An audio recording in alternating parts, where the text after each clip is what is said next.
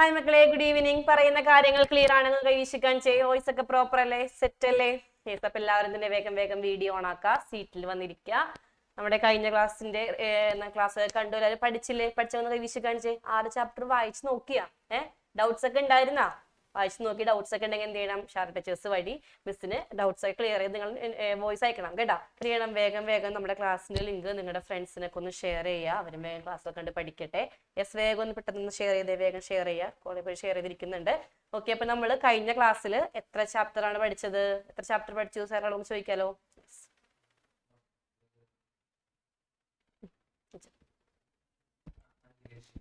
അഖിലേഷേ, കഴിഞ്ഞ ക്ലാസ്സിൽ എത്ര ചാപ്റ്റർ പഠിച്ചതാ? 6 ചാപ്റ്റർ പഠിച്ചു കഴിഞ്ഞു. മക്കളെ പഠിച്ചു കൈവീശി കാണിച്ചേ. 6 ചാപ്റ്ററും അടിപൊളിയായിട്ട് പഠിച്ചില്ലേ? യെസ്. ആദ്യത്തെ എന്താണ് ഏറ്റവും പ്രധാനപ്പെട്ട ഒരുപാട് മാർക്ക് സ്കോർ ചെയ്യുന്ന ചാപ്റ്റേഴ്സ് പഠിച്ചു കഴിഞ്ഞു. ഇനി നമുക്ക് ഇനിയും ഒരു 6 ചാപ്റ്റേഴ്സും കൂടി പഠിക്കാനുണ്ട്, വളരെ പ്രധാനപ്പെട്ടതാണ്. അപ്പോ നമുക്ക് പതുക്കെ ചാപ്റ്ററിലേക്ക് പോകാം. ഫസ്റ്റ് നമ്മൾ നോക്കാൻ പോകുന്നത് ചാപ്റ്റർ 5 ഏതാണ്? എമർജിംഗ് മോഡ്സ് ഓഫ് ബിസിനസ് ആണ്. ക്ലിയർ ആണെങ്കിൽ കൈവീശി കാണിച്ചേ. എമർജിംഗ് മോഡ്സ് ഓഫ് ബിസിനസ് മക്കൾ എന്ത് ചെയ്യുക? ശ്രദ്ധിച്ച് ക്ലാസ് കേൾക്കുക. അത് ക്ലാസ് ഫസ്റ്റ് മുതൽ അവസാനം വരെ കേൾക്കണം. എന്നിട്ട് എന്ത് ചെയ്യണം? ഡൗട്ട്സ് ഒക്കെ ക്ലിയർ ചെയ്യാം. ഓക്കെ, അപ്പൊ നോക്കിയേ, ഈ ചാപ്റ്ററിന്റെ യൂണിറ്റ് വെയിറ്റ് നോക്കിയാൽ മക്കളെ 5 മാർക്കാണ് വരുന്നത്. ക്ലിയർ ആണെങ്കിൽ കൈവീശി കാണിച്ച് 5 മാർക്കാണ്. നിങ്ങൾ എന്ത് ചെയ്യുക?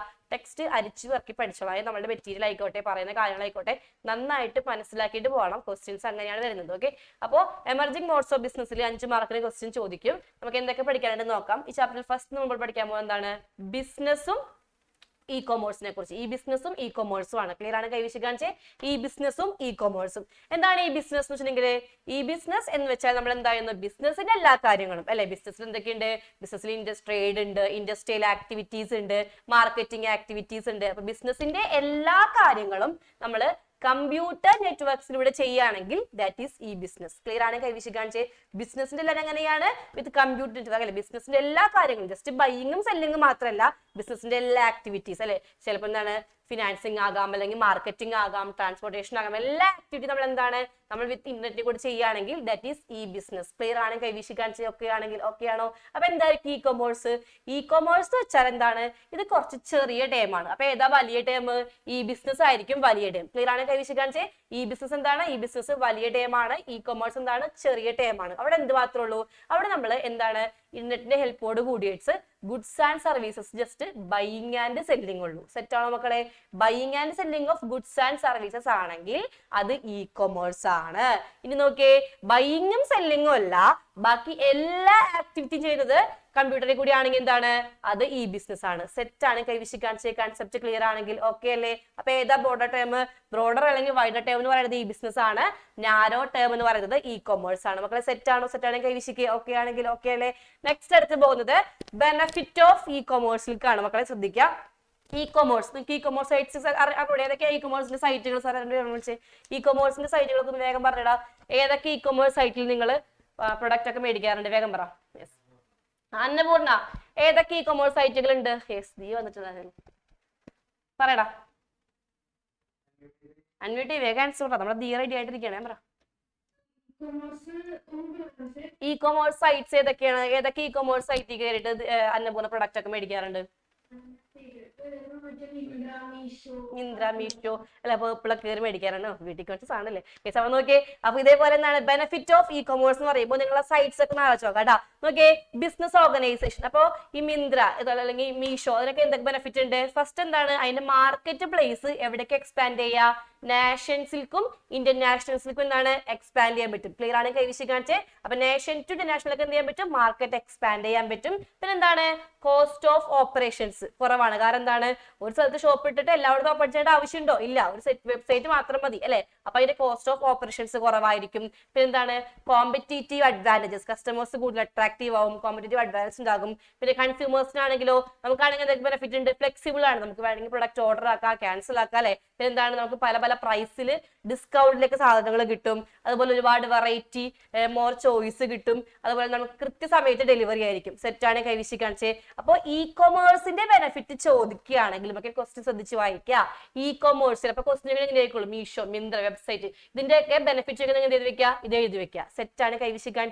ഇ കൊമേഴ്സിന്റെ ബെനിഫിറ്റ് ആണെങ്കിൽ നിങ്ങൾ എന്ത് ചെയ്ത് വെക്കണം, ഇത് എഴുതി വെക്കുക. ഇ കൊമേഴ്സ് ടു ഓർഗനൈസേഷനും ബെനിഫിറ്റ് ഉണ്ട്, ടു കൺസ്യൂമേഴ്സിനും ബെനിഫിറ്റ് ഉണ്ട്. സെറ്റ് ആണ് കൈവശിക്കാൻ. ഓക്കെ ആണെങ്കിൽ ഓക്കെ ആണോ? യെസ്. ഇനി നമ്മൾ ഈ ചാപ്റ്ററിലെ ഏറ്റവും പ്രധാനപ്പെട്ട പോർഷനിലേക്ക് പോകാണ്. ശ്രദ്ധിച്ചിരിക്കുക. ഇതിന്റെയൊക്കെ എക്സാമ്പിൾസും നിങ്ങളുടെ മനസ്സിൽ വേണം. നോക്കിയ മക്കളെ, നമ്മൾ ഇനി പഠിക്കാൻ പോകുന്നത് ഈ ബിസിനസിന്റെ സ്കോപ്പിനെ കുറിച്ചാണ്. എന്താണ് ഈ ബിസിനസിന് സ്കോപ്പുകൾ നോക്കട്ടാ. ഈ ബിസിനസിന് എത്ര സ്കോപ്പ് ഉണ്ട്? 6 സ്കോപ്പ് ഉണ്ട്. ക്ലിയർ ആണ് കൈവശം കാണിച്ച് 6 സ്കോപ്പ്. ക്ലിയർ അല്ലേ? അപ്പൊ നിങ്ങൾക്ക് എന്തൊക്കെയാണെന്ന് കൃത്യമായിട്ട് അറിയണം കേട്ടോ. നോക്കാം. First one that is B2B ആണ്. പിന്നെ എന്താണ് B2C ആണ്. ഇൻട്രാ ബി കൊമേഴ്സ് ഉണ്ട്, C2C ഉണ്ട്, B2E ഉണ്ട്, അതുപോലെ B2G ഉണ്ട്. ക്ലിയർ ആണ് കൈവശം കാണിച്ച് ഓക്കെ ആണെങ്കിൽ ഓക്കെ ആണോ? അപ്പൊ ഞാൻ ഓരോന്ന് പറയും, എക്സാമ്പിൾസ് നിങ്ങൾ പറയണം. സെറ്റ് ആണ് കൈവശിക്ക് ഓക്കെ ആണെങ്കിൽ എക്സാമ്പിൾസ് പറയൂലേ? ഫസ്റ്റ് നോക്കാം. B2B എന്താണ്? ബിസിനസ്സും അല്ലെ? രണ്ട് ബിസിനസ് സ്ഥാപനങ്ങൾ എന്താണ്? ഇലക്ട്രോണിക്കലി ബന്ധപ്പെടുകയാണെങ്കിൽ ദാറ്റ് ഈസ് B2B. സെറ്റ് ആണ് കൈവശം കാണിച്ചേ. അപ്പൊ ട്രാൻസാക്ഷൻ നടക്കുന്നത് ബിസിനസ് സ്ഥാപനങ്ങൾ തമ്മിലാണെങ്കിൽ that is B2B commerce. Set ആണ് കൈവശം കാണിച്ചേ ഓക്കെ ആണെങ്കിൽ ഓക്കെ അല്ലേ? എക്സാമ്പിൾസ് ആര് പറയും? വേഗം ഒന്ന് ഹാൻഡിൽ ചെയ്തേ മക്കളെ. എക്സാമ്പിൾസ് പറയാമെന്നുള്ളവർ വേഗം ഹാൻഡിൽ ചെയ്യും. എന്തെങ്കിലും എക്സാമ്പിൾ മതി കേട്ടോ. B2Bക്ക് എക്സാമ്പിൾ യെസ് ദിയ പറയും. ദിയ പറഞ്ഞു എക്സാമ്പിൾ പറഞ്ഞു.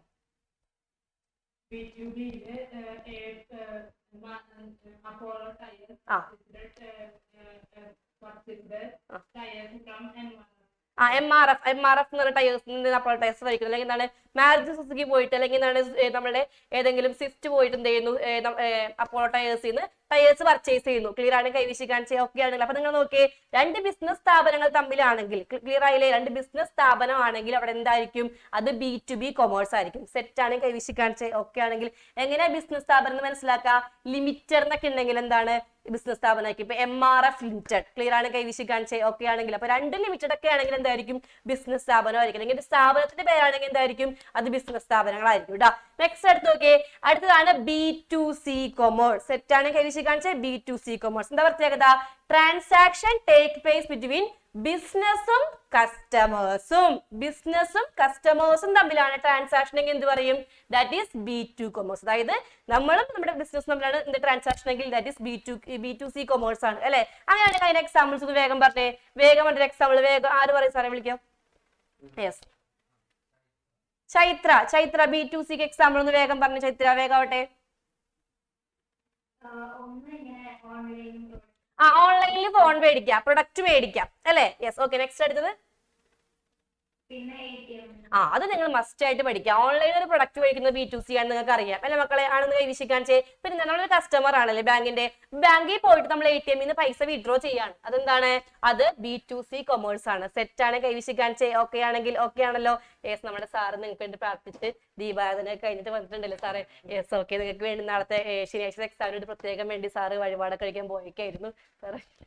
യെസ്. ഓക്കെ മക്കളെ, അപ്പൊ നെക്സ്റ്റ് അടുത്തത് B2E കൊമേഴ്സ് ആണ്. B2E എന്താണ്? ട്രാൻസാക്ഷൻ ടേക്ക് പ്ലേസ് ബിറ്റ്വീൻ ബിസിനസ്സും എംപ്ലോയിയും. ക്ലിയർ ആണ് കൈവശിക്കാൻ ബിസിനസ്സും എംപ്ലോയിയും തമ്മിലാണെങ്കിൽ എന്താണ്? അത് B2E കൊമേഴ്സ് ആണ്. എക്സാമ്പിൾ ആര് പറയും? ബിസിനസ്സും കൊമേഴ്സും തമ്മിലുള്ള എംപ്ലോയീസ് തമ്മിലുള്ള ട്രാൻസാക്ഷൻ ആര് എക്സാമ്പിൾ പറയാ? യെസ്, അച്ചു അല്ലെ? യെസ്, അച്ചു വേഗം പറഞ്ഞേ. എന്താണ് ബിസിനസ്സും ഈ നമ്മുടെ എംപ്ലോയി തമ്മിലുള്ള എക്സാമ്പിൾ? ബിസിനസ് എംപ്ലോയീസിന് സാലറി കൊടുക്കുക അല്ലെ? ബിസിനസ് ഫേമിന് സാലറി കൊടുക്കുക. അല്ലെങ്കിൽ എന്താണ്? എംപ്ലോയീസിന്റെ സജഷൻസ് സ്വീകരിക്കുക, അല്ലെങ്കിൽ എംപ്ലോയീസിന്റെ പരാതികൾ സ്വീകരിക്കുക, ഗ്രീവ്നെസ് കൊടുക്കുക. ഇതൊക്കെ എന്താണ്? ഇതെല്ലാം B2E കൊമേഴ്സ് ആണ് മക്കളെ. സെറ്റ് ആണ് കൈവശിക്കാൻ ഓക്കെ ആണെങ്കിൽ ഓക്കെ അല്ലേ? ക്ലിയർ ആണോ? ക്ലിയർ അല്ലേ? നെക്സ്റ്റ് അടുത്തത് നെക്സ്റ്റ് എന്താണ്? ഇൻട്രാ ബി കൊമേഴ്സ് ആണ്. ഇൻട്രാ ബി കൊമേഴ്സ് എന്ന് പറയുമ്പോൾ നമുക്ക് ശ്രദ്ധിച്ചേ, അതായത് ഒരു സ്ഥാപനത്തിലെ രണ്ട് ഡിപ്പാർട്ട്മെന്റ്. ഓക്കെ, ഇപ്പൊ ഇവിടെ തന്നെയാണെങ്കിൽ എന്താണ്? കൊമേഴ്സ് ഡിപ്പാർട്ട്മെന്റും സയൻസ് ഡിപ്പാർട്ട്മെന്റും അല്ലെ സാറേ? അല്ലെങ്കിൽ എന്താണ്? ഫേമിലാണെങ്കിൽ ഒരു മാർക്കറ്റ് ഡിപ്പാർട്ട്മെന്റും അല്ലെങ്കിൽ പർച്ചേസ് ഡിപ്പാർട്ട്മെന്റും, അല്ലെങ്കിൽ പർച്ചേസ് ഡിപ്പാർട്ട്മെന്റും സെയിൽസ് ഡിപ്പാർട്ട്മെന്റും. അപ്പൊ ഒരേ സ്ഥാപനത്തിലെ രണ്ട് ഡിപ്പാർട്ട്മെന്റ് തമ്മിൽ കമ്മ്യൂണിക്കേറ്റ് ചെയ്യുകയാണെങ്കിൽ that is intra B commerce. Set ആണ് കൈവശം കാണിച്ച മക്കളെ. ഓക്കെ ആണെങ്കിൽ ഓക്കെ അല്ലേ? നെക്സ്റ്റ് എന്താണ്? അടുത്ത നോക്കാലോ. അടുത്തത് C2C കൊമേഴ്സ് ആണ്. C2C എന്താണ്? C2C commerce customers to customers അല്ലെങ്കിൽ കൺസ്യൂമേഴ്സ് ടു കൺസ്യൂമർ. അതായത് കൺസ്യൂമറും തമ്മിൽ കമ്മ്യൂണിക്കേറ്റ് ചെയ്യാണ്. ഓക്കെ, കൺസ്യൂമർ എന്ത് ചെയ്യുന്നു? കൺസ്യൂമർ ടു കൺസ്യൂമർ കമ്മ്യൂണിക്കേഷൻ ആണെങ്കിൽ, ട്രാൻസാക്ഷൻ ആണെങ്കിൽ എന്താണ്? C2C കൊമേഴ്സ് ആണ്. സെറ്റ് ആണ്. കൈവിശി കാണിച്ചേ. C2C കൊമേഴ്സിന് വേഗം ഒരു എക്സാമ്പിൾസ് പറഞ്ഞ മക്കളെ. C2C കൊമേഴ്സിന് വേഗം ആരും ഒരു എക്സാമ്പിൾസ് അറിയാൻ വിളിച്ചോ. ആ കെയ്ത്ത് അല്ലേ? ആ കെയ്ത്തെ പറയടാ. C2C കൊമേഴ്സിന് എക്സാമ്പിൾ വേഗം പറഞ്ഞേ. OLX. കെയ്ത്ത് പോയിട്ടെന്താണ് അവൻ വീട്ടിൽ കുറച്ച് ഫർണിച്ചർ OLX കൂടി വിൽക്കാണ് അല്ലെ? അതെന്താണ്? C2C കൊമേഴ്സ് ആണല്ലോ സാറേ. Yes, okay. 2 കൺസ്യൂമർ വന്നു. ഓക്കെ, അങ്ങനെ ആളും കൺസ്യൂമർ ആണ്. യെസ്. നെക്സ്റ്റ് അടുത്തത് B2G കൊമേഴ്സ് പറയാലോ. എന്താണ് B2G കൊമേഴ്സ്? യെസ്, ബിസിനസ്സും ഗവൺമെന്റും. യെസ് അല്ലെ? ബിസിനസ്സും ഗവൺമെന്റും തമ്മിൽ കമ്മ്യൂണിക്കേറ്റ് ചെയ്യുകയാണെങ്കിൽ that is B2G commerce. Tax അടക്കാം, ലൈസൻസ് ഒക്കെ അപ്ലൈ ചെയ്യാം, ഫൈൻസ് അടയ്ക്കാം അല്ലെ? യെസ് സാറേ. ശിവനന്ദ കറക്റ്റ് ആയിട്ട് നേരിടുന്നേ. Yes, okay. ഓക്കെ മക്കളെ, എക്സാമ്പിൾസും പഠിച്ചു വെക്കണം. എക്സാമ്പിൾസ് കൃത്യമായിട്ട് നിങ്ങൾ പഠിച്ചു വെക്കുക. അതുപോലെ അതിന്റെ 6 സ്കോപ്പ് പഠിച്ചു. നെക്സ്റ്റ് എടുത്തതിലേക്ക് പോകാലോ. അടുത്ത ടോപ്പിക് വളരെ ഇമ്പോർട്ടന്റ് ആണ് മക്കളെ. ഉറപ്പായിട്ട് ഈ ഒരു ഏരിയയിൽ ക്വസ്റ്റ്യൻ വരും. ചിലപ്പോൾ ഈ ബിസിനസിന്റെ അഡ്വാൻറ്റേജോ അങ്ങനെ വരാം. ട്രഡീഷണൽ ബിസിനസ് എന്താണെന്ന് ചോദിച്ചിട്ട് വരാം. ഡിഫറൻസ് വരാം. ട്രഡീഷണൽ ബിസിനസ് എന്ന് പറഞ്ഞാൽ പരമ്പരാഗതമായിട്ട് സാധാരണ ഒരു ബിസിനസ് ആണ് അല്ലെ? ഈ ബിസിനസ് പറഞ്ഞാൽ എന്താ? പുതിയ ബിസിനസ് ആണ്, ഇലക്ട്രോണിക്കലി ആണ്. ഇന്റർനെറ്റ് വഴി നമ്മൾ ചെയ്യുന്ന ബിസിനസ് ആണ് ഈ ബിസിനസ്. എക്സാമ്പിൾ പറയണെങ്കിൽ ഫ്ലിപ്കാർട്ട്, അതൊക്കെ വേണമെങ്കിൽ നമുക്ക് പറയാം. മീഷോ, ഇന്ദ്ര, ആമസോൺ പറഞ്ഞു. അപ്പോ ഈ ട്രഡീഷണൽ ബിസിനസ് നമുക്ക് ഫോം ചെയ്യാൻ ഭയങ്കര ബുദ്ധിമുട്ടാണ്. ലൊക്കേഷൻ വേണം, പ്ലേസ് വേണം അല്ലെ? ഒരുപാട് നമുക്ക് എന്ത് വേണം? കുറെ അധികം കാര്യങ്ങൾ നമുക്ക് ട്രഡീഷണൽ ബിസിനസ് സ്റ്റാർട്ട് ചെയ്യാൻ പറ്റും. ഈ ബിസിനസ് സ്റ്റാർട്ട് ചെയ്യാൻ എന്തായിരിക്കും? വളരെ സിമ്പിൾ ആയിരിക്കും അല്ലെ? അധികം സാധനങ്ങളൊന്നും വേണ്ട, ജസ്റ്റ് ഒരു വെബ്സൈറ്റ് മാത്രം മതി. ഓക്കെ. ഇനി ഫിസിക്കൽ പ്രസൻസ് എങ്ങനെയാണ്? നമുക്ക് അറിയാം ട്രഡീഷണൽ ബിസിനസ് എപ്പോഴും ആളുണ്ടാവണം, സാധനം എടുത്തു കൊടുക്കാനൊക്കെ ആളുകൾ. അപ്പൊ പ്രസൻസ് റിക്വയർഡ് ആവശ്യമുണ്ട് ഈ ബിസിനസ്സിലോ? അങ്ങനെ ആളുകളുടെ ആവശ്യമൊന്നുമില്ല. ജസ്റ്റ് നമ്മൾ ഓർഡർ വരുമ്പോൾ ചെയ്താൽ മതി, ഓർഡർ ഡിസ്പാച്ച് ചെയ്താൽ മതി അല്ലെ? അതുപോലെ കോസ്റ്റ് സെറ്റപ്പ് ചെയ്യാനായിട്ട്, ഈ ബിസിനസ് നടത്താനായിട്ട് നമുക്ക് ചെലവ് വളരെ കൂടുതലാണ്. ഇതാണെങ്കിലോ ചെലവ്, അതായത് കോസ്റ്റിന്റെ കാര്യം പറയുമ്പോൾ എന്തൊക്കെ കോസ്റ്റ് ഉണ്ടോ അതെല്ലാം കൂടുതൽ എവിടെയായിരിക്കും? ട്രഡീഷണൽ ബിസിനസ്സിലായിരിക്കും. ഓപ്പറേറ്റിംഗ് കോസ്റ്റ് ആയിരിക്കോട്ടെ, അല്ലെങ്കിൽ സെറ്റിംഗ് കോസ്റ്റ് ആയിരിക്കോട്ടെ, ഇതെല്ലാം എന്താണ്? ട്രഡീഷണൽ ബിസിനസ്സിൽ കൂടുതലായിരിക്കും. ഈ ബിസിനസ്സിൽ എങ്ങനെയായിരിക്കും? കുറവായിരിക്കും. Yes, next. അടുത്ത ഓപ്പർച്യൂണിറ്റി ഫോർ ഇന്റർപേഴ്സണൽ ടച്ച് ആണ്. അതായത് ഒരു കടക്കാരന് ഈ ടച്ച് ആണ് ഉദ്ദേശിക്കുന്നത്. അത് ഏറ്റവും കൂടുതൽ ടച്ച് കൂടുതൽ എവിടെയായിരിക്കും? നമുക്കറിയാം ട്രഡീഷണൽ നമ്മൾ കടക്കാരെ കസ്റ്റമർ തമ്മിൽ കാണുന്നുണ്ടല്ലേ, പക്ഷെ അവിടെയാണെന്ന് കാണുന്നുണ്ടോ? ഇല്ല. ഓപ്പറേറ്റിംഗ് കോസ്റ്റ്, അതായത് ഒരു ബിസിനസ് ഓപ്പറേറ്റ് ചെയ്യാനായിട്ട് വരുന്ന ചെലവ്, ദൈനംദിന ചെലവുകൾ അല്ലേ? അതൊക്കെ എന്താണ്? എക്സ്പെൻസ് വളരെ കൂടുതലാണ്, കുറവാണ്. ഫീസ് ഓഫ് ഗോയിങ് ഗ്ലോബൽ അല്ലെ? ഗ്ലോബലി നമുക്ക് അറിയാൻ എത്താൻ ഭയങ്കര ബുദ്ധിമുട്ടാണ്. പക്ഷെ ഫ്ലിപ്കാർട്ട്, ആമസോൺ ഒക്കെ ആണെങ്കിൽ ബൗണ്ടറീസ് ഇല്ല, എവിടെയെങ്കിലും പോകാൻ പറ്റും. ട്രാൻസാക്ഷൻ റിസ്ക് എന്ന് പറയുന്നത് load due to face to face. അതായത് ഒരു കസ്റ്റമർ നേരിട്ട് വന്നാണ് പ്രൊഡക്റ്റ് വാങ്ങണേ, അതുകൊണ്ട് ഒരു റിസ്ക് വളരെ കുറവാണ്. പ്രൊഡക്റ്റ് കാണുന്നുണ്ട്, അവർക്ക് പറ്റുന്ന പ്രൈസിലാണ് വാങ്ങുന്നത്. അപ്പൊ ഒരിക്കലും തിരിച്ച് റിട്ടേൺ വരില്ല. പക്ഷെ ഇതാണെങ്കിലോ നമ്മൾ കാണുന്നില്ല, നമ്മൾ ജസ്റ്റ് എന്താണ് അത് ശരിക്കും കാണുന്നുണ്ട്, പക്ഷെ നമ്മളത് തൊട്ട് നോക്കിയൊന്നും മേടിക്കുന്നില്ല അല്ലെ? അപ്പൊ അവിടെ പേഴ്സണൽ ചിലതുകൊണ്ട് സംഭവിക്കും, റിസ്ക് കൂടുതലായിരിക്കും. ചിലപ്പോൾ ഓർഡർ ചെയ്ത പ്രൊഡക്റ്റ് വരണമെന്നില്ല, ചിലപ്പോൾ കളർ മാറിയാൽ ചീത്ത പ്രൊഡക്റ്റ് വരാം അല്ലേ? ഇത് കൃത്യമായിട്ട് പഠിക്കുക. സ്കോപ്പും ഡിഫറൻസും വളരെ വളരെ ഇമ്പോർട്ടന്റ് ആണ്. നെക്സ്റ്റ് അടുത്തത് ബെനിഫിറ്റ്സ് ഓഫ് ഈ ബിസിനസ് ആണ്. ഈ ബിസിനസിന്റെ ബെനിഫിറ്റ്സ് ഓൾമോസ്റ്റ് നമുക്ക് ഈ ബാങ്കിങ്ങിൽ സെയിം ആയിട്ട് വരുന്നുണ്ട്. അപ്പൊ അതുകൊണ്ട് രണ്ടും കൂടി ഒന്ന് കണക്ട് ചെയ്തൊക്കെ പഠിച്ചാൽ നമുക്ക് ഒറ്റയടിക്ക് ഒരു 2 ടോപ്പിക് പഠിച്ചു കഴിയും. ഈസ് ഓഫ് ഫോമേഷൻ, ഫോം ചെയ്യാൻ വളരെ എളുപ്പമാണ്. വെബ്സൈറ്റ് മാത്രം മതി, ഇൻവെസ്റ്റ്മെന്റ് വളരെ കുറവ് മതി. പിന്നെ 24/7 ആണല്ലേ? ഏത് സമയത്ത് വേണമെങ്കിലും നമുക്ക് എന്ത് ചെയ്യാം?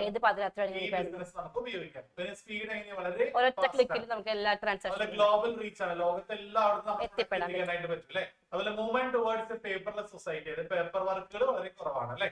പേപ്പർലെസ് സൊസൈറ്റി ആക്കി മാറ്റാനായിട്ട് നമുക്ക് പറ്റും. ക്ലിയർ ആണെങ്കിൽ എല്ലാവരും ഓക്കെ അല്ലേ?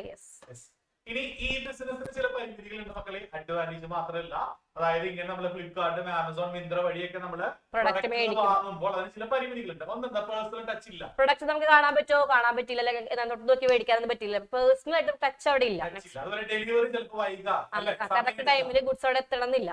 റിസ്ക് വളരെ കൂടുതലാണ്. ചിലപ്പോൾ നമുക്ക് ഡിഫക്റ്റ് ആയിട്ടുള്ള ഗുഡ്സ് വരാം. അങ്ങനെ പല പല റിസ്കുകൾ, റോങ് അഡ്രസ്സിൽ ഗുഡ്സ് വരാം. ടെക്നോളജിക്കൽ കാപ്പബിലിറ്റി വേണം അല്ലെ? അതായത് ആ എന്താണ് ഓപ്പറേറ്റ് ചെയ്യാനുള്ള ആളുകൾ, ഇപ്പൊ അത് സാങ്കേതികമായ കഴിവുകൾ നമുക്ക് വേണം. അതുപോലെ പീപ്പിൾ റെസിസ്റ്റൻസ് ആണ്. ആളുകൾക്ക് താല്പര്യം ഉണ്ടാവില്ല ഈ ബിസിനസ് ആകുമ്പോൾ, അല്ലെങ്കിൽ ആ പ്രൊഡക്റ്റ് ഒക്കെ മേടിക്കാൻ നമുക്ക് താല്പര്യം ഉണ്ടാവില്ല, കുറവായിരിക്കും. പല പല എത്തിക്കൽ ഫോളോവേഴ്സ് ഒക്കെ ഉണ്ടാവാനുള്ള ചാൻസ്. ലിമിറ്റേഷൻ. അപ്പൊ അടുത്ത ടോപ്പിക്കിലോട്ട് പോകാം നമുക്ക്. Yes. 3 stages involved in online transaction. ചിലപ്പോ Online ചോദിക്കും, transaction. നിങ്ങളൊരു കസ്റ്റമർ ആണെങ്കിൽ ചോദിക്കാൻ ചാൻസ് ആണ് ഓൺലൈൻ ട്രാൻസാക്ഷൻ. ആ 3 സ്റ്റെപ്പ് എന്ന് ചോദിക്കാം. ആദ്യം നമ്മൾ എന്ത് ചെയ്യണം? ഫസ്റ്റ് സ്റ്റേജിൽ നമ്മൾ എന്താ പറയാ? പ്രീ പർച്ചേസ് സ്റ്റേജ് അല്ലെങ്കിൽ പ്രീ സെയിൽ സ്റ്റേജ്. നമ്മൾ സാധനം വാങ്ങുന്നതിന് മുൻപുള്ള സ്റ്റേജ് ആണെന്ത്? പ്രീ പർച്ചേസ് അല്ലെങ്കിൽ പ്രീ സെയിൽ സ്റ്റേജ്. ഓക്കേ, അതിൽ എന്തൊക്കെയാ വരുന്നത്? നമ്മൾ അഡ്വർടൈസ്മെന്റ് ഒക്കെ കണ്ടിട്ട് പ്രൊഡക്റ്റിന്റെ ഇൻഫർമേഷൻസ് ഒക്കെ ജസ്റ്റ് നോക്കും. നമ്മൾ കളക്ട് ചെയ്യും അല്ലെ, വിവരങ്ങളൊക്കെ നമ്മൾ ഇപ്പൊ നമ്മൾ ഇൻസ്റ്റാഗ്രാം കണ്ടുപിടിക്കണം, നമുക്ക് എന്ത് കിട്ടും? അഡ്വർടൈസ്മെന്റ് ഒക്കെ കാണാൻ പറ്റും അല്ലെ. അപ്പൊ നമ്മൾ എന്ത് ചെയ്യും? പ്രൊഡക്റ്റിനെ കുറിച്ച് ജസ്റ്റ് കയറിയൊക്കെ നോക്കും. അതൊക്കെ എന്താണ്? പ്രീ പർച്ചേസ് അല്ലെങ്കിൽ പ്രീ സെയിൽ സ്റ്റേജ് ആണ്. The second one is purchase or sale stage ആണ്. Price negotiation, finalizing the deal and making payment. നമ്മൾ എന്ത് ചെയ്യും? എല്ലാം ഓക്കേ ആണെങ്കിൽ നമ്മൾ എന്ത് ചെയ്യും? പ്രൈസ് ഒക്കെ നോക്കി പ്രൊഡക്റ്റ് നമ്മൾ എന്താണ് പേയ്മെന്റ് കൊടുക്കാൻ റെഡി ആയിട്ട് നിൽക്കും, പേയ്മെന്റ് കൊടുക്കും. മൂന്നാം സ്റ്റേജ് ആണ് ഡെലിവറി സ്റ്റേജ്. അപ്പൊ ഇവിടെ ഓൾറെഡി പേയ്മെന്റ് കൊടുത്താൽ പിന്നെ നമുക്ക് എന്താ കിട്ടാ? പ്രൊഡക്റ്റ് നമ്മുടെ വീട്ടിലേക്ക് വരും. ബയറിലേക്ക് എത്തും. അങ്ങനെ 3 സ്റ്റേജ് ഉണ്ട്.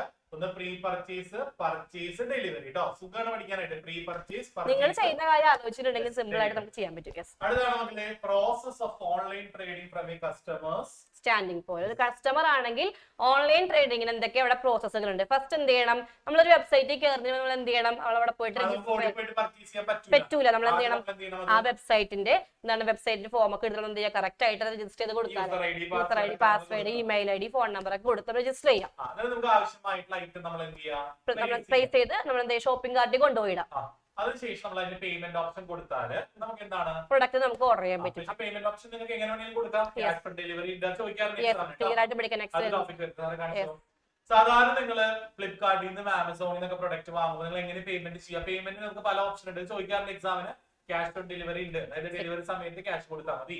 ചെക്ക് ആയിട്ട് കൊടുക്കാം. നെറ്റ് ബാങ്കിങ് ട്രാൻസ്ഫർ ഉണ്ട്, credit card, debit card, digital cash clear ആയിട്ട് പഠിച്ചു വെക്കാൻ. നമ്മൾ സൈബർ സ്പേസിൽ മാത്രം യൂസ് ചെയ്യുന്ന ഇലക്ട്രോണിക് കറൻസിനെ പറയുന്ന പേരാണ് ഡിജിറ്റൽ ക്യാഷ്. ക്ലിയർ ആണ് ചോദിച്ചു കാണിച്ചു മക്കളെ. സൈബർ സ്പേസിൽ മാത്രം യൂസ് ചെയ്യുന്ന digital currency, that is digital cash. ഇതിൽ ചിലപ്പോൾ ലിസ്റ്റ് ഔട്ട് ചെയ്യാൻ ചോദിച്ചിട്ടുണ്ട്. പ്രീവിയസ് ഇയറിൽ ഓൺലൈൻ പേയ്മെന്റുകൾ നമുക്ക് ഏതൊക്കെ ടൈപ്സിൽ പേയ്മെന്റ് ചെയ്യാനായിട്ട് പറ്റും എന്ന് ചോദിച്ചിട്ടുണ്ട് കേട്ടോ. മക്കളെ ക്ലിയർ അല്ലേ? വോയിസ് ക്ലിയർ അല്ലേ? അടുത്ത ടോപ്പിക് ആണ് സെക്യൂരിറ്റി ആൻഡ് സേഫ്റ്റി അല്ലെ. നമ്മൾ ഈ ട്രാൻസാക്ഷൻ ചെയ്യുമ്പോൾ എന്തെല്ലാം ബിസിനസ് റിസ്കുകളൊക്കെ എടുക്കുമ്പോൾ നമുക്ക് വരുന്ന നോർമലി വരുന്ന കുറച്ച് സെക്യൂരിറ്റി ആൻഡ് സേഫ്റ്റി പ്രോബ്ലംസ് അല്ലേ. ഏതൊക്കെയാണ് ഒന്നാമത്? ഫസ്റ്റ് ട്രാൻസാക്ഷൻ ചെയ്യുന്ന റിസ്കുകൾ ഉണ്ട്. ഫസ്റ്റ് പറയുകയാണെങ്കിൽ നമ്മൾ ഓർഡർ കൊടുക്കുമ്പോൾ ചിലപ്പോൾ ഓർഡർ പ്ലേസ് ചെയ്യാണ്ടിരിക്കാം. ഞാൻ ഓർഡർ കൊടുത്തിട്ടും വെൻഡർക്ക് ഓർഡർ കിട്ടാണ്ടിരിക്കാം. ചിലപ്പോൾ ഞാൻ ഓർഡർ കൊടുക്കാണ്ട് അവർക്ക് ഓർഡർ കിട്ടാം. പിന്നെ എന്താണ്? ഗുഡ്സ് ഡെലിവർ ചെയ്യുമ്പോൾ റോങ് പ്ലേസിൽ ഡെലിവർ ചെയ്യുക, റോങ് ഗുഡ്സ് ഡെലിവർ ചെയ്യുക. പിന്നെ ഡീഫോൾട്ട് ഓൺ ഞാൻ പേയ്മെന്റ് അടച്ചിട്ടും അവർക്ക് പേയ്മെന്റ് കിട്ടാണ്ടിരിക്കാം. യെസ്, ഇതൊക്കെയാണ് എന്ത്? ട്രാൻസാക്ഷൻ റിസ്ക് എന്ന് പറയുന്നത് കേട്ടോ. Next data storage and transmission risk. അപ്പൊ അതെന്തായിരിക്കും? ഡാറ്റ സ്റ്റോറേജ് ചെയ്യുമ്പോഴും ഡാറ്റ ട്രാൻസ്മിറ്റ് ചെയ്യുമ്പോഴും റിസ്ക് ആയിരിക്കും. എന്ത്? Data storage and data transmission risk. Already നിങ്ങൾ വൈറസ് ഹാക്കിംഗ് മാറിപ്പോകരുത്. വൈറസ് ഒരു പ്രോഗ്രാം ആണ്. അത് കമ്പ്യൂട്ടറിന്റെ ഇൻഫർമേഷൻ നശിപ്പിക്കും. ഹാക്കിംഗ് എന്താണ്? അൺഓതറൈസ്ഡ് ആക്സസ് ആണ്. ഇനി ഇത് രണ്ടെണ്ണം നിയന്ത്രിക്കാൻ വേണ്ടി നമുക്ക് എന്ത് ചെയ്യാം? ക്രിപ്റ്റോഗ്രഫി എന്ന് പറഞ്ഞൊരു സംഭവം യൂസ് ചെയ്യാം. എന്താ ക്രിപ്റ്റോഗ്രഫി? നമ്മൾ ഡാറ്റ ട്രാൻസ്ഫർ ചെയ്യുമ്പോൾ നമ്മൾ എന്തെങ്കിലും സ്റ്റെൻസിലൊക്കെ യൂസ് ചെയ്യില്ല. അതേപോലെ നമ്മൾ എന്ത് ചെയ്യുന്നു? ഡാറ്റ എൻക്രിപ്ഷൻ ഒരു ജസ്റ്റ് ഒരു കോഡിലേക്ക് ക്രിപ്റ്റോ ടെസ്റ്റ് എന്നൊരു കോഡിലേക്ക് മാറ്റി അത് സൂക്ഷിക്കുകയാണെങ്കിൽ ദാറ്റ് ഈസ് ക്രിപ്റ്റോഗ്രഫി. ഇപ്പൊ നിങ്ങൾ എന്താണ് പഠിക്കുക? അതെ, എൻക്രിപ്ഷൻ ഒക്കെ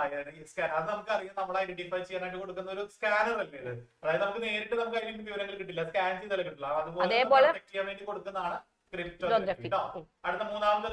ഇന്റലിജന്റ് പ്രോപ്പർട്ടി, അതായത് നമ്മൾ കൊടുക്കുന്ന ഇൻഫർമേഷൻസ് എന്താണ് പലപ്പോഴും ലീക്ക് ആവാനുള്ള ചാൻസ് ഉണ്ട്. നമ്മൾ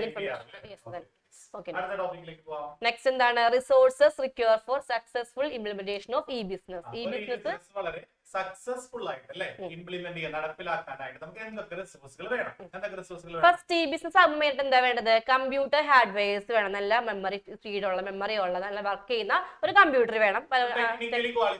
അത് വർക്ക് ചെയ്യാനുള്ള ആളുകൾ വേണം. സാങ്കേതികപരമായിട്ട് അറിവുള്ള ആളുകൾ വേണം. അതുപോലെ തന്നെ പേയ്മെന്റ് റിസീവ് ചെയ്യാനുള്ള സിസ്റ്റം ഉണ്ടായിരിക്കണം. പിന്നെന്താണ്? വെൽ ഡിസൈൻഡ് വെബ്സൈറ്റ്, നല്ലൊരു വെബ്സൈറ്റ്, കസ്റ്റമേഴ്സിനെ അട്രാക്ട് ചെയ്യുന്ന വെബ്സൈറ്റ് വേണം. എഫക്റ്റീവ് ടെലികമ്മ്യൂണിക്കേഷൻ സിസ്റ്റംസ് ഉണ്ടായിരിക്കണം. ഇതൊക്കെയാണ് നമുക്ക് പഠിക്കേണ്ടത്. അപ്പൊ ഇതിനകത്ത് ഉറപ്പായിട്ട് വരുന്നതാണ് ഇ ബിസിനസ് കേട്ടോ. അത് നന്നായി പഠിക്കുക മക്കളെ. ഇ ബിസിനസ് എന്താണ്? അതിന്റെ അഡ്വാൻറ്റേജസ്, ട്രഡീഷണൽ ബിസിനസും ഇ ബിസിനസും ഡിഫറൻസസ്, സ്കോപ്പ്, ഇ ബിസിനസ്. ഇത് വളരെ ഇമ്പോർട്ടന്റ് ഈ 3 ക്വസ്റ്റ്യൻസ് കേട്ടോ. ഓക്കെ അല്ലേ മക്കളെ? 3 ക്വസ്റ്റ്യൻസ് കിട്ടിയില്ലേ? നന്നായി പഠിച്ചിട്ട് പോവാട്ടോ. സെറ്റ് അല്ലേ അസിയ? അപ്പൊ നമുക്ക് കുറച്ച് 1 മാർക്കിന്റെ ക്വസ്റ്റ്യൻസിലോട്ട് പോകാം. 1 മാർക്കിന്റെ ക്വസ്റ്റ്യൻ. അപ്പൊ അതിനു മുമ്പ് ഇന്നലത്തെ നമ്മുടെ ഗൂഗിൾ ഫോമില് അല്ല ഇന്നലത്തെ നമ്മള് ലാസ്റ്റ് ക്ലാസ്സിൽ നമ്മളൊരു 10 ക്വസ്റ്റ്യൻസ് തന്നിരുന്നു. നിങ്ങൾ എല്ലാവരും ആൻസർ ചെയ്തിരുന്നോ? ആൻസർ ചെയ്തിരുന്ന കൈ കാണിച്ചേ. അതിലെ വിജയി ആരാന്ന് നമുക്ക് ബ്രേക്കിന് ശേഷം പ്രഖ്യാപിക്കാം. ഇന്ന് ഗൂഗിൾ ഫോമില്ല സാറേ. ഇന്നുണ്ട് ഗൂഗിൾ. അപ്പൊ ഇന്നും എന്ത് ചെയ്യണം, ക്ലാസ് കറക്റ്റ് ആയിട്ട് നിങ്ങൾ കാണണം, എന്നാലും ഫുൾ മാർക്ക് കിട്ടിയില്ല പൈസ കിട്ടുള്ളൂ അല്ലെ. സെറ്റ് അല്ലേ? എനിക്ക് തോന്നുന്നു ശിവനന്ദനെ ഇന്നലെ കണ്ടില്ല. എനിക്ക് തോന്നുന്നു അവിടെ മറ്റേ പൊങ്കാലയായിട്ട് പൊങ്കാല ഇടാൻ പോയിരിക്കുന്നു തോന്നുന്നു അല്ലേ? സത്യമല്ലേ? അതെ, ശരിയാണ്. ഞാനൊക്കെ ആലോചിച്ചു. പിന്നെ രാത്രി മൂന്നേ സബ്ജക്റ്റിന് എന്തോ ആണ് ആ ഗൂഗിൾ ഫോം ഫില്ല് ചെയ്തേക്കണത്. ആ സമയത്ത് ഉറപ്പിച്ച് പൊങ്കാല ശരിയല്ലേ? കറക്റ്റ്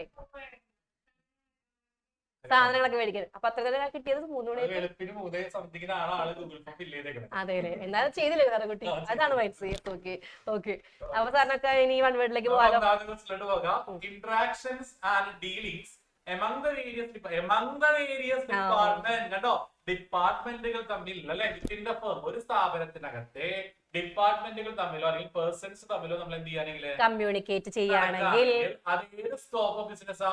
B2B ആണോ, ഇൻട്രാ ബി കൊമേഴ്സ് ആണോ, B2C ആണോ, C2C ആണോ? അറിയാവുന്നവരൊക്കെ വേഗം ഹാൻഡിൽ ചെയ്യും മക്കളെ. നമ്മൾ ഇപ്പൊ തന്നെ പഠിച്ചാണ്. 3, 4 കാണുന്ന സ്ക്രീനിൽ ക്ലാസ്സിൽ ആൻസർ എല്ലാവരും സ്ക്രീനിൽ കാണിച്ച് വേഗാവട്ടെ. എല്ലാവരും ഒരേ സ്വരത്തിൽ അല്ല, ഒരേ ആക്ഷനിൽ ഇൻട്രാബി കൊമേഴ്സ് ആണ്. ഞാനിപ്പോ ഓർക്കാണ്, ടീച്ചർ പറഞ്ഞിട്ടുണ്ടാവും എനിക്ക് തോന്നുന്നു. മറ്റേ മഹീന്ദ്ര മക്കളെ മഹീന്ദ്ര കാറുകളൊക്കെ ഇല്ലേ, അവര് അപ്പോളോ ടയേഴ്സിന്റെ ടയർ മേടിച്ചു. മനസ്സിലായോ?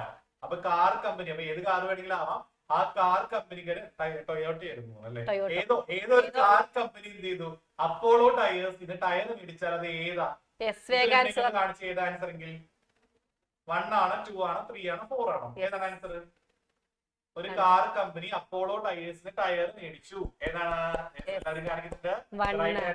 B2B. 2 ബിസിനസ്സുകാരല്ലേ, അപ്പൊ B2B ആണ്. മക്കളെ ഇപ്പൊ സാറ് പറഞ്ഞ ക്വസ്റ്റ്യൻ എല്ലാ പ്രാവശ്യവും മാറ്റി കമ്പനികളുടെ പേര് മാറ്റി ചോദിക്കാറുണ്ട്. സോ കാറുകളുടെ ആ ഒരു ലേറ്റസ്റ്റ് കമ്പനി മാറിക്കൊണ്ടിരിക്കും, നന്നായിട്ട് പഠിക്കാം.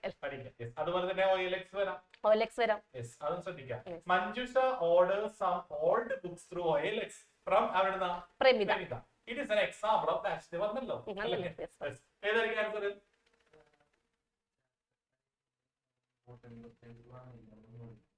ഏതായിരിക്കും ആൻസർ? ഓക്കെ മക്കളെ, ആൻസർ കാണിച്ച് 1 ആണ്, 2 ആണ്, 3 ആണ്, 4 ആണോ? കാണിച്ചേ OLX. Okay, the right answer is ഏതാണ്? C2C. അതാരാണ് none of this? OLX പറഞ്ഞാൽ നമ്മൾ കസ്റ്റമർ തന്നെ വിൽക്കാനിടാ, അപ്പൊ വേറെ കസ്റ്റമർ വാങ്ങും. അപ്പൊ കൺസ്യൂമർ ടു കൺസ്യൂമർ ആണ് കേട്ടോ. C2C ആണ് കേട്ടോ. ട്രഡീഷണൽ ബിസിനസ്സും ഈ ബിസിനസ്സും ഡിഫറൻസ് കിട്ടിയ അഞ്ചാമത്തെ ചാപ്റ്റർ. സ്കോപ്പ് ഓഫ് ഈ ബിസിനസ് അത് പഠിക്കുക. സ്കോപ്പ് ഓഫ് ഈ ബിസിനസ്, ബെനഫിറ്റ്സും ലിമിറ്റേഷനും പഠിക്കുക. ഈ ബിസിനസിന്റെ ബെനിഫിറ്റ്സ്, ലിമിറ്റേഷൻ, പിന്നെ ഓൺലൈൻ പേയ്മെന്റ്സ്. ഓൺലൈൻ പേയ്മെന്റ്സ് അത് ഇമ്പോർട്ടന്റ് ആയിട്ട് പഠിക്കണം. അതാണ് ഉറപ്പായിട്ടും വരുന്നത്. പക്ഷെ അതിൽ കൂടാതെ വരാം, പക്ഷെ അത് കൂടുതൽ ഇമ്പോർട്ടൻസ്. അത് പഠിക്കാണ്ടിരിക്കുന്നത്. എല്ലാവർക്കും ഓക്കെ? നമുക്ക് അടുത്ത ചാപ്റ്ററിലേക്ക് പോയാലോ? നെക്സ്റ്റ് ചാപ്റ്റർ വളരെ സിമ്പിൾ ആയിട്ടുള്ള ചാപ്റ്റർ ആണ്. 6 മാർക്ക് അല്ലേ മക്കളെ? Chapter 6 social responsibilities of business and business ethics. അപ്പൊ എന്താണ് സോഷ്യൽ റെസ്പോൺസിബിലിറ്റി? എന്താണ് സോഷ്യൽ റെസ്പോൺസിബിലിറ്റി എന്ന് പറഞ്ഞാൽ സിമ്പിൾ ആണ്. It refers to the businessman's obligations ആണ് അല്ലേ, which are desirable in terms of the objectives and values of society. നമ്മുടെ സൊസൈറ്റിന്റെ value അല്ലെങ്കിൽ സൊസൈറ്റിനെ പരിഗണിച്ചുകൊണ്ട് ഒരു ബിസിനസ്മാൻ ചെയ്യേണ്ട പ്രവർത്തനങ്ങളെയാണ് സോഷ്യൽ റെസ്പോൺസിബിലിറ്റി എന്ന് പറയുക. അതായത് സൊസൈറ്റിയോട് ഒരു ഉത്തരവാദിത്വം ഉണ്ട് ഒരു ബിസിനസ്മാൻ അല്ലേ, അതാണ് സോഷ്യൽ റെസ്പോൺസിബിലിറ്റി. ബിസിനസ് ചെയ്യുമ്പോൾ നമ്മൾ എന്ത് ചെയ്യാൻ പാടില്ല? സൊസൈറ്റി ഉപദ്രവിക്കാൻ പാടില്ല. ഇപ്പൊ നമ്മൾ കുറച്ച് പ്രൊഡക്റ്റ് ഉണ്ടാക്കി നമ്മൾ എന്ത് ചെയ്യാൻ പാടില്ല? അതിന്റെ വേസ്റ്റ് കൊണ്ട് സൊസൈറ്റിയിൽ കൊണ്ട് ഡംപ് ചെയ്യാൻ പാടില്ല. അപ്പൊ ഇതേപോലെ സൊസൈറ്റിക്ക് ദോഷമായിട്ടൊന്നും ചെയ്യാതെ നമ്മൾ ബിസിനസ് ചെയ്യുകയാണെങ്കിൽ ദാറ്റ് ഈസ് സോഷ്യൽ റെസ്പോൺസിബിലിറ്റി. അപ്പൊ അതിന്റെ ആർഗ്യുമെന്റ്സിലേക്ക് പോകാം. ആർഗ്യുമെന്റ്സ് ഫോർ സോഷ്യൽ റെസ്പോൺസിബിലിറ്റി ആണ്. ആർഗ്യുമെന്റ്സ് ഏതൊക്കെയാണ്? ഫസ്റ്റ് നോക്കിയേ മക്കളെ, ആർഗ്യുമെന്റ്സിന്റെ ഫേവറബിൾ പോയിന്റ്സ് ഉണ്ട്, എഗെയിൻസ്റ്റ് പോയിന്റ്സ് ഉണ്ട്. അപ്പൊ നിങ്ങൾ നോക്കിയേ, ഫോർ മീൻസ് ഫേവറബിൾ പോയിന്റ്സ് ആണ്. സെറ്റ് ആണ് കൈവശം കാണിച്ച്.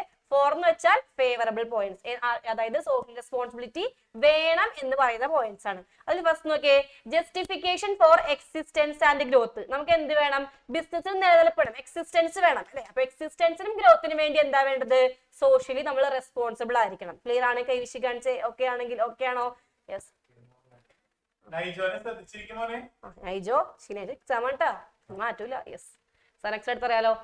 അടുത്തത് ഇല്ല, ഫസ്റ്റ് പറഞ്ഞോളൂ. അടുത്ത നോക്കാലോ, long term interest of the firm. അതായത് നമുക്ക് എന്ത് വേണം? ബിസിനസ്സിന് എന്ത് വേണം? ലോങ് ടേമിലേക്ക് ബിസിനസ്സിന് നിലനിൽപ്പ് വേണം, പ്രോഫിറ്റ് ഉണ്ടാക്കണം. അപ്പൊ നമുക്ക് എന്ത് വേണം? സൊസൈറ്റി നമ്മുടെ ബിസിനസ്സിനെ അംഗീകരിക്കണം. അതിന് എന്ത് വേണം? സോഷ്യൽ ചെയ്യണം.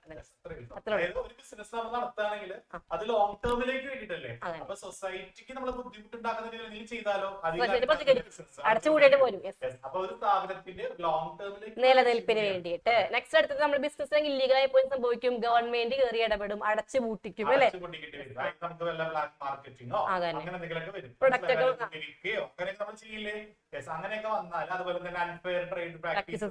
ക്വാളിറ്റി പ്രൊഡക്റ്റ് കൊടുക്കുക അല്ലെ? അങ്ങനെയൊക്കെ വന്നാൽ ഗവൺമെന്റ് ഇടപെട്ട് അടച്ചുപൂട്ടും. അപ്പൊ അങ്ങനെ ഉള്ളത് അവോയ്ഡ് ചെയ്യണം.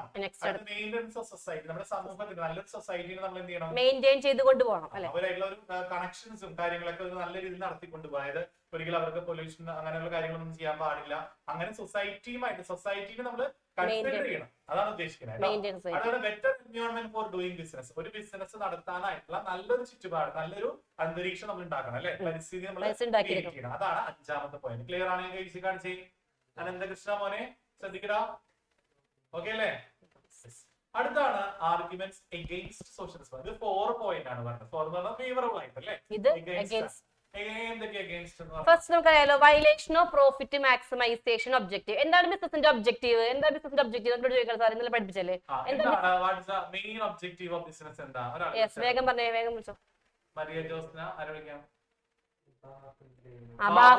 ബാഹുലേ ബിസിനസിന്റെ പ്രധാനപ്പെട്ട ഒബ്ജക്റ്റീവ് എന്താണ്? പ്രോഫിറ്റ് ഉണ്ടാക്കുക. അപ്പോ സോഷ്യൽ റെസ്പോൺസിബിലിറ്റി നമ്മൾ സംഭവിക്കും, ആ പ്രധാനപ്പെട്ട ഒബ്ജക്റ്റീവിനെ നമ്മൾ വയലേറ്റ് ചെയ്ത് പോകും അല്ലെ?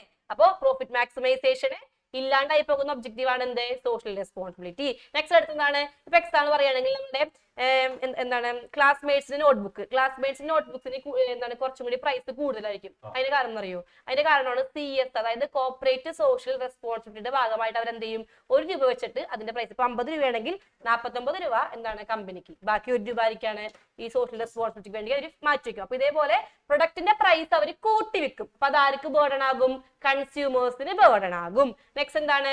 ബിസിനസ്മാൻ ആകുമ്പോ ബിസിനസ്മാൻ എന്തുള്ളൂ? ബിസിനസ് ചെയ്യാനുള്ള സ്കില്ലുള്ളൂ. സൊസൈറ്റി സോൾവ് ചെയ്യാനുള്ള സ്കില്ലൊന്നും അയാൾക്കില്ല, കുറവായിരിക്കും. നെക്സ്റ്റ് അടുത്തത് അമൽദാസിന് എല്ലാ അവസ്ഥയും ഉണ്ടാവില്ല. അപ്പൊ അതില്ലാത്തൊരവസ്ഥ. ഇതാണ് അടുത്ത പോയിന്റ്. ഓക്കെ ആണെങ്കിൽ ഇമ്പോർട്ടന്റ് ആയ ടോപ്പിക്കാണ് അടുത്തത്. ഇത് നിങ്ങൾക്ക് മാറിപ്പോകരുത്, പല കുട്ടികൾക്ക് മാറിപ്പോവാറുണ്ട്. ഏതാ നെക്സ്റ്റ് അടുത്തത്? Kinds of social responsibility. അതുപോലെ നിങ്ങൾ ഇതും റെസ്പോൺസിബിലിറ്റി ടുവേഴ്സ് ഡിഫറെന്റ് ഗ്രൂപ്പ് ആയിട്ട് നിങ്ങൾക്ക് മാറിപ്പോകരുത്. കഴിഞ്ഞ പ്രാവശ്യം കുറെ കുട്ടികൾ ഇത് മാറ്റിയിട്ടുണ്ടായിരുന്നു. അപ്പൊ നിങ്ങൾ ക്വസ്റ്റ്യൻ ക്ലിയർ ആയിട്ട് വായിച്ചു നോക്കാം. സോഷ്യൽ റെസ്പോൺസിബിലിറ്റിയുടെ പലതരം. ക്ലിയർ ആണല്ലോ? സോഷ്യൽ റെസ്പോൺസിബിലിറ്റിയുടെ പലതരം. അപ്പൊ നിങ്ങൾ കുറച്ച് ശ്രദ്ധിച്ച് വായിക്കാം. കൈൻഡ്സ് ഓഫ് സോഷ്യൽ റെസ്പോൺസിബിലിറ്റി അല്ലെങ്കിൽ ടൈപ്സ് എന്ന് പറഞ്ഞ പോലെ ടൈപ്സ് ആണെങ്കിൽ എഴുതി വെക്കാം, ഇത് എഴുതി വെക്കാം. സെറ്റ് ആണെങ്കിൽ എന്തെല്ലാം ചോദിച്ചാലും ഇത് എഴുതിയിട്ടുണ്ട്. First economic responsibility, legal responsibility, ethical responsibility, discretionary responsibility. ഇത് നിങ്ങൾ നന്നായിട്ട് നോക്കണം. ഇതിനകത്ത് ഈ ഡിസ്ക്രിഷണറി വളരെ ഇമ്പോർട്ടന്റ് ആണ് മക്കളെ. 1 മാർക്കിന്റെ ക്വസ്റ്റ്യൻ വരാറുണ്ട്. എത്തിക്കലി ഇമ്പോർട്ടന്റ് ആണ്. യെസ്, ശ്രദ്ധിക്കുക മക്കളെ. ആദ്യം നമുക്ക് എക്കണോമിക് റെസ്പോൺസിബിലിറ്റി പറയാലോ. എക്കണോമിക് റെസ്പോൺസിബിലിറ്റി എന്ന് പറഞ്ഞാൽ എക്കണോമിക് എന്ന് പറഞ്ഞാൽ എന്താ അർത്ഥം? പ്രോഫിറ്റ് ഉണ്ടാക്കുക അല്ലെ? സാമ്പത്തികം എന്നല്ലേ അർത്ഥം? സമ്പത്ത് ഉണ്ടാക്കുക, അതായത് നല്ല പ്രൊഡക്റ്റ് ഉണ്ടാക്കിയിട്ട് നല്ല സമ്പത്തിൽ പ്രോഫിറ്റിൽ വിൽക്കുക. That is economic responsibility. Legal എന്താണ്? ലീഗൽ നിയമങ്ങൾ അനുസരിക്കുക. നമ്മൾ എവിടെയാണോ വർക്ക് ചെയ്യുന്നത് ആ ഒരു കൺട്രിയിലെ നിയമങ്ങൾ അനുസരിച്ച് വർക്ക് ചെയ്യുക.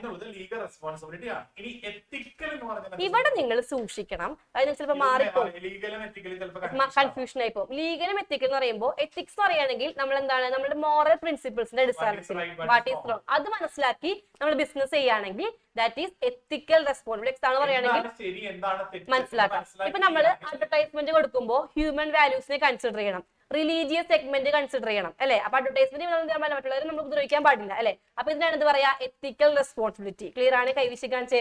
യെസ്, ഇതിന് താരാട്ടോടെ പാടുന്നു സാറേ. ലെവിനെ നീ രാത്രി തീർക്കാൻ പോയി കഴിഞ്ഞ പൊങ്കാലൊക്കെ പോയി കഴിഞ്ഞ ലെവിനെന്തോ ലോകത്താണ്. അടുത്താണ് നമുക്ക് നാലാമത് വളരെ ഇമ്പോർട്ടന്റ് ആണ് ഡിസ്ക്രിഷണറി റെസ്പോൺസിബിലിറ്റി. എക്സാമ്പിൾ വരെ പൂവർ പീപ്പിൾസിനെ സഹായിക്കുക അല്ലെ. എക്സാമ്പിൾസ് ഒക്കെ നിങ്ങൾ പഠിച്ചു വെക്കുക. കാരണം ചിലപ്പോ ചോദിക്കാം, ഡിസ്ക്രിഷണറിയുടെ എക്സാമ്പിൾസ് ചോദിക്കാറുണ്ട്. വിദ്യാഭ്യാസ സ്ഥാപനങ്ങൾക്ക് എന്ത് കൊടുക്കുക, സംഭാവന കൊടുക്കുക, ചാരിറ്റി പ്രവർത്തനങ്ങൾക്കൊക്കെ സഹായിക്കുക, പൂവർ പീപ്പിൾസിനെ എഡ്യൂക്കേഷൻ വേണ്ടി സഹായിക്കുക, നാച്ചുറൽ കലാമിറ്റീസിൽ ആളുകൾ ഫ്ലഡ് വരെ സഹായിക്കില്ല. അതൊക്കെ എന്ത് റെസ്പോൺസിബിലിറ്റി? Discretionary responsibility. എക്സാമ്പിൾ തന്നിട്ട് അത് ഏത് ടൈപ്പ് ഓഫ് റെസ്പോൺസിബിലിറ്റി ആണെന്ന് ചോദിക്കും കേട്ടോ. ക്ലിയർ ആണെങ്കിൽ കാണിച്ച മക്കളെ സെറ്റ് അല്ലേ? ഒന്ന് ഓൾ സ്റ്റാൻഡ് എല്ലാവരും എഴുന്നേറ്റ് കുറച്ചുകൂടെ പോകാം. അടുത്ത ടോപ്പിക് ഇതാണ്, social responsibility towards different interest group. അതായത് ചില ആളുകളുടെ അടുത്ത് മാത്രം നമ്മൾ കാണിക്കുന്ന ചില ഉത്തരവാദിത്തങ്ങളുണ്ട് അല്ലേ. എന്തൊക്കെയാണ്? അതായത് ബിസിനസ്സിൽ എന്തുണ്ട്, കുറച്ച് ഇൻട്രസ്റ്റ് ഗ്രൂപ്പ് ഉണ്ട്, അതിനോട് കുറച്ച് താല്പര്യങ്ങൾ ഉത്തരവാദിത്തങ്ങളുണ്ട്. റെസ്പോൺസിബിലിറ്റി ആണ് responsibility towards the share holder എന്ന് ചോദിച്ചാലും ഓണേഴ്സ് എന്ന് ചോദിച്ചാലും മെമ്പേഴ്സ് ചോദിച്ചാലും ഇത് തന്നെയാണ്. അതായത് ഒരു ഷെയർ ഹോൾഡറിനോട് അല്ലെങ്കിൽ ഒരു ബിസിനസിന്റെ ഓണറിനോട് കാണിക്കേണ്ട ഉത്തരവാദിത്തങ്ങൾ എന്തൊക്കെയാണ്? ഫസ്റ്റ് എന്ത് ചെയ്യണം, തന്നേക്കുന്ന ആ ഒരു ക്യാപിറ്റലിൽ നമ്മൾ എന്ത് കൊടുക്കണം, കറക്റ്റ് ആയിട്ട് റീസണബിൾ റേറ്റ് ഓഫ് റിട്ടേൺ കൊടുക്കണം. റിട്ടേൺ കറക്റ്റ് ആയിരിക്കണം. തിരിച്ച് പ്രതിഫലം കൊടുക്കില്ല. നമ്മളൊരു 5 ലക്ഷം രൂപ എവിടെയെങ്കിലും ഇൻവെസ്റ്റ് ചെയ്താൽ അതിന് തിരിച്ച് നമുക്ക് ഇതിൽ കിട്ടണ്ടേ? 5 ലക്ഷം മാത്രം കിട്ടിയാൽ പോരല്ലോ. അപ്പൊ തിരിച്ച് നമുക്ക് ഇതിൽ റിട്ടേൺ കിട്ടണം. അത് സ്റ്റേബിൾ ആയിട്ട് കിട്ടണം. മനസ്സിലായി? ഒരൊറ്റ ടൈം കിട്ടിയാൽ മതിയോ? അത് കറക്റ്റ് ആയിട്ട് സ്റ്റേബിൾ ആയിട്ട് കിട്ടണം. എത്ര നാൾ നമ്മുടെ ഇൻവെസ്റ്റ്മെന്റ് ഉണ്ടോ അത്രയും നാൾ റിട്ടേൺ കിട്ടിയിട്ടുണ്ടാവും. ഓണറിനോട് കാണിക്കേണ്ട ഒരു ഒന്നാമത്തെ ഉത്തരവാദിത്തമാണ് സ്റ്റേബിൾ ആയിട്ട് എന്ത് കൊടുക്കുക, റിട്ടേൺ കൊടുക്കുക. 2 സേഫ്റ്റി ഇൻവെസ്റ്റ്മെന്റ് അല്ലേ. നമ്മൾ ഇൻവെസ്റ്റ് ചെയ്യുന്ന പൈസ കറക്റ്റ് ആയിട്ട് സേഫ് ആയിട്ട് എവിടെ വേണോ ബിസിനസ്സിൽ ഉണ്ടായിരിക്കണം. പിന്നെ വേണം നമുക്ക് പറയാം ഫിനാൻഷ്യൽ ഇൻഫർമേഷൻ. അക്കൗണ്ടൻസി പഠിക്കുന്നില്ലേ നമ്മൾ? ഫിനാൻഷ്യൽ ഇൻഫർമേഷൻ നമ്മുടെ അക്കൗണ്ടിങ് എന്താണ്, നമ്മുടെ ഇപ്പോഴത്തെ സാഹചര്യം അല്ലെങ്കിൽ നമ്മുടെ ഭാവിയിലെ പരിപാടികൾ എന്തൊക്കെയാണ്, അതിന്റെ ഫിനാൻഷ്യൽ ഇൻഫർമേഷൻ നമ്മൾ കൊടുക്കണം. ക്ലിയർ ആയ മക്കളെ? സെറ്റ് അല്ലേ? ഫിനാൻഷ്യൽ പൊസിഷൻ അല്ലേ, അതൊക്കെ അറിയാം. ഓക്കെ, അടുത്ത നമുക്ക് കാണിക്കാം.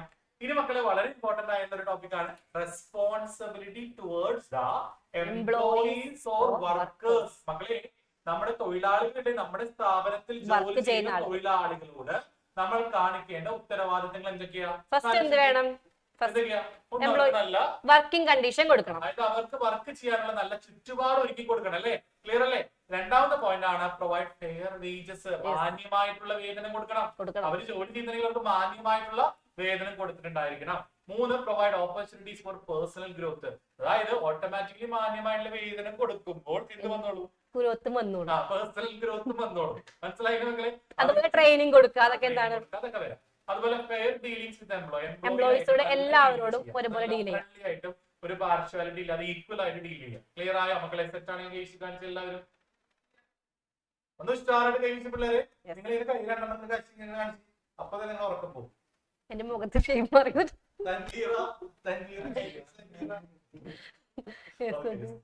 അപ്പൊ അടുത്തേക്ക് പോവാം.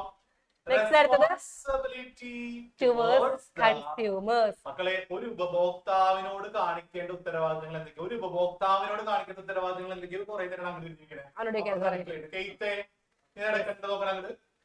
അമ്മ എന്തുണ്ടാക്കുന്നു? എന്ത് ഫുഡാണ് പറയണേ? അമ്മ അവിടെ നോൺ എക്കണോമിക് ആക്ടിവിറ്റി ചെയ്യുന്നു. ഉണ്ട്, അതുകൊണ്ട് അവിടെ കേറ്റിന്റെ കണ്ണുണ്ട്.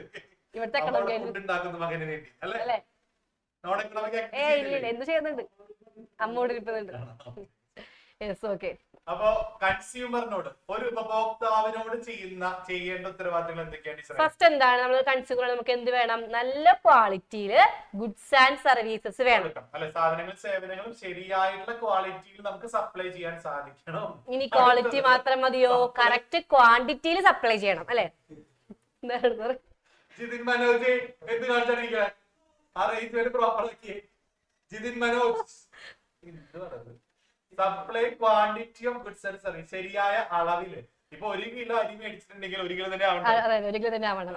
നമുക്ക് മനസ്സിലായ മക്കളെ, നിങ്ങൾ ഒരു കടയിൽ പോയി 1 കിലോ അരി മേടിച്ചാൽ കൃത്യമായിട്ട് 1 കിലോ വേണ്ട അളവില് അതിൽ 100 ഗ്രാം കുറവാണ് സമ്മതിക്കുക, നമ്മള് സമ്മതിക്കൂല. കൃത്യമായിട്ടുള്ള അളവില് നമ്മൾ കൺസ്യൂമർ കൊടുക്കണം. അത് കൺസ്യൂമറിലുള്ള ഒരു റെസ്പോൺസിബിലിറ്റി ആണ്. അതുപോലെ റീസണബിൾ പ്രൈസ് അല്ലെ, മാന്യമായിട്ടുള്ള വിലക്ക് കൊടുക്കണം.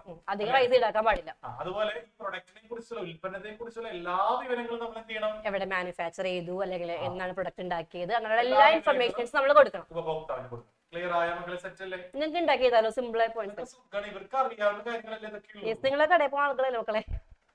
ഇനി നമ്മൾ ബിസിനസ് ചെയ്യുകയാണെങ്കിൽ ഗവൺമെന്റിനോട് കാണിക്കേണ്ട ഉത്തരവാദിത്തങ്ങൾ എന്തൊക്കെയാ സാറെ കാണിച്ചു കൊടുത്തത്? നെക്സ്റ്റ് അടുത്തത് responsibility towards the government and community. ഗവൺമെന്റിനോട് കാണിക്കേണ്ട റെസ്പോൺസിബിലിറ്റീസ് എന്തൊക്കെയാണ്? ഫസ്റ്റ് നമ്മൾ എന്ത് ചെയ്യണം? നമ്മൾ ബിസിനസ് ചെയ്യുന്ന ആ ഒരു കൺട്രിയിലത്തെ ലോസ് നമ്മൾ കൃത്യമായിട്ട് പാലിക്കണം. നമ്മുടെ രാജ്യത്ത്, നമ്മുടെ ഇന്ത്യയിലാണെങ്കിൽ ഇന്ത്യയിൽ ചില നിയമങ്ങളുണ്ട് അല്ലേ?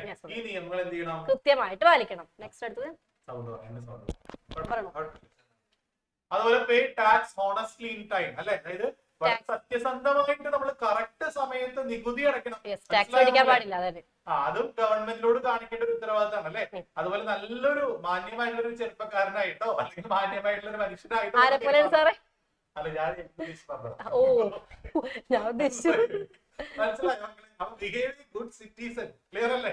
ജിസാറിനെ പോലെ ഗുഡ് സിറ്റിസൺ ആയിരിക്കണം, ചീത്തപ്പേര് ലഭിക്കാൻ പാടില്ല. നല്ലൊരു ബിഹേവ് ചെയ്യണം, അങ്ങനെ നമ്മൾ പെരുമാറണം കേട്ടോ. പാടില്ല. അടുത്തത് വിശക്കുമ്പോൾ നിങ്ങൾ എടുക്കൊരു സ്നിക്കേഴ്സ്. ഇത് എന്താണ് സാറാ ഇത്?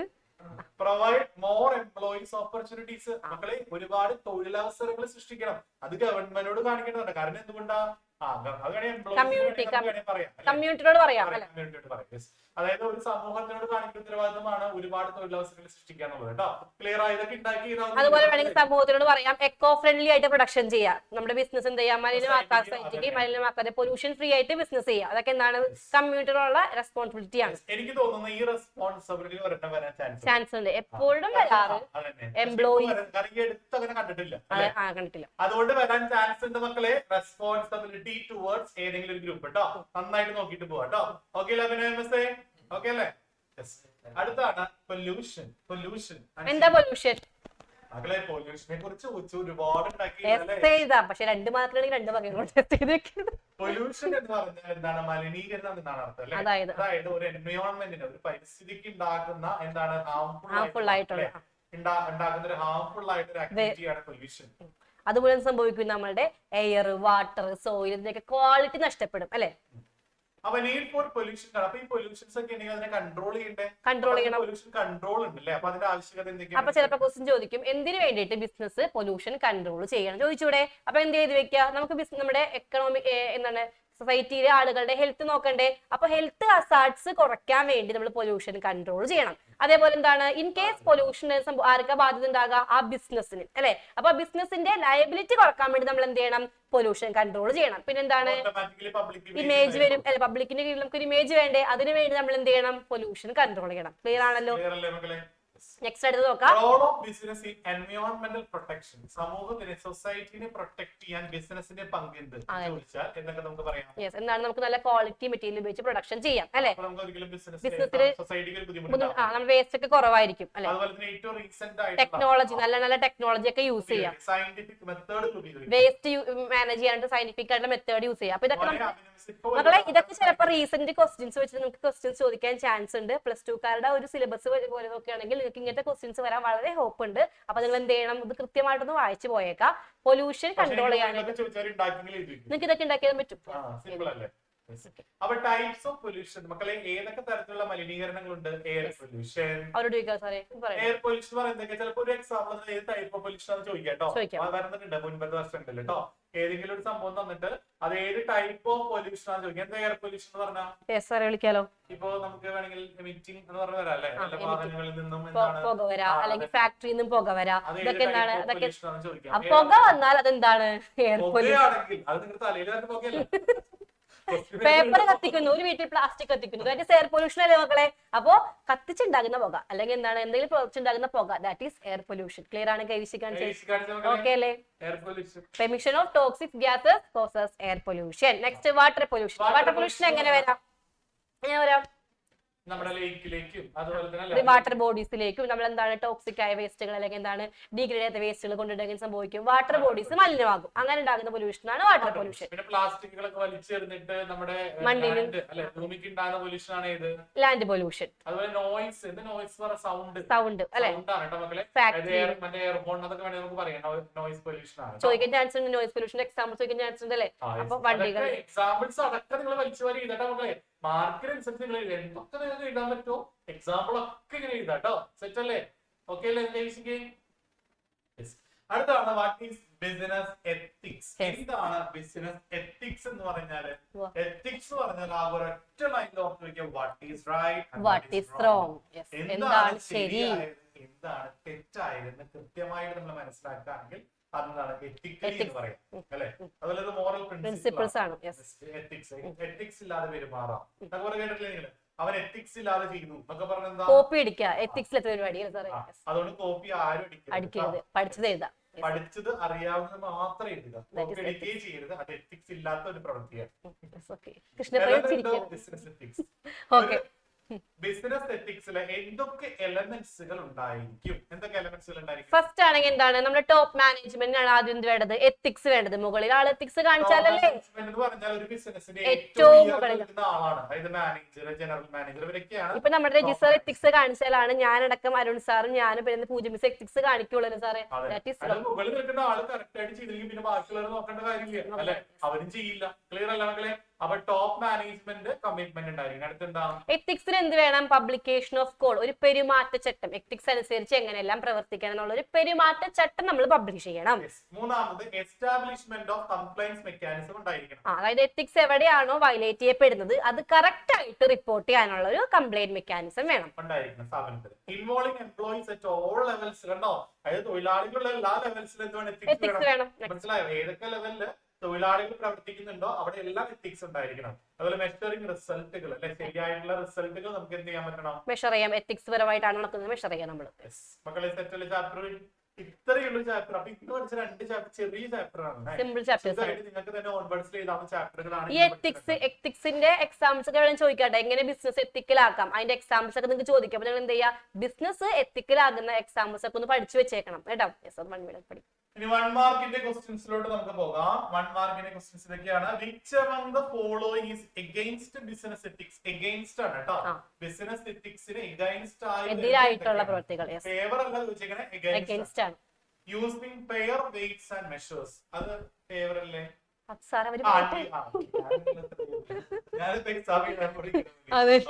ഫെയർ ട്രീറ്റ്മെന്റ് വർക്കേഴ്സിനെ ഫെയർ ആയിട്ട് ട്രീറ്റ് ചെയ്യാം. 3 ഏണിംഗ് റീസണബിൾ പ്രോഫിറ്റ്, റീസണബിൾ ആയിട്ട് മാന്യമായിട്ടുള്ള ലാഭം ഉണ്ടാക്കുക. ചാർജിങ് അൺഫെയർ പ്രാക്ടീസസ്, എന്താ അൺഫെയർ പ്രൈസ്? ഫെയർ പ്രൈസ് വന്നിരുന്ന ഫെയർ പ്രൈസ്. ഫെയർ എന്താ? അപ്പൊ അൺഫെയർ എന്തായിരിക്കും? മാന്യമല്ലാത്ത വിലയിൽ സാധനം വിൽക്കുക. അപ്പൊ ഇതിൽ ഏതാണ് മക്കളെ ബിസിനസ് എത്തിക്സിന് എഗൈൻസ്റ്റ് ആയിട്ടുള്ള പോയിന്റ്? ഏതാ 1 ആണോ 2 ആണോ 3 ആണോ 4 ആണോ?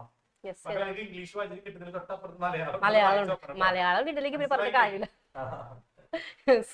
അപ്പൊ എല്ലാവരും ഇങ്ങനെയൊക്കെ കാണിക്കുന്നുണ്ട്. എത്രയാണ്? ആൻസർ 1 ആണ് 2 ആണ് 3 ആണ്. ഇങ്ങനെയാണ് എന്റെ മുഖം കാണേണ്ടത്. റൈറ്റ് ആൻസർ ഈസ് 4 ആണ്. എല്ലാവരും ഇങ്ങനെ കാണിക്കുന്നുണ്ട്. 4 ആണ്. ഏതാടാ ആൻസർ അല്ലേ? മിലൻ കാണിക്കുന്നില്ല. മിലൻ സംശയമാണ്. മിലൻ ഏതാ ആൻസർ? 4. ചാർജിങ്. മക്കളെ എപ്പോ ശ്രദ്ധിച്ചേ, ഇതെല്ലാം എന്താണ്? ഫെയർ ബിസിനസ് എത്തിക്സിന്റെ എക്സാമ്പിൾസ് ആണ്. അപ്പൊ ഈ പറഞ്ഞ എയും ബിയും സിയും നിങ്ങൾക്ക് വേണമെങ്കിൽ എന്തിൽ എഴുതാം? ബിസിനസ് എത്തിക്സിന്റെ എക്സാമ്പിൾ ആയിട്ട് എഴുതാം. സെറ്റ് ആണ്, കൈവീശി കാണിച്ച് ഓക്കെ ആണെങ്കിൽ ഓക്കെ ആണോ? ഇതെന്താണ്? ബിസിനസ് എത്തിക്സിന് എതിരായ എക്സാമ്പിൾ. അപ്പൊ നിങ്ങൾ അത്ര എക്സാമ്പിൾസ് നോട്ട് ചെയ്ത് വെക്കണം കേട്ടോ. നെക്സ്റ്റ് എടുത്ത് വെക്കണം സാറേ. അടുത്തത് ഡിസ്ക്രിഷണറി റെസ്പോൺസിബിലിറ്റി ഒരു എക്സാമ്പിൾ എഴുതാം അല്ലെ? സിമ്പിൾ അല്ല. ആര് പറയും? ഞാൻ പറയാം സാറേ എന്ന് പറഞ്ഞു വരുന്ന ആരൊക്കെയാണ്? Hand Delvin sir. എനിക്കറിയാം പറയൂ. ഡെൽവിൻ സാർ. എത്ര പേരാണെന്ന് ഒരു കാര്യം ശ്രദ്ധിക്കുക. ഡിസ്ക്രിഷണറി എന്ന് പറയുമ്പോൾ ഇതെന്താണ്? വോളണ്ടറി ആയിട്ടുള്ള റെസ്പോൺസിബിലിറ്റി ആണ്. ആരും നമ്മളെ നിർബന്ധിക്കൂല. ക്ലിയർ ആണ്? കൈവിശിക്കാൻ വോളണ്ടറി റെസ്പോൺസിബിലിറ്റി എന്ന് പറയുന്നത് എന്താണ്? ഡിസ്ക്രിഷണറി തന്നെയാണ്. ചോദിക്കാറ് സാറേ. എന്താ അത് ഞാൻ വിട്ടുപോയിട്ടാ. Yes okay. എടാ എന്റെ ക്ലാസ്സിൽ മാജിക് കാണിച്ചിട്ടില്ല. അതെ അല്ലേ? യെസ്. അടുത്ത കൊല്ലെങ്കിലും ഒരു ആരുടെ match കൂടെ നിൽക്കണം? കൊണ്ടുവരേണ്ട ആരാ ഇരുന്നത്? അപ്പൊ നീ എവിടെ പോയത്? ഇതിൽ തമ്മിലാ പോയത്? എസ് ഓർ നോ താണോ? അതാണ് എന്നെങ്കിൽ എന്നോട് പറ, എന്നിട്ട് yes. വീണ്ടും വന്നോ? അത് ഓൾറെഡി ഉണ്ട്. അതല്ല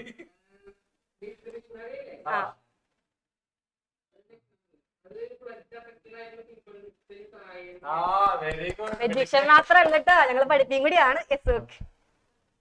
അടുത്തത് മക്കളെ നമുക്കറിയാം ഡിസ്ക്രിപ്ഷണറി എന്ന് പറഞ്ഞാൽ നമുക്ക് സൊസൈറ്റി പരമായിട്ട് ചാരിറ്റി പരമായിട്ടൊക്കെ എന്തൊക്കെ പ്രവർത്തനങ്ങൾ വളണ്ടറി ആയിട്ട് സ്വമേധയാ നമ്മൾ എന്തെങ്കിലും പ്രവർത്തികൾ ചെയ്താൽ അത് ഡിസ്ക്രിപ്ഷണറി റെസ്പോൺസിബിലിറ്റി ആണ്. ക്ലിയർ അല്ലേ? ഓക്കെ അല്ലേ മക്കളെ? എക്സാമ്പിൾസ് നോക്കിയോ, നെക്സ്റ്റ് എടുത്ത് നോക്കിയോ മക്കളെ. എമിഷൻ അല്ലേ of toxic gases lead to large pollution. പറഞ്ഞോ, വേഗം പറഞ്ഞോ. എന്താണ് ഓപ്ഷൻ ഇല്ല. Toxic gases? ഗ്യാസ് ഞാൻ പറഞ്ഞില്ലേ.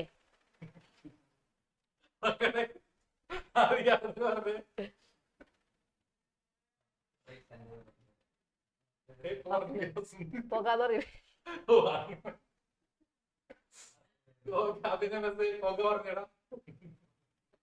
ആലോചിക്കോ സാറേ പലതും.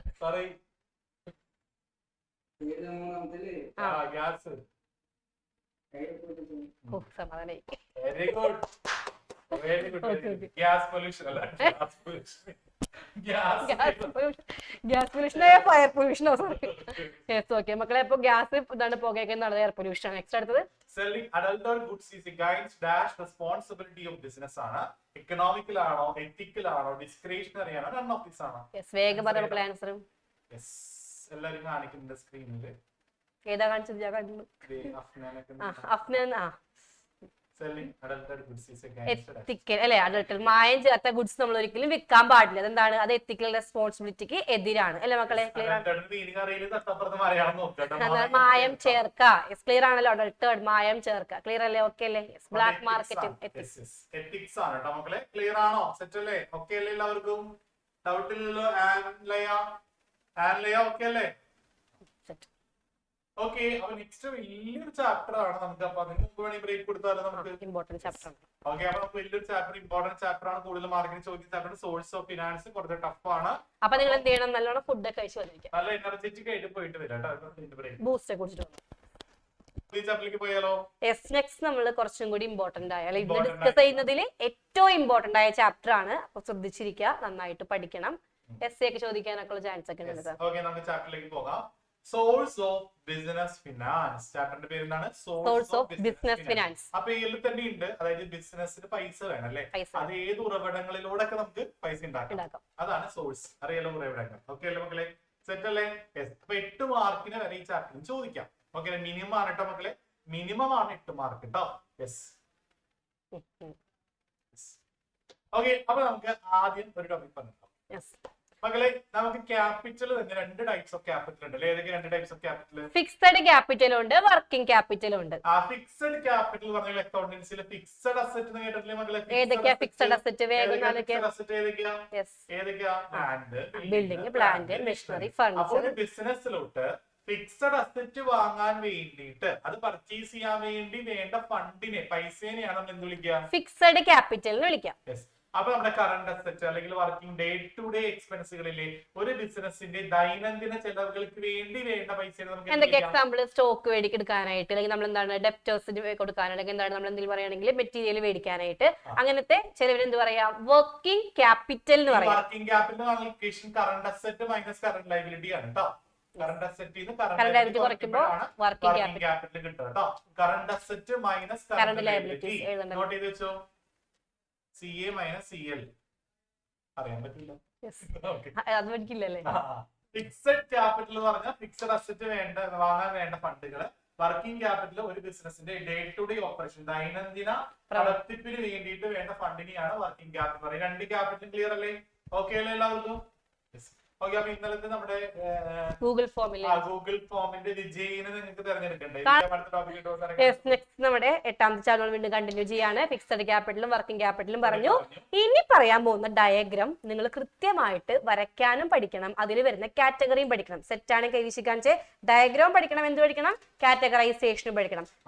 പീരീഡിന്റെ അടിസ്ഥാനത്തിൽ സോഴ്സ് ഓഫ് ഫണ്ട് ഫണ്ട് ഉണ്ടാക്കാം. ഫസ്റ്റ് നമുക്ക് എങ്ങനെ ക്ലാസിഫൈ ചെയ്യാം? ഓൺ ദ ബേസിസ് ഓഫ് പീരീഡിന്റെ ബേസിൽ ഫണ്ട് ക്ലാസിഫിക്കേഷൻ ചെയ്യാം. ടൈം ടൈം ആകുമ്പോൾ എങ്ങനെയൊക്കെ വരാം? ലോങ് ടൈം വരാം, മീഡിയം ഉണ്ട്, ഷോർട്ട് ടൈം വരാം. ലോങ് ടേം എന്ന് പറഞ്ഞാൽ ഒരുപാട് സമയം 5 വർഷത്തിന് മേലെ നമുക്ക് പറയാം അല്ലെ. 5 വർഷത്തിന് മേലൊക്കെ ആണെങ്കിൽ long time fund. Long time ആകുമ്പോൾ ഇക്വിറ്റി ഷെയർസ് വരാം അല്ലെ. അതുപോലെ എന്താണ്, റീറ്റെയിൻഡ് ഏർണിംഗ്സ് വരാം, പ്രിഫറൻസ്. ഇതൊക്കെ നിങ്ങൾ ഈ ചാപ്റ്ററിൽ പഠിക്കുന്ന പോർഷൻസ് ആണ്. അപ്പൊ നിങ്ങൾ ഈ ഹെഡിങ്സ് പഠിക്കുക, ചാപ്റ്ററിൽ എല്ലാ കാര്യങ്ങളും പഠിച്ചു പോകുന്നുണ്ട്. ഓക്കെ, അപ്പോൾ പ്രിഫറൻസ് ഷെയർസ് വരാം, ഡിബഞ്ചർ വരാം, ലോൺസ് വരാം. ഇതൊക്കെ ലോങ് ടൈം ഫണ്ട്സുകളാണ്. ഇനി മീഡിയം ടേം എന്ന് പറഞ്ഞാൽ 5 വർഷത്തിൽ 5 വർഷത്തിനും, അതായത് 1 വർഷത്തിന് മേലെ 5 വർഷത്തിനും ഇടയിൽ, അങ്ങനെ വരികയാണെങ്കിൽ വരുന്ന ഫണ്ടുകളാണ് മീഡിയം ടേം ഫണ്ട്സ് എന്ന് പറയും. ലോൺ ഫ്രം ബാങ്ക്, അതായത് 3 ശരി, ടേം ലോൺസ് ഒക്കെ നമ്മൾ എടുക്കും അല്ലെ. പബ്ലിക് ഡെപ്പോസിറ്റുകൾ വരാം, loan from financial institutions, lease financing വരാം. ഇതൊക്കെ എന്താണ് മീഡിയം ടേം ആണ്. ഇനി ഷോർട്ട് ടേം 1 ഇയർ, 1 ഇയറിനുള്ളിൽ കേട്ടോ, 1 ഇയറിനുള്ളിൽ സമയം എടുത്തുകൊണ്ട് നമ്മൾ ഉണ്ടാക്കുന്ന ഫണ്ട് ഉണ്ടാക്കുന്ന രീതികളാണ് ഷോർട്ട് ടേം ഫണ്ടുകൾ. ഏതൊക്കെയാണ് അതിനകത്ത് വരുന്നത്? ട്രേഡ് ക്രെഡിറ്റ് വരുന്നുണ്ട്, ഫാക്ടറിങ് വരുന്നുണ്ട്, അതുപോലെ ബാങ്കിൽ നിന്ന് ഓവർ ഡ്രാഫ്റ്റ് ഒക്കെ എടുക്കുന്നുണ്ട്, പിന്നെ എന്താണ്, കൊമേഴ്ഷ്യൽ പേപ്പർ വരുന്നുണ്ട്. ഇമ്പോർട്ടന്റ് ആണ് കേട്ടോ. അപ്പൊ ഇതൊക്കെ പീരീഡിന്റെ അടിസ്ഥാനത്തിൽ വരുന്ന 3 ക്ലാസിഫിക്കേഷൻസ് ആണ്. അടുത്തത് ഓണർഷിപ്പ്, ഉടമസ്ഥാവകാശം അല്ലെ. ഓണർഷിപ്പിന്റെ അടിസ്ഥാനത്തില് നമുക്ക് ഫണ്ടുകൾ എത്രയും തരത്തിരിക്കാം? 2 ആയിട്ട് കാറ്റഗറൈസ് ചെയ്യാം. ഓണർ കൊണ്ടുവരുന്ന ഫണ്ടും കടം മേടിക്കുന്ന ഫണ്ടും. ഓണേഴ്സ് ഫണ്ടും ബോറോഡ് ഫണ്ടും. ഓണർ ഒരു ബിസിനസ് ചെയ്യാൻ വേണ്ടി എങ്ങനെയൊക്കെ ഫണ്ട് കൊണ്ടുവരാം? സിമ്പിൾ, ഇക്വിറ്റി ഫണ്ട് ആയിട്ടും കൊണ്ടുവരാം, പിന്നെ എന്താണ്, റീറ്റെയിൻഡ് ഏർണിംഗ്സ് ആയിട്ടും കൊണ്ടുവരാം. അതെന്താണ് പറഞ്ഞത്. ഇനി ബോറോഡ് ഫണ്ട് എന്ന് പറഞ്ഞാൽ ബോറോ ചെയ്യാന്ന് പറഞ്ഞാൽ കടം മേടിക്കുക അല്ലെ.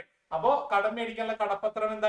ഡിബഞ്ചർ, ലോൺസ്, ഫിനാൻഷ്യൽ ഇൻസ്റ്റിറ്റ്യൂഷനിൽ ലോൺ എടുക്കുക, പബ്ലിക് ഡെപ്പോസിറ്റ്. സിമ്പിൾ ആയിട്ട് പഠിക്കുക. അതായത് ഇക്വിറ്റി ഫണ്ടും അതുപോലെ റിട്ടേൺ ഏർണിംഗ്സ് ഒഴിച്ച് ബാക്കി എല്ലാം എന്താണ്? ബോറോഡ് ഫണ്ടാണ്. അപ്പൊ നിങ്ങൾ അത് പഠിച്ചാൽ മതി. ഇവിടെ പഠിക്കുന്ന കാര്യങ്ങളിൽ ഇക്വിറ്റിയും റിട്ടേൺ ഏർണിംഗ്സും ഓണേഴ്സ് ഫണ്ടിലിടാം, ബാക്കിയൊക്കെ ഇവിടെ കൊണ്ടിടാം, ബോറോഡ് ഫണ്ടിലിടാം. അതേപോലെ നെക്സ്റ്റ് അടുത്തതാണ് on the basis of generation. Fund ഏത് സോഴ്സിൽ നിന്ന് വരുന്നു? ഇന്റേണൽ സോഴ്സിൽ നിന്നാണോ external? Within the organisation. Equity share ഫണ്ടുകൾ, പിന്നെ എന്താണ്, അപ്പൊ നമ്മൾ ഇത് തന്നെയാണ് എവിടെയും വരാ. ബിസിനസ് അകത്തുള്ള ആളല്ലേ, അപ്പൊ ഓണർ കൊണ്ടുവരുന്ന ഫണ്ട് തന്നെയാണ് ഇന്റേണൽ സോഴ്സ്. ഓക്കെ അല്ലേ. ഇനി പുറത്തുനിന്ന് വരുന്ന എന്തൊക്കെയാ? എക്സ്റ്റേണൽസ്, നേരത്തെ പറഞ്ഞ പോലെ ഡിബഞ്ചേഴ്സ്, ഇതന്നെ എഴുതിച്ചാൽ മതി. ക്ലിയർ ആണല്ലോ. ഇത് രണ്ടും സിമ്പിൾ ആയിട്ട് നിങ്ങൾക്ക് ഒരെണ്ണം പഠിച്ചാൽ മതി. ഇത് മാത്രം നിങ്ങൾ ജസ്റ്റ് കാറ്റഗറൈസ് ചെയ്യാൻ പഠിക്കുക. സെറ്റ് ആണ്, കൈവിശി കാണിച്ച് ഓക്കെ ആണെങ്കിൽ. അപ്പൊ നമുക്ക് ഷെയറുകളെ നമുക്ക് എത്രയും തരത്തിൽ കാണിച്ചു. ഷെയറുകളെ നമുക്ക് 2 ആയി തരത്തിരിക്കും. ഏതൊക്കെ ടൈപ്സ് ഓഫ് ഷെയർ ഉള്ളത് ടീച്ചറെ? ഇക്വിറ്റി ഷെയറും ഉണ്ട്, പ്രിഫറൻസ് ഷെയറും ഉണ്ട്. വളരെ ഇമ്പോർട്ടന്റ് ആണ്. ഇക്വിറ്റി ഷെയറിന്റെ വാല്യൂ, നോമിനൽ വാല്യൂ വളരെ കുറവായിരിക്കും, പ്രിഫറൻസ് ഷെയറിന്റെ കുറച്ചും കൂടി കൂടുതലായിരിക്കും. ഇനി ഇക്വിറ്റി ഷെയറിന് കിട്ടുന്ന ലാഭവിഹിതം, ഇക്വിറ്റി ഷെയർ, ഇപ്പൊ ഞാൻ ഇക്വിറ്റി ഷെയർ വാങ്ങിയ ആളാണ്, ഒരു കമ്പനിയുടെ ഇക്വിറ്റി ഷെയർ വാങ്ങിയ ആളാണ് ഞാൻ. ടീച്ചറോ? ഞാനാണെങ്കിൽ പ്രിഫറൻസ് ഷെയർ വാങ്ങിച്ച ആളാണ്. ഓക്കെ അല്ലേ. എനിക്ക് ഡിവിഡൻഡ് എങ്ങനെ കിട്ടും? ലാഭവിഹിതം ആ കമ്പനിയിൽ നിന്ന്, നമ്മൾ ഒരു കമ്പനി A ലിമിറ്റഡ് എന്ന് പറയുന്ന കമ്പനിയുടെ ഇക്വിറ്റി ഷെയർ വാങ്ങിയ ആളാണ് ഞാൻ. ആ കമ്പനിയുടെ പ്രിഫറൻസ് ഷെയർ വാങ്ങിയ ആളാണ് വിജയ് ടീച്ചർ. ഓക്കെ അല്ലേ. അപ്പൊ എനിക്ക് എങ്ങനെ ഡിവിഡൻഡ് കിട്ടാം? സാറിന് എങ്ങനെ കിട്ടാ? പ്രോഫിറ്റ് ഉള്ളപ്പോ എങ്ങനെ കിട്ടും? നല്ല ഡിവിഡൻഡ് കിട്ടും. പ്രോഫിറ്റ് ഇല്ല, നല്ല ലാഭം ഉണ്ടെങ്കിൽ നല്ല ഡിവിഡൻഡ് കിട്ടും, കുറവാണെങ്കിൽ കുറച്ച് കിട്ടും. പക്ഷെ ടീച്ചർക്കാണെങ്കിലോ എല്ലാ പ്രാവശ്യവും ഫിക്സഡ് റേറ്റ്. ഇപ്പൊ എത്രയാണോ കൂടുതൽ ലാഭം കിട്ടിയിട്ട് കാര്യമില്ല, എനിക്ക് ഫിക്സഡ് റേറ്റ് കിട്ടുന്ന ഡിവിഡൻഡ് കിട്ടും, ലാഭവിഹിതം കിട്ടും. ക്ലിയർ ആയോ? പക്ഷേ പ്രോഫിറ്റ് ഇല്ലെങ്കിലും എനിക്ക് ഫിക്സഡ് കിട്ടൂട്ടാ. അങ്ങനെയുണ്ട്. ഇപ്പൊ നഷ്ടമാണെങ്കിലും എനിക്കാണ് നഷ്ടം ഉണ്ടാവുള്ളൂ, ടീച്ചർക്ക് അപ്പോഴും. അതെ, ടീച്ചർ പുറത്തുള്ള ഒരാളാണ്, ഞാൻ ഓണറാണ്. അടുത്തത് അരിയേഴ്സ് ഓഫ് ഡിവിഡൻഡ്. കുടിശ്ശിക വരികയാണെങ്കിൽ, അതായത് no right to get arrears of dividend. അതായത് ഏതെങ്കിലും മാസം എനിക്ക് ഡിവിഡൻഡ് കിട്ടിയില്ലെങ്കിൽ, എനിക്ക് ഏതെങ്കിലും മാസം ഡിവിഡൻഡ് കിട്ടിയില്ലെങ്കിൽ അടുത്ത മാസം കിട്ടൂല, കഞ്ഞി കുടിച്ചിരിക്കും. പക്ഷെ വിജയ് ടീച്ചർക്കാണെങ്കിലോ, എനിക്കാണെങ്കിൽ ക്യുമുലേറ്റീവ് പ്രിഫറൻസ് ഷെയർ മേടിച്ചാൽ എനിക്ക് ജയരി മേടിക്കാം, ഡിവിഡൻഡ് കിട്ടും അല്ലേ. അപ്പൊ ഡിവിഡൻഡ് ഈ മാസം ടീച്ചർക്ക് കൊടുത്തില്ലെങ്കിൽ ഇതും കൂടി ചേർത്ത് അടുത്ത മാസം കൊടുക്കണം. ഏത് മേടിച്ചാൽ? ക്യുമുലേറ്റീവ് പ്രിഫറൻസ് ഷെയർ മേടിച്ചാൽ. ക്ലിയർ ആയോ മക്കളെ? ക്ലിയർ അല്ലേ? അടുത്ത ഡിഫറൻസ് കാണിച്ച്. നെക്സ്റ്റ് ആണ് പ്രിയോറിറ്റി. പക്ഷേ no priority in dividend and repayment of capital. മക്കളെ, ഈ ഒരു കമ്പനിയുടെ വർഷാവസാനമാണ് ലാഭവിഹിതം വീതിക്കുക. അപ്പൊ ഈ ലാഭവിഹിതം വീതിക്കുമ്പോ ഡിവിഡൻഡ് വീതിക്കുമ്പോ ആർക്ക് ആദ്യം കൊടുക്കുക? എനിക്ക് കിട്ടും അല്ലെ. പ്രിഫറൻസ് ഉണ്ട്, മുൻഗണന എനിക്കാണ്. ഓണറായിട്ട് കാര്യമില്ല, പ്രിഫറൻസ് ആൾക്കാണ് ആദ്യം കൊടുക്കുക, എന്നിട്ട് എനിക്ക് കിട്ടുള്ളൂ. അതുപോലെ ഇപ്പൊ കമ്പനി വൈൻഡപ്പ് ചെയ്യുമ്പോ ക്യാപിറ്റൽ ഇറക്കിയ ക്യാപിറ്റൽ, ആ ക്യാപിറ്റൽ ആദ്യം ആർക്ക് തിരിച്ചു കൊടുക്കാം? പ്രിഫറൻസ് ഷെയർ ഹോൾഡേഴ്സിന് എല്ലാത്തിനും പ്രിഫറൻസ് ഉണ്ട്. ഡിവിഡൻഡ് കിട്ടാനും അതുപോലെ ക്യാപിറ്റൽ കിട്ടാനും എന്താണ് പ്രിഫറൻസ് ഉണ്ട്. 2 പ്രിഫറൻഷ്യൽ റൈറ്റ് ഉണ്ട്. സാറിനാണെങ്കിലും ഒന്നുമില്ല. റിസ്ക്, എനിക്ക് റിസ്ക് കൂടുതലാണ്. കാരണം എന്താ? എങ്ങനെ പ്രോഫിറ്റ് ഇല്ലെങ്കിൽ ഒന്നും ഡിവിഡൻഡ് കിട്ടിയില്ല. അതുപോലെ അടച്ചു പൂട്ടുമ്പോഴാണെങ്കിൽ ലാസ്റ്റ് ക്യാപിറ്റൽ കിട്ടുള്ളൂ. അപ്പൊ റിസ്ക് കൂടുതലായിരിക്കും, പക്ഷെ റിസ്ക് കുറവായിരിക്കും. ഇനി ഞാൻ കമ്പനിയുടെ ഓണറാണ് കേട്ടോ മക്കളെ. കാരണം ഇക്വിറ്റി ഷെയർ വാങ്ങുന്ന ആള് കമ്പനിയുടെ ഓണറാണ്. അപ്പൊ കമ്പനിയിൽ ബോർഡ് ഓഫ് ഡയറക്ടേഴ്സിനെ തെരഞ്ഞെടുക്കുമ്പോൾ എനിക്ക് എന്തുണ്ട്? വോട്ടിംഗ് റൈറ്റ് ഉണ്ട്, വോട്ട് ചെയ്യാൻ അധികാരമുണ്ട്. പക്ഷെ ടീച്ചർക്ക് പുറത്തുള്ള ആളാണ്. ടീച്ചർ ഞങ്ങൾ കൂട്ടൂല, മനസ്സിലായോ? ടീച്ചർക്ക് എന്തില്ല? വോട്ടിംഗ് റൈറ്റ് ഇല്ല. അതിന് വലിയ ആവശ്യം നിൽക്കില്ല. പൈസ ക്ലിയർ അല്ല മക്കളെ? അടുത്തത് കൺട്രോൾ. എനിക്ക് ബിസിനസ്സിലെ എല്ലാ കാര്യങ്ങളും കൺട്രോൾ. ഞാൻ ഓണറാ, ടീച്ചറെയോ പുറത്തുള്ള ഒരാളാണ്. അപ്പൊ ഒരിക്കലും കൺട്രോൾ കൊടുക്കില്ല. ക്ലിയർ ആണോ മക്കളെ? സെറ്റല്ലേ മക്കളെ? ഓക്കെ. ഇപ്പൊ വേണമെങ്കിൽ ഒരു എഴുതി കൂടെ എന്താണ് ഇക്വിറ്റി ഷെയർ മാത്രം എഴുതി വെക്കാൻ പറ്റും. അതേപോലെ എന്താണ് പ്രിഫറൻസ് ഷെയർ എന്ന് എഴുതാൻ പറ്റും. ക്ലിയർ ആണല്ലോ? അതുപോലെ വേണമെങ്കിൽ ഇതിന്റെ ഫീച്ചർ എഴുതാം, മെറിറ്റ് എഴുതാം. ഇതൊക്കെ നിങ്ങൾ എന്ത് ചെയ്താ ഈ ഡിഫറൻസ് എഴുതാൻ പഠിക്കുക. ക്ലിയർ ആണ്? കൈവീശി കാണിച്ച് ഓക്കെ ആണെങ്കിൽ ഓക്കെ ആണോ? ഡിഫറൻസ് നന്നായിട്ട് പഠിക്കണേ. നെക്സ്റ്റ് അടുത്ത പോർഷനിലേക്ക് പോകാലോ മക്കളെ. റീറ്റെയിൻ ഏർണിംഗ്സ് അഥവാ ഫ്ലോട്ടിംഗ് ബാക്ക് ഓഫ് പ്രോഫിറ്റ് അല്ലെങ്കിൽ ഇന്റേണൽ ഫിനാൻസിംഗ് എന്ന് പറയാം, സെൽഫ് ഫിനാൻസിംഗ് എന്ന് പറയാം. മക്കളെ ഇതിലെ ഈ ഒരു ചാപ്റ്ററിലെ പ്രധാനപ്പെട്ട പോർഷൻ ആണ് റീറ്റെയിൻഡ് ഏർണിംഗ്സ്. എപ്പോഴും 2 മാർക്ക് 3 മാർക്കിനൊക്കെ ചോദിക്കാറുണ്ട്. മക്കളെ ഈ പ്ലഫിംഗ് എന്ന് പറയുന്ന പേര് പഠിച്ചു ചിലപ്പോൾ ഒരു എക്സാമിന് ചോദിച്ചിട്ടുണ്ട്. ഒരു വട്ടം 2 പ്രാവശ്യം ചോദിച്ചിട്ടുണ്ട്. അവ നിങ്ങൾ വായ പൊളിച്ചിരിക്കരുത്. ഫ്ലഫിംഗ് ബാക്ക് എന്ന് പറഞ്ഞാൽ അത് റീറ്റെയിൻ ചെയ്ത, അതായത് it is A part of net earnings which is retain in the business for use in the future. അതായത് ഇപ്പൊ നമുക്കൊരു പ്രോഫിറ്റ് കമ്പനിക്ക് കിട്ടുകയാണെങ്കിൽ കമ്പനി ആ പ്രോഫിറ്റ് എന്ത് ചെയ്യില്ല, മൊത്തമായിട്ട് ഡിവിഡൻഡ് ആയിട്ട് ഷെയർ ഹോൾഡേഴ്സിന് കൊടുക്കില്ല. അതായത് കമ്പനിക്ക് ഇപ്പൊ ഒരു 5 ലക്ഷം രൂപ പ്രോഫിറ്റ് കിട്ടിയാൽ ഈ 5 ലക്ഷം രൂപയും കമ്പനി ഷെയർ ഹോൾഡറിന് വീതിച്ച് ലാഭവിഹിതമായിട്ട് കൊടുക്കില്ല. കമ്പനിക്ക് ഭാവിയിൽ പൈസ ആവശ്യമില്ലേ? വളർച്ച വേണ്ടേ? അപ്പൊ കമ്പനി കുറച്ച് പൈസ ബിസിനസ്സിൽ തന്നെ വെക്കും, ബാക്കിയുള്ളത് എന്തുകൊണ്ടും ഡിവിഡൻഡ് കൊടുക്കുള്ളൂ. അങ്ങനെ ബിസിനസ്സിൽ വെച്ച ബിസിനസ്സിൽ റീറ്റെയിൻ ചെയ്ത പ്രോഫിറ്റിനെയാണ് റീറ്റെയിൻ ഏർണിംഗ്സ് എന്ന് പറയാം. ക്ലിയർ ആണ് കേസ് കാണിച്ച്? ക്ലിയർ ആണ് കേസ് കാണിച്ച്? അതായത് ബിസിനസ്സിൽ കിട്ടിയ ലാഭത്തിൽ നിന്നും ബിസിനസ് ആ ലാഭം മൊത്തമായിട്ട് ആർക്കും കൊടുക്കില്ല, ഷെയർ ഹോൾഡേഴ്സിന് കൊടുക്കില്ല, കുറച്ച് അവിടെ തന്നെ വെക്കും, ബിസിനസ്സിൽ തന്നെ കീപ്പ് ചെയ്ത് വെക്കും. അങ്ങനെ ബിസിനസിന് ഭാവിയിലേക്ക് ഫണ്ട് ആവശ്യമുണ്ട്. അപ്പൊ അങ്ങനെ ബിസിനസ്സിൽ തന്നെ വെച്ച ഫണ്ടിനെയാണ് റീറ്റെയിൻഡ് ഏർണിംഗ്സ് അഥവാ ഫ്ലോട്ടിംഗ് ബാക്ക് ഓഫ് പ്രോഫിറ്റ്. ഇതിന്റെ മെറിറ്റും ഡിമെറിറ്റും നിങ്ങൾ പഠിക്കണം കേട്ടോ. മെറിറ്റ് പറയുകയാണെങ്കിൽ എന്താണ്? പെർമനന്റ് സോഴ്സ് ആണ് അല്ലെ, നമ്മുടെ കമ്പനി തന്നെ ഉണ്ട്, സോ പെർമനന്റ് സോഴ്സ് ആണ്. പിന്നെ അവിടെ കോസ്റ്റ് ഒന്നും ഇല്ല, വേറെ വലിയ കോസ്റ്റ് ഒന്നും വരുന്നില്ല. പിന്നെ കമ്പനിക്ക് എന്താണ്? ഫിനാൻഷ്യലി സ്ട്രോങ് ആണ്, നമുക്ക് ഭാവിയിലേക്ക് ഒരു സേവിങ്സ് അല്ലേ. നെക്സ്റ്റ് ലിമിറ്റേഷൻ പറയുകയാണെങ്കിലോ ഷെയർ ഹോൾഡേഴ്സിനാണെങ്കിൽ സംഭവിക്കും ഡിസാറ്റിസ്ഫാക്ഷൻ. അവർക്ക് കിട്ടേണ്ട പ്രോഫിറ്റ് അല്ലേ നമ്മൾ മാറ്റി വെക്കുന്നത്. നെക്സ്റ്റ് എന്താണ്? Opportunity cost. അത് പഠിപ്പിച്ചിട്ടില്ല സാർ? അവസ്ഥ അടുത്ത വർഷം വരെയായിരിക്കും. അതായത് നമുക്ക് വേണമെങ്കിൽ ഈ ഫണ്ട് എന്ത് ചെയ്യായിരുന്നു? വേറെ ബിസിനസ്സിൽ ഇൻവെസ്റ്റ് ചെയ്ത് പൈസ ഉണ്ടാക്കാമായിരുന്നു അല്ലെ. അതിനാണ് എന്ത് പറയാ? Opportunity cost. അത് നമ്മൾ അനുവദിച്ചില്ലല്ലോ. അപ്പൊ ഓപ്പർച്യൂണിറ്റി കോസ്റ്റ് നമുക്ക് നഷ്ടപ്പെടാണ്. ക്ലിയർ ആണല്ലോ? അപ്പൊ മെറിറ്റും ഡിമെറിറ്റും 2 പോയിന്റ് വെച്ച് നിങ്ങൾ അറ്റ്ലീസ്റ്റ് പഠിക്കണം. സെറ്റ് ആണ് കൈവീശിക്കാൻ ഓക്കെ ആണെങ്കിൽ ഓക്കെ ആണല്ലോ? നെക്സ്റ്റ് അടുത്തേക്ക് പോകാലോ സാറേ? മക്കളെ അടുത്താണ് ഷെയർ ഡിബെഞ്ചർ. ഈ ഷെയർ എന്ന് പറഞ്ഞാൽ ഇക്വിറ്റി ഷെയർ ആണ് ഉദ്ദേശിക്കുന്നത്. ഇവിടെ നിങ്ങൾ ഇക്വിറ്റി മാത്രം മനസ്സിൽ വിചാരിക്കണം, പ്രിഫറൻസിനെ കുറിച്ച് ചിന്തിക്കുകയും ചെയ്യണം. ഇക്വിറ്റി വാങ്ങിയ ആളല്ലായിരുന്നു ഞാൻ അല്ലെ? കമ്പനി ഇക്വിറ്റി ഷെയർ വാങ്ങിയ ആള്. ഇനി കമ്പനിക്ക് കുറച്ച് പൈസക്ക് അത്യാവശ്യം വന്നപ്പോഴ് കമ്പനിക്ക് കുറച്ച് പൈസ വേണം. അപ്പൊ കമ്പനിയുടെ ഡിബെഞ്ചർ, കടപ്പത്രം, അതായത് കമ്പനിയുടെ ഒരു ഡോക്യുമെന്റ് ഉണ്ട്, നമ്മുടെ വീടിന്റെ ആധാരമൊക്കെ പോലെ ഒരു ഡോക്യുമെന്റ് ഉണ്ട് അല്ലെ. ആ ആധാരം എന്ത് ചെയ്തു? കമ്പനി വിറ്റു. പൈസ ഉണ്ടാക്കാൻ വേണ്ടി ആർക്ക് വിറ്റു? കമ്പനിയുടെ പുറത്തുള്ള ഒരു കടക്കാരന് പുറത്തുള്ളൊരു കൊടുത്തു. ഞാൻ എപ്പോഴും പുറത്തുള്ള ആളാട്ടാ. ബിസിനസ് ആണ് ആദ്യം എന്ത് വാങ്ങിയത്? കമ്പനിയുടെ ബിസിനസ് ആള്. ഓക്കെ അല്ലെ? അപ്പൊ കമ്പനിയുടെ ഷെയർ വാങ്ങിയ ആളാരാ? ഞാൻ. ഇക്വിറ്റി ഷെയർ വാങ്ങിയ ആളാണ് ഞാൻ. ഡിബെഞ്ചർ ഇല്ലാത്തപ്പോ കമ്പനി എന്ത് ചെയ്തു? കടപ്പത്രം, ഡിബെഞ്ചർ എന്ന് പറയുന്ന ഡെറ്റ് ഇൻസ്ട്രുമെന്റ് ആർക്ക് വിറ്റു? അതല്ലെങ്കിൽ അങ്ങനെയാണ് ഓണർ പാപ്പരാമ ഒരു കാലാവധി ഉണ്ട് നമുക്ക്. ഇത്ര കാലാവധി വരെ 5 വർഷം കറക്റ്റ് സ്പെസിഫിക് പീരീഡ് ഉണ്ടായിരിക്കും കേട്ടോ. ആ വർഷം വരെ ഡിബെഞ്ചർ ബിസിനസിന്റെ കയ്യിൽ വെച്ചോളാൻ പറഞ്ഞു. അത് പകരം അടുത്തൊരു 10 ലക്ഷം 5 ലക്ഷം രൂപ നമ്മൾ മേടിച്ചു കമ്പനിക്ക്. അതാണ് ഡിബെഞ്ചർ. ക്ലിയർ അല്ലേ? അപ്പോ നേച്ചർ ഓഫ് ഇൻസ്ട്രുമെന്റ് പറഞ്ഞ ഷെയർ എന്ന് പറഞ്ഞ ഷെയർ വാങ്ങിയത് ആരായി? ഓണറായി. അപ്പൊ അതെന്ത് ഫണ്ടായിരിക്കും? ഓൺഡ് ഫണ്ടായിരിക്കും. കടം വാങ്ങുന്ന പൈസ അല്ലേ, എനിക്ക് കടം മേടിക്കൽ എന്റെ കയ്യിൽ. അപ്പൊ എന്താണ് അത്? ഡെപ്റ്റ് ഫണ്ട് എന്ന് പറയാം, അല്ലെങ്കിൽ ബോറോഡ് ഫണ്ട് എന്ന് പറയാം. ഡെപ്റ്റ് ഫണ്ട്, ബോറോഡ് ഫണ്ട് എന്നൊക്കെ പറയാം. ഷെയർ വാങ്ങിയ ആള് കമ്പനിയുടെ ആരാണ്? ഓണറാണ്, അല്ലെങ്കിൽ മെമ്പർ ആണ്, ഷെയർ ഹോൾഡർ ആണ്, ക്രെഡിറ്റർ. ഞാൻ ഉള്ളതുകൊണ്ട് നമ്മൾ നമ്മൾ പൈസ കൊടുക്കാനുള്ള ക്രെഡിറ്റർ ആണ്. ക്ലിയർ ആയ മക്കളെ? ഓക്കെ അല്ലെ? കമ്പനി പൈസ കൊടുക്കാനുള്ള ആളാണ്. ഇനി ഡിവിഡന്റ് എനിക്ക് എന്ത് കിട്ടും? സാർ എന്താണ് പ്രോഫിറ്റ് അനുസരിച്ച് ഡിവിഡന്റ് മാറി മാറില്ലേ? പ്രോഫിറ്റ് കൂടുതലാണെങ്കിൽ നല്ല ഡിവിഡന്റ് കിട്ടും, പ്രോഫിറ്റ് കുറവാണെങ്കിലോ ചെറിയ ഡിവിഡന്റ് കിട്ടും. ഇനി ഇവിടെ നമ്മൾ ലോൺ കൊടുത്ത പോലെയല്ലേ? കറക്റ്റ് ആയിട്ട് ഇൻട്രസ്റ്റ് തരണം. എനിക്കറിയാം മാറിപ്പോയത് ഡിബഞ്ചർ ഹോൾഡർക്ക് ഇൻട്രസ്റ്റ്. അതെങ്ങനെയായിരിക്കണം? ഫിക്സഡ് റേറ്റിലായിരിക്കണം, കറക്റ്റ് പെർസെന്റേജിലായിരിക്കണം. ഒരു ബാങ്കിൽ ലോൺ എടുക്കുകയാണെങ്കിൽ 5% ഇൻട്രസ്റ്റ് അടയ്ക്കാന്ന് പറഞ്ഞാൽ എല്ലാ മാസവും 5% അതേപോലെ ഇൻട്രസ്റ്റ് ഫിക്സഡ് ആയിട്ട് കൊടുക്കും. നെക്സ്റ്റ് അടുത്തത് charge. No charges on asset of the കമ്പനിയാണ് അല്ലെ? അതായത് കമ്പനിയുടെ അസറ്റിൽ എന്തില്ല? നമ്മുടെ ഇക്വിറ്റി ഷെയർ ഹോൾഡേഴ്സിന് ചാർജ് ഇല്ല, പക്ഷെ ഡിബഞ്ചർ ഹോൾഡറിന് എന്തുണ്ട്? ചാർജ് ഉണ്ട്. അടുത്തതാണ് റേറ്റ് ഓഫ് റിട്ടേൺ ആണ് മക്കളെ. എനിക്ക് കിട്ടുന്ന ലാഭവിഹിതം കമ്പനിക്ക് ലാഭം കൂടുമ്പോൾ കൂടുതൽ ലാഭം കുറവാണെങ്കിലോ തിരമാല പോലെ ചേഞ്ചസ് വരും. പക്ഷെ ടീച്ചർക്ക് കിട്ടുന്ന ഇൻട്രസ്റ്റ് ഒരേപോലെ ഫിക്സഡ് റേറ്റ് ആയിരിക്കും. അടുത്ത issue of share is mandatory ആണ് അല്ലെ? ഷെയർ ഇല്ലാതെ എന്ന് പറയുന്നത് ഷെയർ വിറ്റാൽ കമ്പനി ഉള്ളൂ. പക്ഷെ ഡിബഞ്ചർ ആവശ്യമുണ്ടെങ്കിൽ വിറ്റാൽ മതി. പൈസ ഇല്ലെങ്കിൽ മേടിക്കേണ്ടി വരും. സാഹചര്യം വരുമ്പോഴേ ഡിബഞ്ചർ കിട്ടേണ്ട കാര്യമുള്ളൂ. അപ്പൊ ഇത് നോട്ട് മാൻഡേറ്ററി. കമ്പൽസറി നിങ്ങൾക്ക് വേണമെങ്കിൽ പറയാം ഇത് കമ്പൽസറി ആണ്, ഇത് കമ്പൽസറി അല്ല. അങ്ങനെ മാൻഡേറ്ററി എഴുതുന്നില്ല കേട്ടോ മക്കളെ. കമ്പൽസറി എഴുതിയാൽ മതി. മക്കളെ ക്ലിയർ ആണ്? കൈവശി കാണിച്ച ഓക്കെ ആണല്ലോ അത്? അപ്പൊ നിങ്ങൾക്ക് വേണമെങ്കിൽ എന്ത് ചെയ്ത് ഡിബഞ്ചർ എന്താണെന്ന് എഴുതി വെക്കാം, ഡിബഞ്ചറിന്റെ ഫീച്ചർ എഴുതാം, മെറിറ്റ് എഴുതാം. അപ്പൊ നിങ്ങൾ അങ്ങനെ പഠിച്ചു വെക്കാം കേട്ടോ. നെക്സ്റ്റ് അടുത്തതിലേക്ക് പോവാലോ. പബ്ലിക് ഡെപ്പോസിറ്റ്സ് എന്ന് പറയുന്നത് നമ്മൾ എന്ത് ചെയ്യും? നമ്മൾ ബാങ്കിലെ കൊണ്ട് പൈസ ഡെപ്പോസിറ്റ് ചെയ്യും അല്ലെ? അപ്പൊ അതേപോലെ ബിസിനസ് സ്ഥാപനങ്ങൾ പൈസക്ക് ആവശ്യം വരുമ്പോൾ എന്ത് ചെയ്യും? പബ്ലിക്കിന്റെ കയ്യിൽ നിന്ന് ഡെപ്പോസിറ്റ് സ്വീകരിക്കും. ചിലപ്പോൾ എന്താണ് ഷോർട്ട് ടൈം ഇമ്മീഡിയറ്റ് പർപ്പസിന് വേണ്ടിയിട്ട് പബ്ലിക്കിന്റെ കയ്യിൽ നിന്ന് ഫണ്ട് സ്വീകരിക്കും.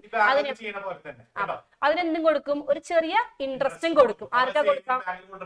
കൊണ്ടുവരുന്ന പോലെ. അപ്പൊ ഇതേപോലെ പബ്ലിക്കിന്റെ കയ്യിൽ നിന്ന് ഡെപ്പോസിറ്റ് സ്വീകരിച്ചിട്ട് പബ്ലിക്കിന് ഇൻട്രസ്റ്റ് കൊടുക്കുന്ന പരിപാടിയാണ് എന്ത്? Public deposit. സെറ്റ് ആണ്? കൈവശി കാണിച്ച മക്കളെ ഓക്കെ അല്ലേ?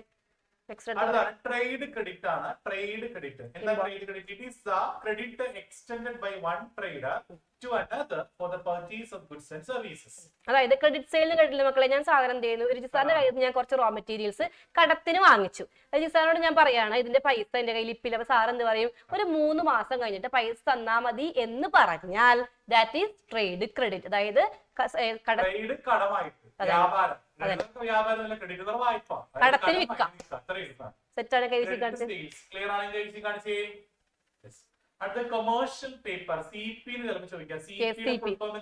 Commercial paper.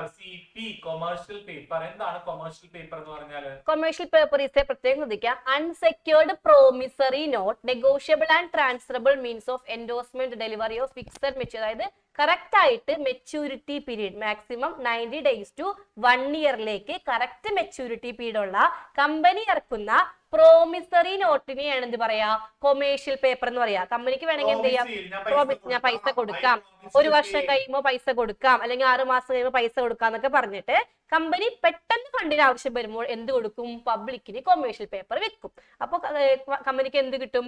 ആരാണോ കൊമേഴ്ഷ്യൽ പേപ്പർ മേടിക്കുന്നത് അയാളുടെ കയ്യിൽ നിന്ന് പൈസയും കിട്ടും. സെറ്റാണ്? കൈവശി കാണിച്ചേ ഓക്കെ ആണ്? ക്ലിയർ ആണല്ലോ?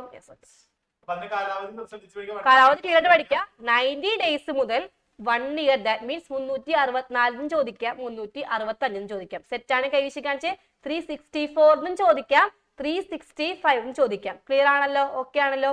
ഈ ദിവസം എന്ത് ചെയ്യണം? എന്റെ പീരീഡ് മെച്യൂരിറ്റി പീരീഡ് ആകും. ഓക്കെ നെക്സ്റ്റ് അടുത്താണ് വളരെ ഇമ്പോർട്ടന്റ് ടോപ്പിക് ആണ് factoring. Factoring is a financial service under which the factor undertakes the debt collection activity on behalf of business enterprises. അതായത് മക്കളെ നമുക്ക് കടം തരാനുള്ളതാണ്. നമ്മൾ കടം മേടിക്കാൻ കടം വിൽക്കാനൊക്കെ ചെയ്തിട്ടുണ്ടാവുമല്ലോ. ഓർമ്മയുണ്ടോ എനിക്കറിയില്ല. മക്കളെ നമുക്ക് ഒരാൾ പൈസ തരാനുണ്ട്. നമ്മുടെ ബിസിനസ്സിലോട്ട് നമ്മൾ പൈസ തരാനുണ്ട്. നമ്മൾ എന്താണ്? പൈസ തരാനുണ്ട്. ബിസിനസ്സിലോട്ട് പൈസ തരാനുണ്ട്. അങ്ങനെ ബിസിനസ്സിലോട്ട് പൈസ തരാനുള്ള ആളുടെ കയ്യിൽ നിന്നും എന്താണ്? നമ്മള് പൈസ കളക്ട് ചെയ്യാൻ വേണ്ടിയിട്ട് നമ്മൾ ഏജന്റിനെ ഏൽപ്പിക്കും. ഒരു ഫാക്ടർ ഏജന്റിനെ ഏൽപ്പിക്കും. അതുപോലെ ബ്രോക്കർ ആവാം, മനസ്സിലായ? ബ്രോക്കർ ആവാം, അല്ലെങ്കിൽ ഒരു കമ്മീഷൻ ഏജന്റ് ആവാം. അങ്ങനെ ഒരു ഏജന്റ് നമുക്ക് പോയി വാങ്ങാനോ അല്ലെങ്കിൽ അവരെ പിടിച്ച് വാങ്ങാനോ നമുക്ക് നേരമില്ല. മനസ്സിലായി? നമ്മുടെ ബിസിനസ്സിൽ നമുക്ക് അതിന് നേരമില്ല. അപ്പൊ നമ്മൾ പൈസ കളക്ട് ചെയ്യാൻ, ഈ കടം മേടിക്കാൻ വേണ്ടിട്ട്, കടം മേടിച്ച് പൈസ തിരിച്ചു വാങ്ങാൻ വേണ്ടിയിട്ട് നമ്മൾ ഗുണ്ടകളെ ഏർപ്പാടാക്കും. അപ്പൊ അരുൺ സാറെ ഏർപ്പാടാക്കാം. അരുൺ സാറെ കൊടുത്തോളൂ. അപ്പൊ നമ്മൾ ഗുണ്ടകളെ അല്ലെങ്കിൽ പുറത്തുള്ള ഒരാളെ നമ്മൾ ഏർപ്പാടാക്കും. മനസ്സിലായോ? അതിനെയാണ് ഫാക്ടർ. ആ ഒരു ഫാക്ടറിനെയാണ് ഫാക്ടറിങ് എന്ന് പറയാം കേട്ടോ. ക്ലിയർ ആയ ഗുണ്ട? അല്ല എയ്ഡൻ? ക്ലിയർ ആയ എയ്ഡൻ? ശരിക്കും കൊണ്ടുവരലൊക്കെ ഉണ്ടല്ലേ? മുടിയൊക്കെ വെട്ടി. സൂക്ഷിച്ച് കളിച്ചാൽ മതി. മക്കളെ എല്ലാവർക്കും ഫാക്ടറിംഗ് ക്ലിയർ ആണെങ്കിൽ ഫാക്ടറിംഗ് എന്താണ്? നമ്മളുടെ ഡെപ്റ്റ് നമുക്ക് പകരം ഒരു ഏജന്റ് പോയിട്ട് കളക്ട് ചെയ്യുകയാണെങ്കിൽ ദാറ്റ് ഈസ് ഫാക്ടറിംഗ്. ആ ഏജന്റ് നമ്മൾ എന്ത് പറയും? നമ്മൾ ഫാക്ടർ എന്ന് പറയും. ക്ലിയർ ആണല്ലോ? ആരുടെ കയ്യിൽ നിന്നാണോ പൈസ കളക്ട് ചെയ്യുന്നവർ നമ്മൾ എന്ത് പറയും? അവര് നമ്മള് ഡെപ്റ്റർ എന്ന് പറയും. ക്ലിയർ ആണല്ലോ? ആരുടെ ബില്ലാണോ കളക്ട് ചെയ്യുന്നവർ എന്ത് പറയും? ക്ലയന്റ് ഫേം എന്ന് പറയും. സെറ്റ് ആണെങ്കിൽ പൈസ ഡെപ്റ്റർ. അറിയാലോ? വളരെ വളരെ ഇമ്പോർട്ടന്റ് ആണ്. മെറിറ്റും ഡിമെറിറ്റും പഠിക്കാം. A lease is a contractual agreement whereby the owner of an asset grant the right to use the asset to a party in return for a periodic payment. മക്കളെ എനിക്ക് ഒരുപാട് ഏക്കർ കണക്കിന് സ്ഥലമുണ്ട്. അപ്പൊ ആ സ്ഥലം എനിക്ക് എന്ത് ചെയ്യാം? ഞാൻ വെറുതെ ഇട്ടേക്കുക. എനിക്ക് അതിന് ആവശ്യമൊന്നുമില്ല. ഞാൻ വെറുതെ ഇട്ടു. അപ്പൊ അവിടെ ആ ഭൂമിയില് വാഴ കൃഷി ചെയ്യാൻ വേണ്ടി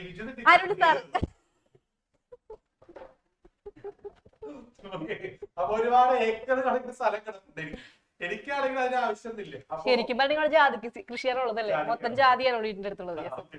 അപ്പൊ ജാതി കൃഷി ചെയ്യാൻ വേണ്ടിട്ട് നമ്മുടെ ടീച്ചർ എന്ത് ചെയ്തു? ഒരു എത്ര നാളത്തേക്കാ? ഞാനൊരു 5 വർഷത്തേക്ക് 5 വർഷത്തേക്ക് ലീസിന് എടുക്കാം, പാട്ടത്തിന് എടുക്കാം. കേട്ടോ നിങ്ങള്? പാട്ടത്തിന് എടുക്കാം. ഓക്കെ അല്ലേ? അപ്പൊ ആ സ്ഥലത്തിന്റെ ഉടമ ആരാ? ഞാനല്ലേ. എന്റെ ലെസ്സർ എന്നാണ് പറയാ. മനസ്സിലായ മക്കളെ? ഓണറിനെ എന്താ വിളിക്കുക? ലെസ്സർ. യൂസ് ചെയ്യുന്ന വിജിലൻ ടീച്ചറെയോ?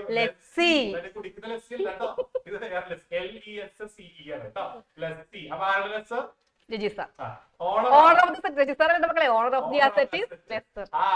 ഉടമസ്ഥൻ ഞാനല്ലേ. ഏക്കർ കണക്കിന് സ്ഥലത്തിന്റെ ഉടമസ്ഥൻ ഞാനല്ലേ. 5.5 ഏക്കർ സ്ഥലം ഓണർ. മനസ്സിലായി? ഓണറാണ് ഞാനാണ്. അപ്പൊ അവരാണ് ലെസ്സർ. യൂസർ ആരാണ്? Lessee. Owner of asset is called the lessor and the user is lessee. അപ്പൊ നമ്മൾ തമ്മിലുള്ള ഒരു എഗ്രിമെന്റ് ആണ്.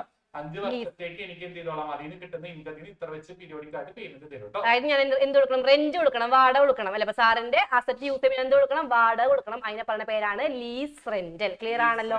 ഈ പരിപാടിയാണ് എന്ത്? Lease financing. ക്ലിയർ ആണല്ലോ? അപ്പൊ അസറ്റ് നമ്മൾ മേടിക്കാതെ അസറ്റ് നമ്മൾ വാടകക്ക് എടുത്തിട്ട് യൂസ് ചെയ്യുകയാണെങ്കിൽ അതിനെന്ത് പറയാം? ലീസ് ഫിനാൻസിങ് എന്ന് പറയാം. സെറ്റ് അല്ലേ? ഇനി നമുക്ക് ശ്രദ്ധിക്കാം. ലീസ് ഫിനാൻസിന് ഞാൻ എന്ത് കൊടുക്കും? സാറിന് ലീസ് റെന്റൽ കൊടുക്കും. ഇതെന്താണ്? എനിക്ക് ടാക്സ് ഡിഡക്ട് ചെയ്യാൻ വേണമെങ്കിൽ യൂസ് ചെയ്യാം. ക്ലിയർ ആണ്? കൈവിശിക്കാൻ അപ്പൊ ടാക്സ് ഡിഡക്ട് ചെയ്യാൻ വേണ്ടി ഞാൻ എന്ത് യൂസ് ചെയ്യും? ലീസിന് കൊടുക്കുന്ന റെന്റ് യൂസ് ചെയ്യും. സെറ്റ് ആണ്? കൈവിശിക്കാൻ അതേപോലെ ഡിബഞ്ചറിന് കൊടുക്കുന്ന ഇൻട്രസ്റ്റ് അല്ലെ? ഡിബഞ്ചർ കൊടുക്കുമ്പോൾ എന്താണ്? ഡിബഞ്ചർ ഹോൾഡേഴ്സിന് കൊടുക്കുന്ന ഇൻട്രസ്റ്റും എന്ത് ചെയ്യാം? കമ്പനിക്ക് ടാക്സ് കുറക്കുന്ന എന്തായിട്ട്? എക്സ്പെൻസ് ആയിട്ട് ഫാക്ടർ ആയിട്ട് യൂസ് ചെയ്യാം. സെറ്റ് ആണ്? കൈവിശിക്കാൻ അപ്പോ ഈ പറഞ്ഞ ഇൻട്രസ്റ്റ് ഓൺ ഡിബഞ്ചറും അതുപോലെ ലീസ് റെന്റും ടാക്സ് ഡിഡക്റ്റബിൾ എക്സ്പെൻസ് ആണ്. സെറ്റ് ആണ്? കൈവിശിക്കാൻ ഒക്കെ ആണെങ്കിൽ ബെനിഫിറ്റിന്റെ മക്കളെ ഒരു ബെനിഫിറ്റ് ആണ് ലീസ് ഫിനാൻസിംഗിന്റെ. അപ്പൊ നിങ്ങൾ എന്ത് ചെയ്യുക? ലീസ് ഫിനാൻസിംഗിന്റെ ബെനിഫിറ്റും ഡിമെറിറ്റും കൃത്യമായിട്ട് പഠിക്കുക. ചുരുങ്ങിയ ചിലവ് നമുക്ക് എന്ത് ചെയ്യാം? അസറ്റ് യൂസ് ചെയ്യാം. അതുപോലെ എന്താണ്? ടാക്സ് ബെനിഫിറ്റ് കിട്ടും. ക്ലിയർ ആണല്ലോ? അപ്പൊ നിങ്ങൾ അതനുസരിച്ച് ബെനിഫിറ്റും മെറിറ്റും കൃത്യമായിട്ട് പഠിച്ചു വെക്കാം. നെക്സ്റ്റ് അടുത്ത ചിലപ്പോ ഈ 4 എണ്ണത്തിന്റെ ഫുൾ ഫോം ചോദിക്കാം. കാരണം എന്താണ്? ഈ പ്രശ്നം ഉള്ളിൽ നിന്ന് ഒരുപാട് ക്വസ്റ്റ്യൻസ് ചോദിക്കുന്നുണ്ട്. അതുകൊണ്ട് നമ്മളത് പറയുന്നുള്ളൂ. നിങ്ങൾ ടെൻഷൻ അടിക്കാനില്ലല്ലേ സാറേ? അപ്പൊ നമുക്ക് എന്ത് ചെയ്യാം? ഇത്രയും നമ്മൾ പറഞ്ഞു നമ്മളുടെ വിത്തിൻ ദി കൺട്രിയിലുള്ള ഫണ്ടുകളാണ്. നമുക്ക് വേണമെങ്കിൽ ഇന്റർനാഷണൽ സോഴ്സിൽ നമുക്ക് എന്ത് ചെയ്യാം? ഫണ്ട് ജനറേറ്റ് ചെയ്യാം. പുറത്തുനിന്ന് ഫണ്ട് ഉണ്ടാക്കാം. എങ്ങനെ? കൊമേഴ്ഷ്യൽ ബാങ്ക് വഴി ഫണ്ട് ഉണ്ടാക്കാം.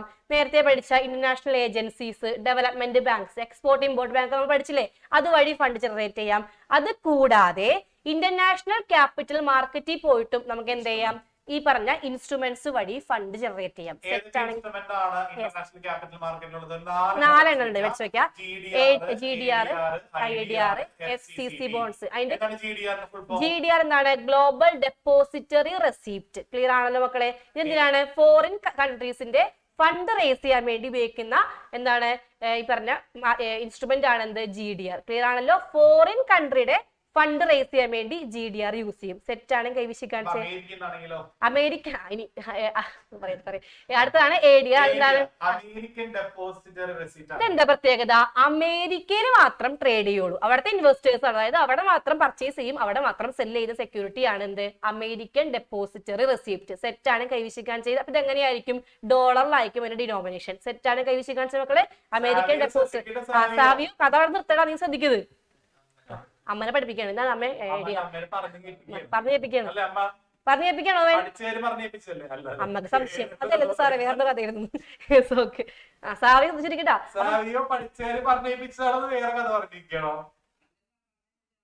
അമ്മക്ക് സംശയം സാർ അതിൽ. Yes, okay. നോക്കിയ മക്കളെ, അപ്പൊ GDR ഓൾറെഡി പറഞ്ഞു. ADR എന്താണ്? അമേരിക്കയിൽ ട്രേഡ് ചെയ്ത ഇൻസ്ട്രുമെന്റ് ആണ്. നെക്സ്റ്റ് അടുത്താണ് IDR. എന്തിനാ IDR? അതായത് ഇന്ത്യയിൽ സെക്യൂരിറ്റി മാർക്കറ്റിൽ ഫോറിൻ കമ്പനി ഫണ്ട് എടുക്കുന്നത് എന്ത് വഴിയാണ്? IDR വഴിയാണ്. തെറ്റാണ് കൈവശി കാണിച്ചേ. ഇന്ത്യയിൽ നിന്ന് ഫണ്ട് റേസ് ചെയ്യാൻ ആരുടെ കയ്യിൽ എന്ത് വേണം? ഫോറിൻ കമ്പനിയുടെ കയ്യിൽ IDR വേണം. ഇനി അടുത്തെന്താണ്? FCCB, അതായത് ഫോറിൻ കറൻസി കൺവേർട്ടബിൾ ബോണ്ട്. എന്താ പ്രത്യേകത? നമുക്ക് എന്ത് ചെയ്യാൻ പറ്റും? കുറച്ച് നാള് കഴിയുമ്പോൾ എന്ത് ചെയ്യാൻ പറ്റും? ബോണ്ട് ഇക്വിറ്റി ആയിട്ട്, ഫോറിൻ ഇക്വിറ്റി ആയിട്ട് കൺവേർട്ട് ചെയ്യാൻ പറ്റും. സെറ്റാണ് കൈവശി കാണിച്ചത്. അതായത് നമ്മൾ ആദ്യം മേടിക്കുമ്പോൾ ബോണ്ട് ആയിരിക്കും, പിന്നെ നമുക്ക് എന്ത് ചെയ്യാം? ഒരു സ്പെസിഫിക് പീരീഡ് കഴിയുമ്പോൾ നമുക്ക് എന്ത് ചെയ്യാം? അത് ഇക്വിറ്റി, ഫോറിൻ ഇക്വിറ്റി ആയിട്ട് നമുക്ക് എന്ത് ചെയ്യാൻ പറ്റും? കൺവേർട്ട് ചെയ്യാൻ പറ്റും. സെറ്റാണ് കൈവശി കാണിച്ചത്. ബോണ്ട് ചായ കുടിക്കണ്ട, വേണ്ടേ? ബോണ്ട് സമുദ്രം.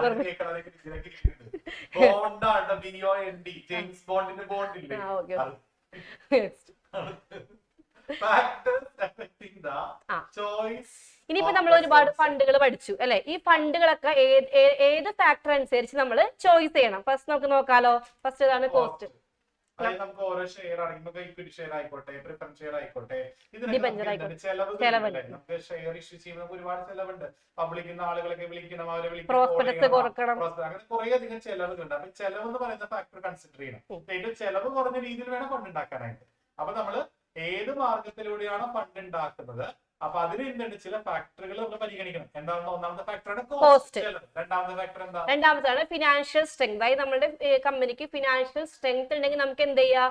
ഓണേർഡ് ഫണ്ടിന് പകരം ബോറോഡ് ഫണ്ട് യൂസ് ചെയ്തൂടെ? നമുക്ക് എടുത്തൂടെ? നെക്സ്റ്റ് അടുത്ത് എന്താണ്? ഫോമോ. എത്ര ഫോം ആണ് ചോദിക്കാൻ നമുക്ക് വേണമെങ്കിൽ? എത്ര ഫോം ഓഫ് ബിസിനസ് ഉണ്ട് മക്കളെ നമ്മുടെ ഇന്ത്യയില്? Types of forms of business ഏതൊക്കെയാണ്? വേഗം പറയാം. ഇന്നത്തെ ക്ലാസ് കേട്ടവർക്ക് ഇതിന്റെ ആൻസർ വേഗം പറയാൻ പറ്റും. ഫോംസ് ഓഫ് ബിസിനസ് ഓർഗനൈസേഷൻ ഏതൊക്കെയാണ്? നിരഞ്ജൻ ഇന്നലെ നന്നായിട്ട് ക്ലാസ് കേട്ടായിരുന്നു. ഏതൊക്കെ ഫോംസിൽ ബിസിനസ് ചെയ്യാൻ പറ്റോടാ?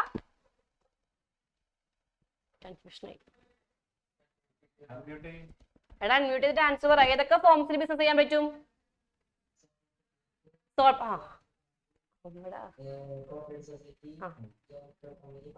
മക്കളെ പറഞ്ഞത് കേട്ടില്ലേ? വെരി ഗുഡ്, അടിപൊളി പറഞ്ഞാ. അപ്പൊ 5 ഫോംസ് ഓൾറെഡി ഉണ്ട്. നമുക്ക് എന്ത് ചെയ്യാം? ഒരു സോൾ പ്രോപ്പർട്ടി. നമ്മുടെ രജി സാറ് കടക്കാരനായിരുന്നല്ലോ, ചായക്കടക്കാരന് പോയിട്ട് ഷെയർ കൊടുക്കാൻ പറ്റുമോ മക്കളെ? പറഞ്ഞൊക്കെ എടുത്തിട്ടല്ലേ? അപ്പൊ ചായക്കടക്കാരൻ ഷെയർ കൊടുക്കാൻ പറ്റില്ല. അപ്പൊ ഇതേപോലെ എന്ത് ചെയ്യണം? നമ്മുടെ ഫോം നോക്കിയിട്ട് നമ്മൾ എന്തെടുക്കണം? ഫണ്ട് സെലക്ട് ചെയ്യണം. സെറ്റാണ് കൈവശി കാണിച്ചേ. കമ്പനിക്ക് എന്ത് കൊടുക്കാം? ഷെയർ കൊടുക്കാം അല്ലെ? ചായക്കടക്കാരൊക്കെ എന്തെടുക്കണം? ലോൺ പോയി എടുക്കണം. ക്ലിയർ അല്ലേ? Next purpose of the fund. ഫണ്ടിന്റെ പർപ്പസും അതുപോലെ സമയപരിധി തിരിച്ചടയ്ക്കാനായിട്ടുള്ള ഒരു സമയമുള്ള കാലഘട്ടം. അപ്പൊ അതും കൂടി നമ്മൾ കൺസിഡർ ചെയ്യണം അല്ലെ? അതൊരു risk profile of each source. ഓരോ ഫണ്ടിനും നമ്മൾ പൈസ എടുക്കുമ്പോഴും അത് റിസ്ക് നോക്കണം നമ്മൾ അല്ലെ? റിസ്ക് എന്ന് പറഞ്ഞാൽ എന്താ? നമുക്ക് എന്താണ്? പോസിബിലിറ്റി ഓഫ് ലോസ് ചാൻസ് ഉണ്ട് അല്ലേ? നഷ്ടം വരാം. കമ്പനി നഷ്ടം വന്നാൽ തിരിച്ചടയ്ക്കാൻ നമുക്ക് പറ്റില്ല അല്ലെ? അപ്പൊ ലോണൊക്കെ അത് എടുക്കാൻ പാടില്ല. അപ്പൊ റിസ്ക് നോക്കിയിട്ട് വേണം നമ്മൾ ആ സോഴ്സ് തിരഞ്ഞെടുക്കാനായിട്ട്. അതുപോലെ extend which they are willing to share their control over the business. Control share ചെയ്യാം. നമ്മുടെ കൺട്രോൾ നമ്മുടെ കയ്യിൽ വേണമെന്ന് എന്ത് ചെയ്യാൻ പാടില്ല? ഇക്വിറ്റി ഫണ്ട് ഫർദർ ആയിട്ട് കൊടുക്കാൻ പാടില്ല. ഇക്വിറ്റി കൊടുക്കുന്ന സംഭവിക്കും, കൺട്രോൾ വിഘടിച്ച് പോകും അല്ലെ? പലരിലേക്ക് പോകും. അപ്പൊ കൺട്രോൾ പോണ്ടെന്നാണെങ്കിൽ ഇക്വിറ്റി ഫണ്ട് വീണ്ടും ഇഷ്യൂ ചെയ്യാനായിട്ട് പാടില്ല. നെക്സ്റ്റ് അടുത്ത് പറയാലോ, ഫ്ലെക്സിബിലിറ്റി. അതായത് ലോണൊക്കെ എടുക്കുമ്പോൾ ചിലപ്പോൾ എന്ത് വരും? ചില നിയന്ത്രണങ്ങൾ വരും. അപ്പൊ അങ്ങനെ നിയന്ത്രണങ്ങൾ ഉണ്ടാകാൻ പാടില്ലെങ്കിൽ നമ്മൾ എന്ത് കൊടുക്കാൻ പാടില്ല? ലോൺ വഴി ഫണ്ട് എടുക്കാൻ പാടില്ല. ഇനി ടാക്സ് ബെനിഫിറ്റ് നമ്മൾ ഓൾറെഡി പറഞ്ഞതാണല്ലോ. ടാക്സ് ബെനിഫിറ്റ് കിട്ടുന്ന നമ്മൾ എന്ത് യൂസ് ചെയ്യാം? ഡിബഞ്ചറും ലീസ് ഫിനാൻസിംഗ് യൂസ് ചെയ്യാം. സെറ്റ് ആണല്ലോ? 4 മനസ്സിലാക്കി പഠിക്കണം. ഈ ചാപ്റ്റർ നന്നായി മനസ്സിലാക്കി പഠിക്കുന്ന ഒരു ചാപ്റ്റർ ആണ്. ആർക്കെങ്കിലും ഡൗട്ട് ഉണ്ടോ ഈ ചാപ്റ്ററിൽ? ഇല്ലല്ലോ. പ്രത്യേകിച്ച് ഷെയറും ഡിബഞ്ചറും പ്രിഫറൻസ് ഷെയർ ഒക്കെ നമ്മൾ ഡിഫറൻസ് പഠിക്കാൻ കുറച്ച് ബുദ്ധിമുട്ടുള്ള ചാപ്റ്റർ. പക്ഷേ നന്നായിട്ട് ഇരുന്ന് പഠിച്ചാൽ ഇൻട്രസ്റ്റിംഗ് ആണ്. അതെ, സാർ അടിക്ക് ഫുൾ മാർക്ക് എഴുതി പറയുന്നത്. ഓക്കേ, നമുക്ക് 1 മാർക്കിന്റെ ക്വസ്റ്റ്യൻസിലോട്ട് പോകാം. വേഗം. ഇക്വിറ്റി ഷെയർ ഒരു ഓൺഡ് ക്യാപിറ്റൽ ആണ്. ഇക്വിറ്റി ഷെയർ വാങ്ങിയ ആളാണ് ഓണർ. അപ്പൊ ഡിബഞ്ചർ എന്ത് ക്യാപിറ്റലാ? എന്ത് ഫണ്ടാ ഡിബഞ്ചർ? ആൻസർ ആയോ? നിനക്ക് വേഗം ആൻസർ ചെയ്യ്. വേഗാവട്ടെ. എത്ര പേർക്ക് ആൻസർ അറിയുള്ളൂ മക്കളെ? അറിയാലേ?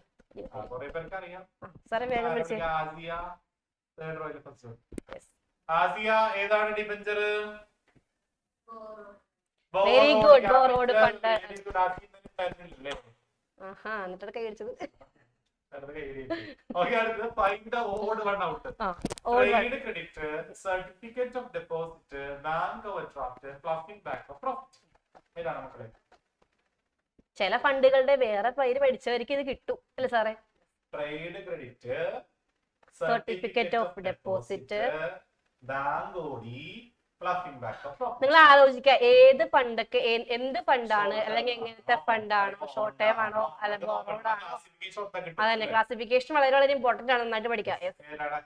അക്സ പറഞ്ഞോളൂ. ഗൂഗിൾ ഫോമിൽ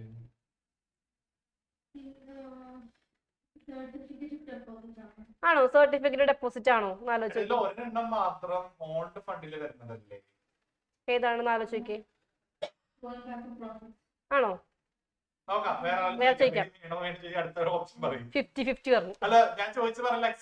അക്സ എന്താണ് ഗൂഗിൾ ഫോം ആൻസർ ചെയ്തില്ലേ?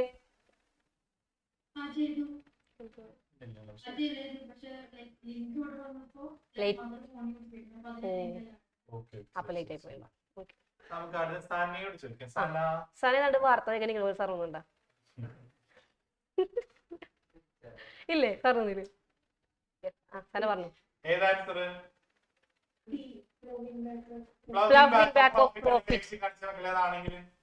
കൈയടിച്ചു കഴിഞ്ഞൂടെ അതാണെങ്കിൽ കൈവീശൻ. മക്കള് ബാക്കിയെല്ലാം എന്താണ്? ബാക്കിയെല്ലാം എക്സ്റ്റേണൽ ഫിനാൻസ് എന്നൊക്കെ വേണമെങ്കിൽ പറയാം, അല്ലെങ്കിൽ ഇന്റേണൽ ആണ്. അതുപോലെ ബോണ്ട് ഫണ്ടിലും പെടാം. ക്ലിയർ ആണല്ലോ? അപ്പൊ നിങ്ങൾ അത് ക്ലിയർ ആയിട്ട് പഠിക്കാം കേട്ടോ. ഓക്കെ, നെക്സ്റ്റ് അടുത്തിന് പോകാലോ. Dash is an unsecured promissory note issued by a firm to raise funds for a short period varying from 90 days to 364 days. 90 ദിവസം മുതൽ 364 ദിവസം വരെ സമയപരിധി കൊടുത്തുകൊണ്ട്, പ്രോമിസ് കൊടുത്തുകൊണ്ട് കമ്പനി ഫണ്ട് റേസ് ചെയ്യുന്ന രീതിയിൽ നമ്മൾ എന്താ വിളിക്കുക? ഇക്വിറ്റി ഷെയർ ആണോ, ട്രേഡ് ക്രെഡിറ്റ് ആണോ, ഡിബഞ്ചർ ആണോ, കൊമേഴ്ഷ്യൽ പേപ്പർ ആണോ? മക്കളെ പ്രോമിസറി നോട്ടാണ്. ഡേറ്റ് നോക്കണം. കുറെ പേർക്ക് ആൻസർ കിട്ടിയിട്ടുണ്ട്, കിട്ടാത്തവരൊക്കെ വേഗം ആലോചിക്കുക. Very good, very good. Commercial paper ആണ് മക്കളെ. ഒരു പ്രോമിസറി നോട്ട് ഉണ്ടെങ്കിൽ അത് കൊമേഴ്ഷ്യൽ പേപ്പർ ആണ്. ഇതിൽ സെറ്റ് ആണ്. കൈവിശ കാണിച്ചേ. കുറെ പ്രോമിസ് കൊടുത്തിട്ടുണ്ട്, പക്ഷേ കൊടുത്തിട്ടുണ്ട് അല്ലെ മാത്രമേ.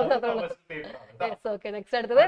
A company wants to purchase plant and machinery as a part of its modernization program. Identify the type of fund required. Plant and machinery. വിളിക്കാം, വേഗം ആലോചിച്ച് നോക്ക് മക്കളെ. ഷോർട്ട് ടൈം ക്യാപിറ്റൽ ആണോ, വർക്കിംഗ് ക്യാപിറ്റൽ ആണോ, ഫിക്സഡ് ക്യാപിറ്റൽ ആണോ, none of this ആണോ? Yes, വേഗം ആൻസർ പറയാം.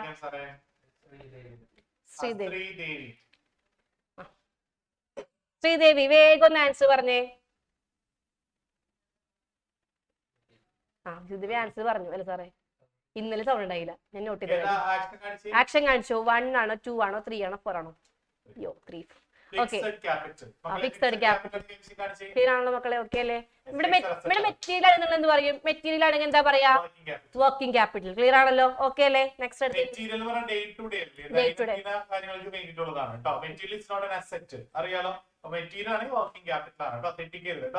അടുത്ത ചാപ്റ്റർ സ്മോൾ ബിസിനസ് ആണ്. 4 മാർക്കിന് വരെ ചോദിക്കാം. സ്മോൾ ചാപ്റ്റർ ആണ്.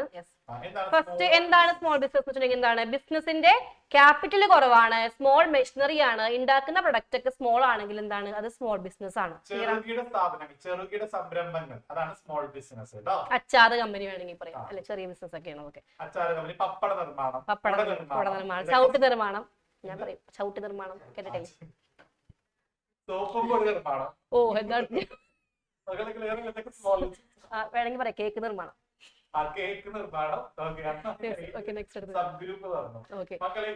ചിലപ്പോ ചോദിക്കാം, ഇപ്പൊ ചോദിക്കാം. അതായത് മൈക്രോ ആൻഡ് ഇതിന്റെ ഫുൾ ഫോം പഠിക്കണം. Micro, small, medium, enterprises. Micro, yes, അതന്നെ. Micro, small, medium enterprises. ഏതൊക്കെ വരുന്നുണ്ട്? അതായത് ഹാൻഡ്ലൂംസ് വരുന്നുണ്ട്, handicraft, coir, sericulture, khadi, village industries, small scale industries. അപ്പൊ നിങ്ങൾ ചോദിക്കാം ചിലപ്പോൾ MSME വരുന്ന കുറച്ച് ഗ്രൂപ്പുകളുടെ പേര് ചോദിക്കാം അല്ലെ? അപ്പൊ നിങ്ങൾ ഏതെങ്കിലും 2-3 പേരൊക്കെ ഒന്ന് പഠിച്ചു വെക്കാം കേട്ടോ. യെസ്, നെക്സ്റ്റ് അതിന്റെ പിക്ചർ ഓൾറെഡി കണ്ടിട്ടുണ്ടാവും. നെക്സ്റ്റ് അടുത്ത് ഇനി എന്താണ് കോട്ടേജ് ഇൻഡസ്ട്രി? അതായത് ട്രഡീഷണൽ കോട്ടേജ് എന്ന് പറയുമ്പോൾ എന്താണ് ട്രഡീഷണൽ പരമ്പരാഗതമായ ഇൻഡസ്ട്രിയാണ്. ഇതെങ്ങനെയാണ് അവിടുത്തെ റിസോഴ്സസ് എന്ന് വെച്ചിട്ടുണ്ടെങ്കിൽ അവരുടെ കയ്യിലുള്ള റിസോഴ്സസ് പ്രൈവറ്റ് റിസോഴ്സസ് ആകാം. അവിടുത്തെ മെമ്പേഴ്സ് ആരാണ് ഫാമിലി മെമ്പേഴ്സ് ആകാം. ഇൻവെസ്റ്റ്മെന്റ് എങ്ങനെയായിരിക്കും കുറച്ച് ഇൻവെസ്റ്റ്മെന്റ് ഉണ്ടാകുള്ളൂ. അതുപോലെ കോട്ട നിർമ്മാണം അതുപോലെ കോട്ടേജ്. ഓ വെരി ഗുഡ്. അപ്പൊ എന്താണ് ഉണ്ടാക്കുന്ന പ്രൊഡ്യൂസ് കൊട്ടയാണ്. സിമ്പിൾ അല്ലേ മക്കളെ? സിമ്പിൾ ക്ലിയർ ആണല്ലോ? യെസ്. അപ്പൊ പരമ്പരാഗത തൊഴില് താഴെ എന്താണ് ഓക്കെ.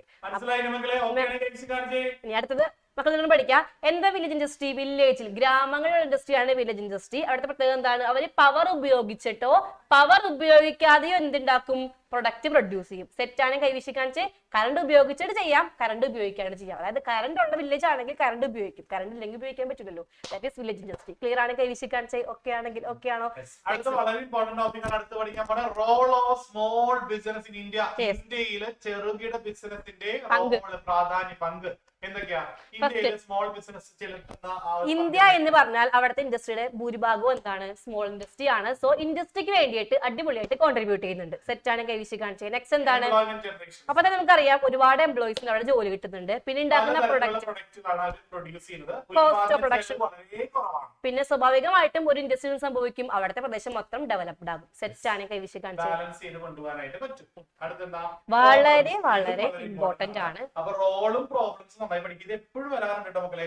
ഒരു സ്മോൾ ബിസിനസ്സുകാർ ഒരു ചെറുകിട ബിസിനസ്സുകാർ നേരിടുന്ന പ്രശ്നങ്ങൾ വെല്ലുവിളികൾ എന്തെല്ലാം? അവർ നേരിടുന്ന വെല്ലുവിളികൾ എന്തൊക്കെയാണ്? ഇന്നടിക്ക് നമുക്ക് അവർക്ക് എന്ത് വേണം? ഒരു ബിസിനസ് ആകുമ്പോൾ ലോങ് ടൈമിലേക്കും ഷോർട്ട് ടൈമിലേക്കും ഫണ്ട് വേണം. അവർക്ക് എന്തില്ല? അത് ഫണ്ട് റേസ് ചെയ്യാനുള്ള സെക്യൂരിറ്റീസ് ബാങ്കിലൊക്കെ പോകണമെങ്കിൽ എന്ത് വേണം? എന്തെങ്കിലും സെക്യൂരിറ്റി ഒക്കെ വേണ്ട. അതിനുള്ള ഫണ്ട് സെക്യൂരിറ്റി ഒന്നുമില്ല, ഫിനാൻസ് ഇല്ല, സേവിങ്സ് ഇല്ല. നെക്സ്റ്റ് നല്ല ക്വാളിറ്റിയിലും റോ മെറ്റീരിയൽസ് അവർക്ക് അധികം ഗ്രാമപ്രദേശങ്ങളിലൊക്കെയാണ് വലിയ ട്രെയിനിങ് ഒന്നുമില്ലല്ലോ. അപ്പൊ അവർക്ക് ട്രെയിനിങ് കൊടുക്കുന്നില്ല. അപ്പൊ അവർക്ക് അവരുടെ സ്വന്തമായിട്ടുള്ള അറിവുകൾ വെച്ചുകൊണ്ടാണ് അവർ ബിസിനസ് ചെയ്യുന്നത്. പുതിയ കാര്യങ്ങളെ കുറിച്ച് അറിവില്ല. അപ്പൊ മാനേജ്മെന്റ് സ്കില്ല് കുറവായിരിക്കും. സാലറി കുറച്ച് കൊടുക്കുമ്പോൾ അധികം ടാലന്റ് ഇല്ലാത്ത എംപ്ലോയീസ് അവരുടെ ആളുകളുടെ അപ്പൊ എങ്ങനെ പ്രൊഡക്ഷൻ ഒക്കെ കുറയും. ബുദ്ധിമുട്ടാണ് അല്ലെ? മിഡിൽമെൻ ആയിരിക്കും, ഒരു ഏജന്റ് ഉണ്ടായിരിക്കും നടക്കും അല്ലെ? അപ്പൊ അവർക്ക് എന്ത് കൊടുക്കണം? പ്രൈസ് കൊടുക്കണം. പ്രൊഡ്യൂസേഴ്സ് ഒന്നും കിട്ടൂല. ടെക്നോളജി അവരുടെ കയ്യിലുള്ള ഔട്ട്ഡേറ്റഡ് ടെക്നോളജി ആയിരിക്കും. അതായത് പഴയ ടെക്നോളജി ആയിരിക്കും, പുതിയ ടെക്നോളജി അവരുടെ ഉണ്ടാവില്ല. അപ്പൊ പഴയ സാങ്കേതിക വിദ്യ ആയിരിക്കും അവരുടെ കയ്യിൽ ഉണ്ടാവുക. കോസ്റ്റ് ഒക്കെ കൂടുതലായിരിക്കും. ക്ലിയർ അല്ലേ? 5 പോയിന്റ് എക്സ്പ്ലെയിൻ ചെയ്യാനും പഠിക്കണം കേട്ടോ. 5 മാർക്കിന് ക്വസ്റ്റ്യൻ ചോദിക്കാം, എക്സ്പ്ലനേഷൻ ചെയ്യാൻ പഠിക്കണം. അതുപോലെ 5 എണ്ണം പഠിച്ചു വെക്കാം. സെറ്റ് ആണ്. സ്മോൾ ബിസിനസിന്റെ റോള് ചോദിക്കുകയാണെങ്കിൽ ഇമ്പോർട്ടൻസ് എഴുതാം. അതുപോലെ പ്രോബ്ലംസ് അവര് നേരിടുന്ന പ്രശ്നങ്ങൾ എന്താണെന്ന് ചോദിച്ചാൽ എഴുതണം കേട്ടോ. വളരെ ഇമ്പോർട്ടന്റ് ആണ്. ഉറപ്പായിട്ട് വരും. ഷുവർ ക്വസ്റ്റ്യൻ ആണ്. നെക്സ്റ്റ് അടുത്ത് പോവാലോ. ഇനി ഈ ചാപ്റ്ററിൽ പഠിക്കുന്ന പോർഷൻ ആണ് എന്റർപ്രണർഷിപ്പ്. അതായത് നമുക്കറിയാം ഒരു ബിസിനസ് ചെയ്യാനായിട്ട് ഒരു കൂട്ടം ആളുകളോ ഒരു വ്യക്തികളോ എന്താണ് ഇനീഷ്യേറ്റീവ് എടുത്ത് വരുന്നുണ്ട്. അവർ പ്രോഫിറ്റ് ഉണ്ടാക്കാൻ തീരുമാനിക്കുന്നുണ്ട്. ഗുഡ്സും സാധനങ്ങളൊക്കെ ഡിസ്ട്രിബ്യൂട്ട് ചെയ്യുന്നുണ്ട്. ഇതിനെയാണ് എന്ത് പറയാ? ഓൺട്രപ്രണർഷിപ്പ് എന്ന് പറയാം. ഗുഡ്സ് ഉണ്ടാക്കുന്നു, വിൽക്കുന്നു, ലാഭം ഉണ്ടാക്കുന്നു. That is entrepreneurship. നമുക്ക് അറിയാലോ ഓൾറെഡി. നിങ്ങൾ ബിസിനസ് ഓൾറെഡി പഠിച്ച ആളുകൾ നമുക്ക് എഴുതിക്കോട്ടെ. നെക്സ്റ്റ് അടുത്തത് intellectual property. IPR intellectual property right. ഇത് വളരെ ഇമ്പോർട്ടന്റ് ആണ് കേട്ടോ. ഇത് പഠിച്ചു കോപ്പിറൈറ്റ് ഏതൊക്കെ വരിക? അതായത് നമുക്കറിയാലോ നമ്മുടെ ഇൻവെൻഷൻസ് ഒക്കെ പ്രൊട്ടക്ട് ചെയ്യാൻ വേണ്ടി ഗവൺമെന്റ് തരുന്ന അധികാരമാണ് ഇന്റലക്ച്വൽ പ്രോപ്പർട്ടി റൈറ്റ്. അതിൽ എന്ത് വരുന്നുണ്ട്? കോപ്പിറൈറ്റ്, പകർപ്പവകാശം. നമുക്ക് മാത്രം കോപ്പി ചെയ്യാനുള്ള റൈറ്റ് ഉള്ളൂ. Next trade mark. ഓൾറെഡി നിങ്ങൾക്ക് അറിയാം നമ്മുടെ ഗുഡ്സും എന്താണ് സർവീസസ് ഒക്കെ നമുക്ക് പ്രൊട്ടക്ട് ചെയ്യാനായിട്ട് ഐഡന്റിഫൈ ചെയ്യാനായിട്ട് നമുക്ക് ട്രേഡ് മാർക്ക് യൂസ് ചെയ്യാം. പേറ്റന്റ്. എന്താ പേറ്റന്റ്? നമുക്ക് മാത്രം യൂസ് ചെയ്യാനുള്ള എക്സ്ക്ലൂസീവ് റൈറ്റ് ആണ്. Geographical identification. ഇപ്പൊ എക്സാമ്പിൾ പറയുകയാണെങ്കിൽ നമ്മൾ പറയും പറൂർ കൃഷ്ണപ്രിയ എന്നൊക്കെ പറയൂലേ, അത് ജിയോഗ്രാഫിക്കൽ ഐഡന്റിഫിക്കേഷൻ. സാറേ പറൂരാണ് കൃഷ്ണപ്രിയയുടെ വീട്. അതേപോലെ എന്താണ് ബനാറസി സാരി എന്ന് പറയും. അതുപോലെ എന്താണ് നാഗ്പൂർ ഓറഞ്ച് എന്ന് പറയും. പറഞ്ഞൂടെ? യെസ്. അപ്പൊ ഇതൊക്കെ എന്താണ്? ആളൂര് എന്ന് പറയും. ആളൂര് അല്ലെ? അപ്പൊ ഇതൊക്കെ എന്താണ്? ജിയോഗ്രാഫിക്കൽ ഐഡന്റിഫിക്കേഷൻ ആണ്. ക്ലിയർ ആണ്? കൈവീശി കാണിച്ചേ ഓക്കെ ആണെങ്കിൽ ഓക്കെ അല്ലേ? യെസ്. അപ്പൊ ഇതൊക്കെയാണ് ഇന്റലക്ച്വൽ പ്രോപ്പർട്ടി റൈറ്റ്. മെയിൻ ആയിട്ട് കോപ്പി റൈറ്റും ട്രേഡ് മാർക്കും പേറ്റന്റും എക്സ്പ്ലെയിൻ ചെയ്യാൻ പഠിക്കുക. സെറ്റ് ആണ് കൈവീശി കാണിച്ചത്. അത് ജസ്റ്റ് ചോദിക്കുന്നുണ്ട് സാർ അടുത്ത ക്വസ്റ്റ്യൻ പോയിട്ടുണ്ട്. പറഞ്ഞോ.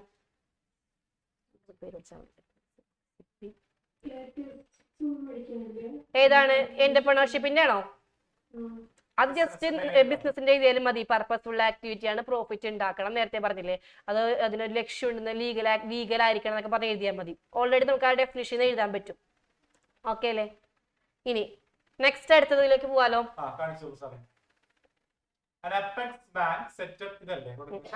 അതിന് മുന്നേ ശ്രദ്ധിക്കുക, നിങ്ങൾ ഓൾറെഡി പഠിച്ചിട്ടുണ്ടായിരിക്കും നമ്മളുടെ സ്മോൾ ബിസിനസിനെ സഹായിക്കുന്ന ഗവൺമെന്റ് പ്രൊവൈഡ് ചെയ്യുന്ന കുറച്ച് അസിസ്റ്റൻസ്, കുറച്ച് ഏജൻസീസ് ഉണ്ട്. അറിയാം, അങ്ങനെ കൈവശി കാണിച്ചേ, അറിയാലോ എന്തൊക്കെയാ സംരംഭങ്ങളെ സഹായിക്കുന്ന കുറച്ച് സ്ഥാപനങ്ങളുണ്ട്. ഏതൊക്കെയാണ്? ഒന്നാമത്തേതാണ് എന്ത്? നബാർഡ്. നബാർഡിന്റെ ഫുൾ ഫോം ഇമ്പോർട്ടന്റ് ആണ്. National bank for agriculture and rural development. പഠിച്ചു വെക്കാം, ചോദിക്കാറുണ്ട്. ഫുൾ ഫോം പഠിച്ചു വെക്കാം. അതേപോലെ സിഗ്ബി പഠിച്ചു വെക്കാം. സിഡ്ബി പഠിക്കാം. Small industries and development bank of India. സിഡ്ബിയുടെ ഫുൾ ഫോം കേട്ടോ. പിന്നെ വേണമെങ്കിൽ എല്ലാം പഠിക്കാം. എല്ലാം, അതായത് സിഗ്ബിയും നബാർഡും നിങ്ങൾ ക്ലിയർ ആയിട്ട് പഠിച്ചു വെക്കുക. ജസ്റ്റ് ചിലപ്പോൾ 2 മാർക്ക് ചോദിക്കും, ഏതെങ്കിലും 2 ഇൻസ്റ്റിറ്റ്യൂഷന്റെ പേര് എഴുതാൻ പറയും. ഇവിടെ നോക്കിയേ, name one of institution constituted four supporting small business in India. കണ്ട, ഇന്ത്യയിലെ സ്മോൾ ബിസിനസിനെ സപ്പോർട്ട് ചെയ്യുന്ന ഒരു ഇൻസ്റ്റിറ്റ്യൂഷന്റെ പേര് എഴുതാം. അപ്പൊ നിങ്ങൾ എന്ത് ചെയ്യാം? നബാർഡ് എഴുതാം, സിഗ്ബി എഴുതാം. സെറ്റ് ആണല്ലോ. അപ്പൊ നിങ്ങൾ നബാർഡും സിഗ്ബി എന്താണെന്ന് ക്ലിയർ ആയിട്ട് പഠിക്കുക. സെറ്റ് ആണ് കൈവശി കാണിച്ചത്. ഫുൾ ഫോം പഠിക്കാൻ വേണം. അത് എന്താ ജസ്റ്റ് 1 മാർക്കിന് എക്സ്പ്ലെയിൻ ചെയ്യാൻ വേണ്ടി പഠിച്ചോ. ഇനി കണ്ട, എക്സ്പാൻഡ് നബാർഡ് സാധനമാണ്, പൈസ കൊടുത്തൊക്കെ സഹായിക്കുന്നു. ഇനി ഇവിടെ നോക്കിയാൽ ഇത് നിങ്ങൾ ക്ലിയർ ആയിട്ട് പഠിച്ചു വെക്കാം. Apex bank set up in India to provide financial assistance to small business organisation is. അതായത് ഇന്ത്യയിലെ സ്മോൾ ബിസിനസിനെ ഫിനാൻഷ്യൽ അസിസ്റ്റൻസ് കൊടുത്ത് സഹായിക്കുന്ന അപെക്സ് ബാങ്ക് ഏതാണ്? അപെക്സ് ഏതാണ് മക്കളെ? സിഗ്ബി ഉണ്ട്, RSBDC ഉണ്ട്, IDBI ഉണ്ട്, IBRD ഉണ്ട്. യെസ്, അതാണ് sir industrial development bank of India. പറഞ്ഞോ ആൻസർ. വേഗം ആൻസർ മക്കളെ. ദിയക്ക് അറിയാം. ദിയ ഒന്ന് ആൻസർ പറഞ്ഞേ. സിഗ്ബി. മക്കളെ ഇത് നിങ്ങൾ കറക്റ്റ് ആയിട്ട് പഠിച്ചു വെക്കുക. സിഗ്ബി എന്ന് പറയുന്നത് എന്താണ്? നമ്മുടെ സ്മോൾ ബിസിനസിന്റെ എന്താണ്? അപെക്സ് ബാങ്ക് ആണ്. എന്തിന്റെ? ഫിനാൻഷ്യൽ അസിസ്റ്റൻസിന്റെ. സെറ്റ് ആണ് കൈവിശി കാണിച്ചേ. ഓക്കെ ആണെങ്കിൽ ഓക്കെ ആണോ സാർ? എന്താണ് ഗൂഗിൾ ഫോമിന്റെ കാര്യം ചോദിക്കോ? യെസ് മക്കളെ, ഇത് ക്ലിയർ ആണ് കൈവിശി കാണിച്ചാൽ ഓക്കെ ആണെങ്കിൽ അപ്പൊ നിങ്ങൾ നബാർഡും സിഗ്ബിയും ക്ലിയർ ആയിട്ട് പഠിക്കുക. സിഗ്ബി അപെക്സ് ബാങ്ക് ആണെന്ന് പഠിക്കുക. ഏതെങ്കിലും 2 ഇൻസ്റ്റിറ്റ്യൂഷന്റെ പേരാണ് പഠിക്കുക. സെറ്റ് ആണ് കൈവിശി കാണിച്ചേ. ഓക്കെ ആണെങ്കിൽ ഓക്കെ ആണല്ലോ. ഓക്കെ, അപ്പൊ ഇന്നും പ്രൈസ് മേടിക്കണ്ടേ? ഇന്ന് ഡിസ്കസ് ചെയ്ത ചാപ്റ്ററിൽ നിന്നും ഒരു 10 ക്വസ്റ്റ്യൻസ് ഉണ്ടാവും. വളരെ ഫാസ്റ്റ് ആയിട്ട് എല്ലാത്തിനും ശരിക്കും കുട്ടിക്ക് എന്ത് കൊടുക്കും? പ്രൈസ് ഉണ്ടായിരിക്കും. സമ്മാനം എന്താണെന്ന് അവർ കണ്ടാൽ മതി സാറേ, നമ്മൾ പറയണ്ട. ഞെട്ടും. അതിന്റെ വീഡിയോ നിങ്ങൾ ഞെട്ടണ വീഡിയോ വാ എന്നൊക്കെ പറയും അല്ലെ. നെക്സ്റ്റ് അടുത്തത് ചാപ്റ്റർ. ഇനി അടുത്തതാണ് ഇന്റർനാഷണൽ ബിസിനസ് അല്ലെ. ചാപ്റ്റർ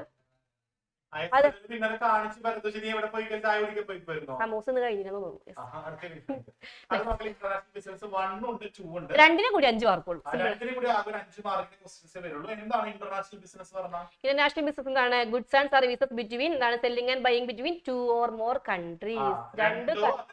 രാജ്യങ്ങൾ തമ്മിൽ പരസ്പരം സാധനങ്ങൾ വാങ്ങുകയും വിൽക്കുകയും ചെയ്താൽ അത് ഇന്റർനാഷണൽ ബിസിനസ് ആണ്, അന്തർദേശീയ ബിസിനസ് ആണ്.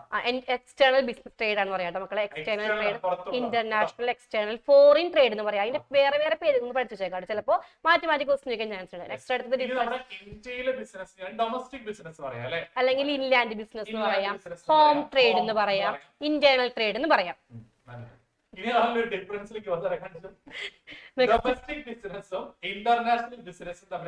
വളരെ ഇമ്പോർട്ടന്റ് ആണ്. 5 മാർക്കിന് question. Buyers and sellers are from the same country ആയിരിക്കും. വാങ്ങുന്നവനും വിൽക്കുന്നവനും എവിടെ തന്നെയായിരിക്കും? സെയിം കൺട്രിയിലായിരിക്കും. ഇന്റർനാഷണൽ ബിസിനസ് ആണെങ്കിലും ബയേഴ്സും സെല്ലേഴ്സും ഫ്രം ഡിഫറെന്റ് കൺട്രീസ് ആയിരിക്കും. Middlemen are citizen of the same country. എവിടെ മിഡിൽമെൻ ഉണ്ടെങ്കിൽ ആ സിറ്റിസൺ എവിടെയുള്ള ആളായിരിക്കും? സെയിം കൺട്രിയിലായിരിക്കും. സെയിം കൺട്രിയിൽ തന്നെ ആളായിരിക്കും. പക്ഷേ ഇന്റർനാഷണൽ ബിസിനസ് എത്ര കൺട്രീസ് ഉണ്ടോ അവിടത്തേക്ക് മിഡിൽമെൻസ് വരാനുള്ള ചാൻസ് ഉണ്ട്. The factors of production move freely within the country അല്ലേ. അതായത് നമുക്കൊരു പ്രൊഡക്റ്റ് ഉണ്ടാക്കണമെങ്കിൽ ഒരുപാട് ഫാക്ടേഴ്സ് ഓഫ് പ്രൊഡക്ഷൻ വേണം അല്ലെ. ലാൻഡ് വേണം, ലേബർ വേണം, ക്യാപിറ്റൽ ഒക്കെ വേണം. ആ ഫാക്ടേഴ്സ് ആ രാജ്യത്ത് തന്നെ എന്ത് ചെയ്യും? മൂവ് ചെയ്യുള്ളൂ. ഇവിടെയാണെങ്കിലോ ഇന്റർനാഷണൽ ബിസിനസ് ആകുമ്പോൾ നമ്മൾ എന്താണ്? എല്ലാ ഫാക്ടേഴ്സ് ഓഫ് പ്രൊഡക്ഷൻ പല രാജ്യങ്ങൾ തമ്മിൽ മൂവ്. നിങ്ങൾ ശ്രദ്ധിക്കുക, ഇന്റർനാഷണൽ ബിസിനസ് എന്ന് പറയുമ്പോൾ ഗുഡ്സ് ഉണ്ടാക്കി വിൽക്കുന്നത് മാത്രം ഇന്റർനാഷണൽ ബിസിനസ് അല്ല. നമ്മൾ ടെക്നോളജി കൈമാറുന്നു, അല്ലെങ്കിൽ ക്യാപിറ്റൽ കൈമാറുന്നു, അല്ലെങ്കിൽ എന്താണ് ലേബർ കൈമാറുന്നു, നമ്മുടെ പേറ്റന്റ് കൈമാറുന്നു. ഇതെല്ലാം എന്താണ്? ഇന്റർനാഷണൽ ബിസിനസ് ആണ്. സെറ്റാണ് കൈവിശിക്കാൻ ജസ്റ്റ് ഗുഡ്സ് മാത്രം കൈമാറ്റം ചെയ്യുന്നത് ഇന്റർനാഷണൽ ബിസിനസ് അല്ല, അവിടെ ഫാക്ടേഴ്സ് ഓഫ് പ്രൊഡക്ഷൻ നമ്മൾ കൈമാറുന്നുണ്ട്. സെറ്റാണല്ലോ, ഓക്കെ ആണല്ലോ. ഇന്ത്യയിലെ മാർക്കറ്റ് എല്ലാം ഒരേപോലെയാണ്, കസ്റ്റമേഴ്സിന്റെ കൾച്ചർ ഒക്കെ ഒരേപോലെ ആയിരിക്കും. പക്ഷെ പല രാജ്യങ്ങളിലും പല പല കസ്റ്റമേഴ്സ് ആയിരിക്കാം, പല പല ടേസ്റ്റ് ആയിരിക്കാം. അപ്പൊ എന്താണ്, ഹോമോജിനിറ്റി ഉണ്ടാവില്ല. നെക്സ്റ്റ് അടുത്തത് business systems and practices are homogeneous. അതായത് ഒരു കൺട്രിയിലെ ആയിരിക്കുമല്ലോ ബിസിനസ് സിസ്റ്റവും പ്രാക്ടീസും ഒക്കെ ഒരേപോലെ ആയിരിക്കും. മറ്റൊന്നാണെങ്കിലോ പല കൺട്രി ഉണ്ടാകും, അവിടുത്തെ എല്ലാ ബിസിനസ്സും പ്രാക്ടീസസും ഒക്കെ നമുക്ക് നോക്കേണ്ടി വരും. നെക്സ്റ്റ് അടുത്താണ് Idea has to face a political system of only one country. നമുക്ക് ഒരു രാജ്യത്തിന് മാത്രം രാഷ്ട്രീയപരമായുള്ള കാര്യങ്ങൾ നേരിട്ടാൽ മതി. കാരണം എന്താ, ഇന്ത്യയിലാണെങ്കിൽ ഇന്ത്യയിലെ മാത്രം പൊളിറ്റിക്സ് നോക്കിയാൽ മതി. പക്ഷേ ഇന്റർനാഷണൽ ബിസിനസ് ആണെങ്കിൽ നമ്മൾ ഏതൊക്കെ രാജ്യങ്ങളിലുണ്ടോ അവിടത്തേക്കെല്ലാം നോക്കണം. പൊളിറ്റിക്കൽ ആയിട്ടുള്ള ആ ഒരു സിസ്റ്റംസും പ്രാക്ടീസസും ഐഡിയോളജീസും നമ്മൾ ഫോളോ ചെയ്യണം. ഇതിപ്പോ ഇന്ത്യയിലാണെങ്കിൽ ഇന്ത്യൻ റുപ്പീസ് മാത്രം ഇന്ത്യയിൽ ആകെ ഒരൊറ്റ കറൻസി ഇല്ല. അപ്പൊ വൺ കറൻസി മാത്രം നമ്മൾ എന്ത് ചെയ്താൽ ഡീൽ ചെയ്താൽ മതി. പക്ഷേ ഇന്റർനാഷണൽ ബിസിനസ് ആണെങ്കിൽ നമ്മൾ ഏതൊക്കെ കറൻസി ഉണ്ടോ, ഏതൊക്കെ രാജ്യങ്ങളുണ്ടോ അവിടുത്തെ എല്ലാം കറൻസി ആയിട്ട് നമ്മൾ എന്ത് ചെയ്യേണ്ടി വരും, ട്രാൻസാക്ഷൻ ചെയ്യേണ്ടി വരും. അടുത്ത ഇന്റർനാഷണൽ ബിസിനസിന്റെ ബെനിഫിറ്റ് ആണ് കേട്ടോ. അപ്പൊ ഇന്റർനാഷണൽ ബിസിനസ് കൊണ്ട് ഒരു രാജ്യത്തിന് എന്തൊക്കെ ബെനിഫിറ്റ്സ് ഉണ്ട് ടീച്ചറെ? രാജ്യത്തിനാണെങ്കിൽ ഒന്നാമതായിട്ട് എന്താ പറയാ, ഫോറിൻ എക്സ്ചേഞ്ച്. ഇന്റർനാഷണൽ ആകുമ്പോൾ ഒരു രാജ്യത്തിന് എന്ത് കിട്ടും, ഫോറിൻ എക്സ്ചേഞ്ച് കിട്ടും. അതുപോലെ നമുക്ക് എന്താണ്, ഒരുപാട് എംപ്ലോയ്മെന്റ് ഓപ്പർച്യൂണിറ്റി കിട്ടും. പിന്നെ നമ്മുടെ സ്റ്റാൻഡേർഡ് ഓഫ് ലിവിംഗ് ഒക്കെ കൂടും. പിന്നെ എന്താണ്, നേഷൻസ് തമ്മിലുള്ള റിലേഷൻഷിപ്പ് പിന്നെ റിലേഷൻഷിപ്പ് ഉണ്ടാകും രാജ്യങ്ങൾ തമ്മിൽ. പ്രോഫിറ്റ് കൂട്ടാം, നമ്മുടെ പ്രൊഡക്ഷന്റെ കപ്പാസിറ്റി കൂടാം, നമ്മുടെ വിഷൻ അല്ലെ നമ്മുടെ ലക്ഷ്യങ്ങളൊക്കെ മറിയാം.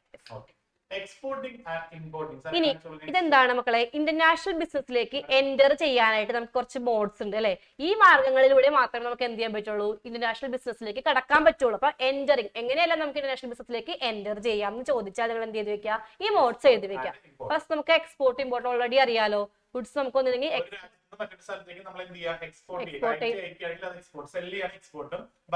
പർച്ചേസ് ചെയ്യുകയാണെങ്കിൽ ഇമ്പോർട്ടും അതൊരു മാർഗമാണ് ഇന്റർനാഷണൽ ബിസിനസിന്റെ.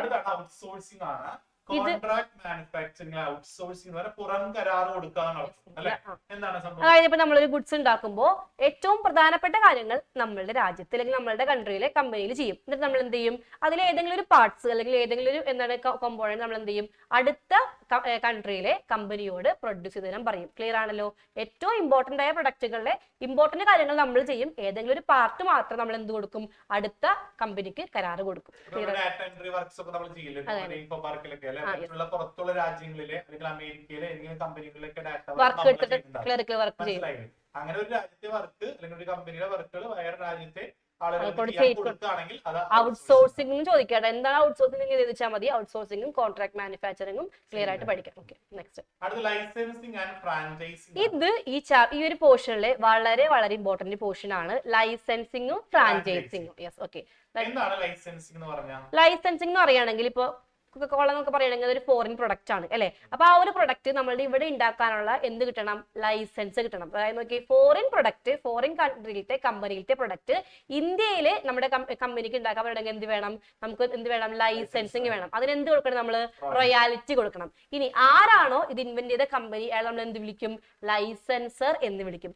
ആരാണോ ലൈസൻസ് ഉപയോഗിച്ചിട്ട് ഇത് ഇവിടെ ചെയ്യുന്നത് എന്ത് വിളിക്കാം, ലൈസൻസി എന്ന് വിളിക്കാം. സെറ്റാണ് കൈവിശിക്കാൻ അതെ. പ്രൊഡക്റ്റ് ആണെങ്കിൽ എന്താണ് നമ്മൾ ഉപയോഗിക്കുന്നതെങ്കിൽ എന്ത് വരും, ലൈസൻസ് വരും. ഇനി എന്തെങ്കിലും സർവീസ് ആണെങ്കിൽ നമുക്ക് എന്ത് ചെയ്യാം, സർവീസസ് പുറത്തെ സർവീസ് നമുക്ക് എന്ത് ചെയ്യാം, ഇവിടെ യൂസ് ചെയ്യാം. അതിനെന്ത് പറയാം, ഫ്രാഞ്ചൈസിങ് എന്ന് പറയാം. ക്ലിയർ ആണല്ലോ. ലൈസൻസും സർവീസസിന്റെ കേസ് ആണെങ്കിൽ മാറിപ്പോകരുതേ. ഇനി ആരാണ് ഇതേപോലെ തന്നെ ഈ പ്രൊഡക്റ്റ് സർവീസ് കണ്ടുപിടിച്ച ആള് നമുക്ക് എന്ത് വിളിക്കാം, ഫ്രാഞ്ചൈസർ. ആരാണോ ഫ്രാഞ്ചൈസിങ് വഴി ഈ പ്രൊഡക്റ്റ് ഇവിടെ ഉണ്ടാക്കാൻ പോകും നമുക്ക് എന്ത് വിളിക്കാം, ഫ്രാഞ്ചൈസി. ഇവിടെ എന്ത് വേണം, റോയാലിറ്റി കൊടുത്താൽ നമുക്ക് എന്ത് കിട്ടുള്ളൂ, ഫ്രാഞ്ചൈസിങ് ചെയ്യാനുള്ള പരിപാടി കിട്ടുള്ളൂ. സെറ്റാണ് കൈവിശിക്കാൻ ഓക്കെ ആണെങ്കിൽ.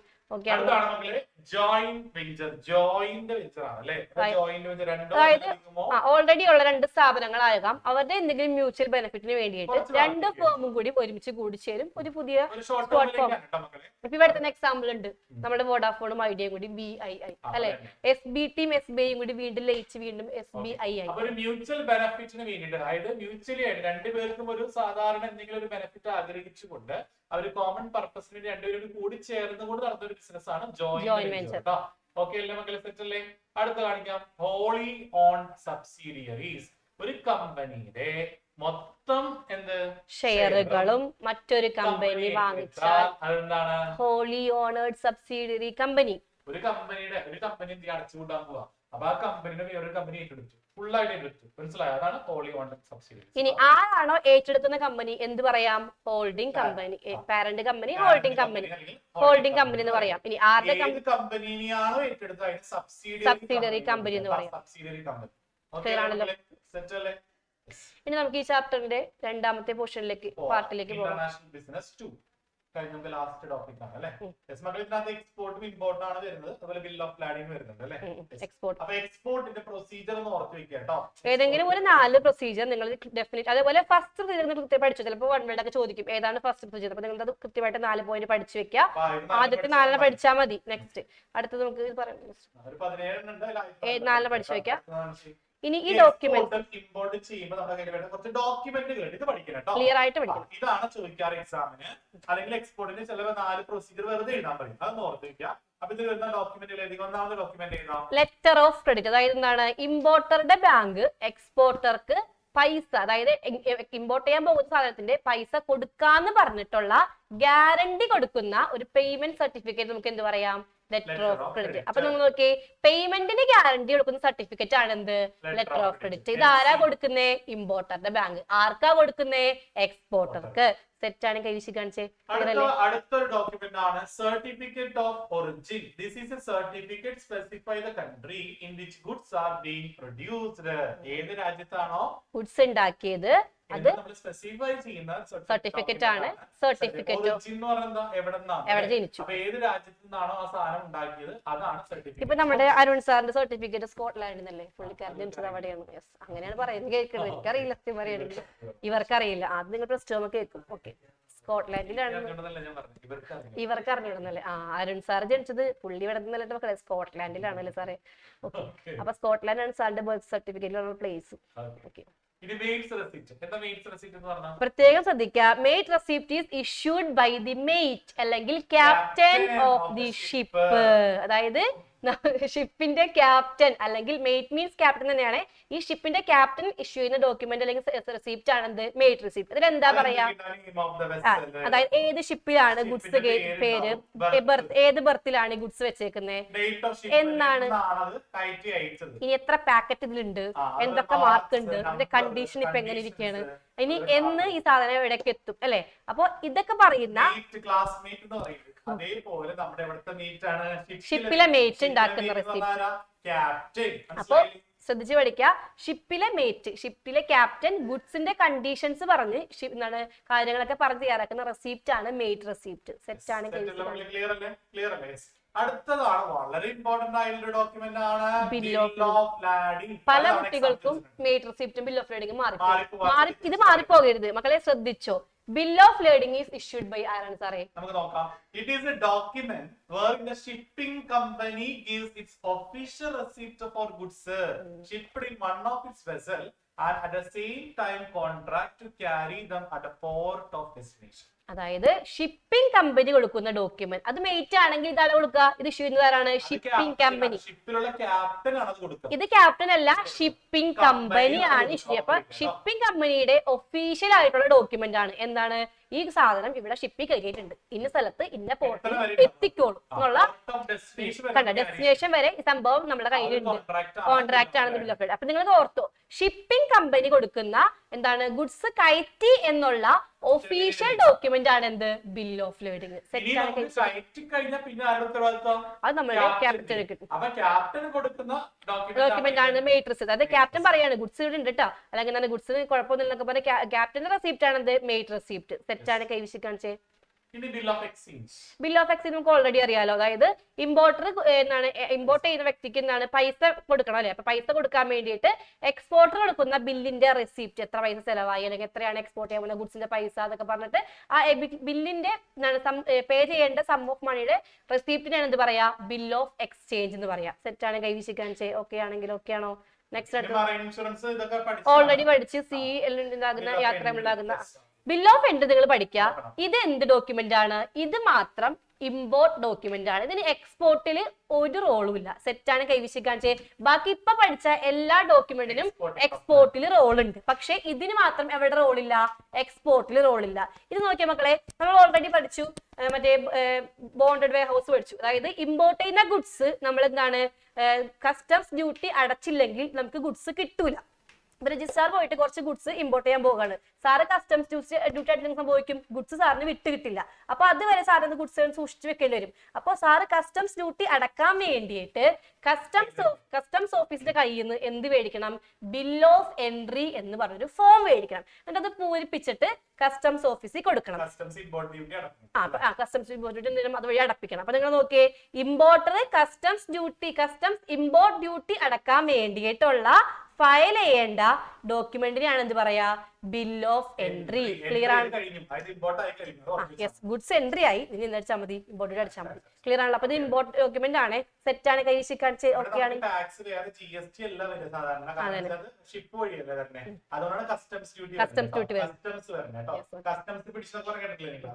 പിന്നെ മക്കളെ ഇവിടെ നമുക്ക് 9th ചാപ്റ്ററിൽ GST നെ ചെറിയ പോർഷൻ പഠിക്കാനുണ്ട്. നിങ്ങൾ എന്ത് ചെയ്യാ? GST ഓൾറെഡി സാർ അക്കൗണ്ട്സ് പഠിപ്പിച്ചിട്ടില്ലേ? ഉണ്ടല്ലേ സാർ? ഉണ്ട്. അപ്പൊ നിങ്ങൾ അത് എഴുതിയാൽ മതി. എങ്ങാനും എനിക്ക് ചോദിക്കുകയാണെങ്കിൽ നിങ്ങൾ എന്ത് ചെയ്യാ? അത് എഴുതിയാൽ മതി. കൂടുതൽ അക്കൗണ്ട്സിലേക്ക് പോകണ്ട, ബാക്കി പോർഷൻ ഉണ്ട്. ഓക്കെ, നെക്സ്റ്റ് അടുത്ത് ഇനി ആർട്ടായിക്കൊണ്ടിരിക്കണം. കലയാണ്.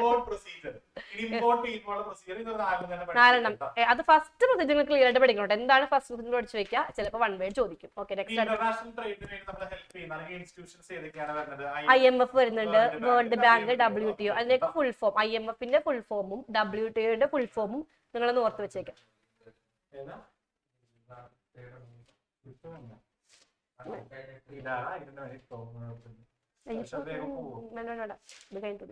പ്രഡിക്ഷൻ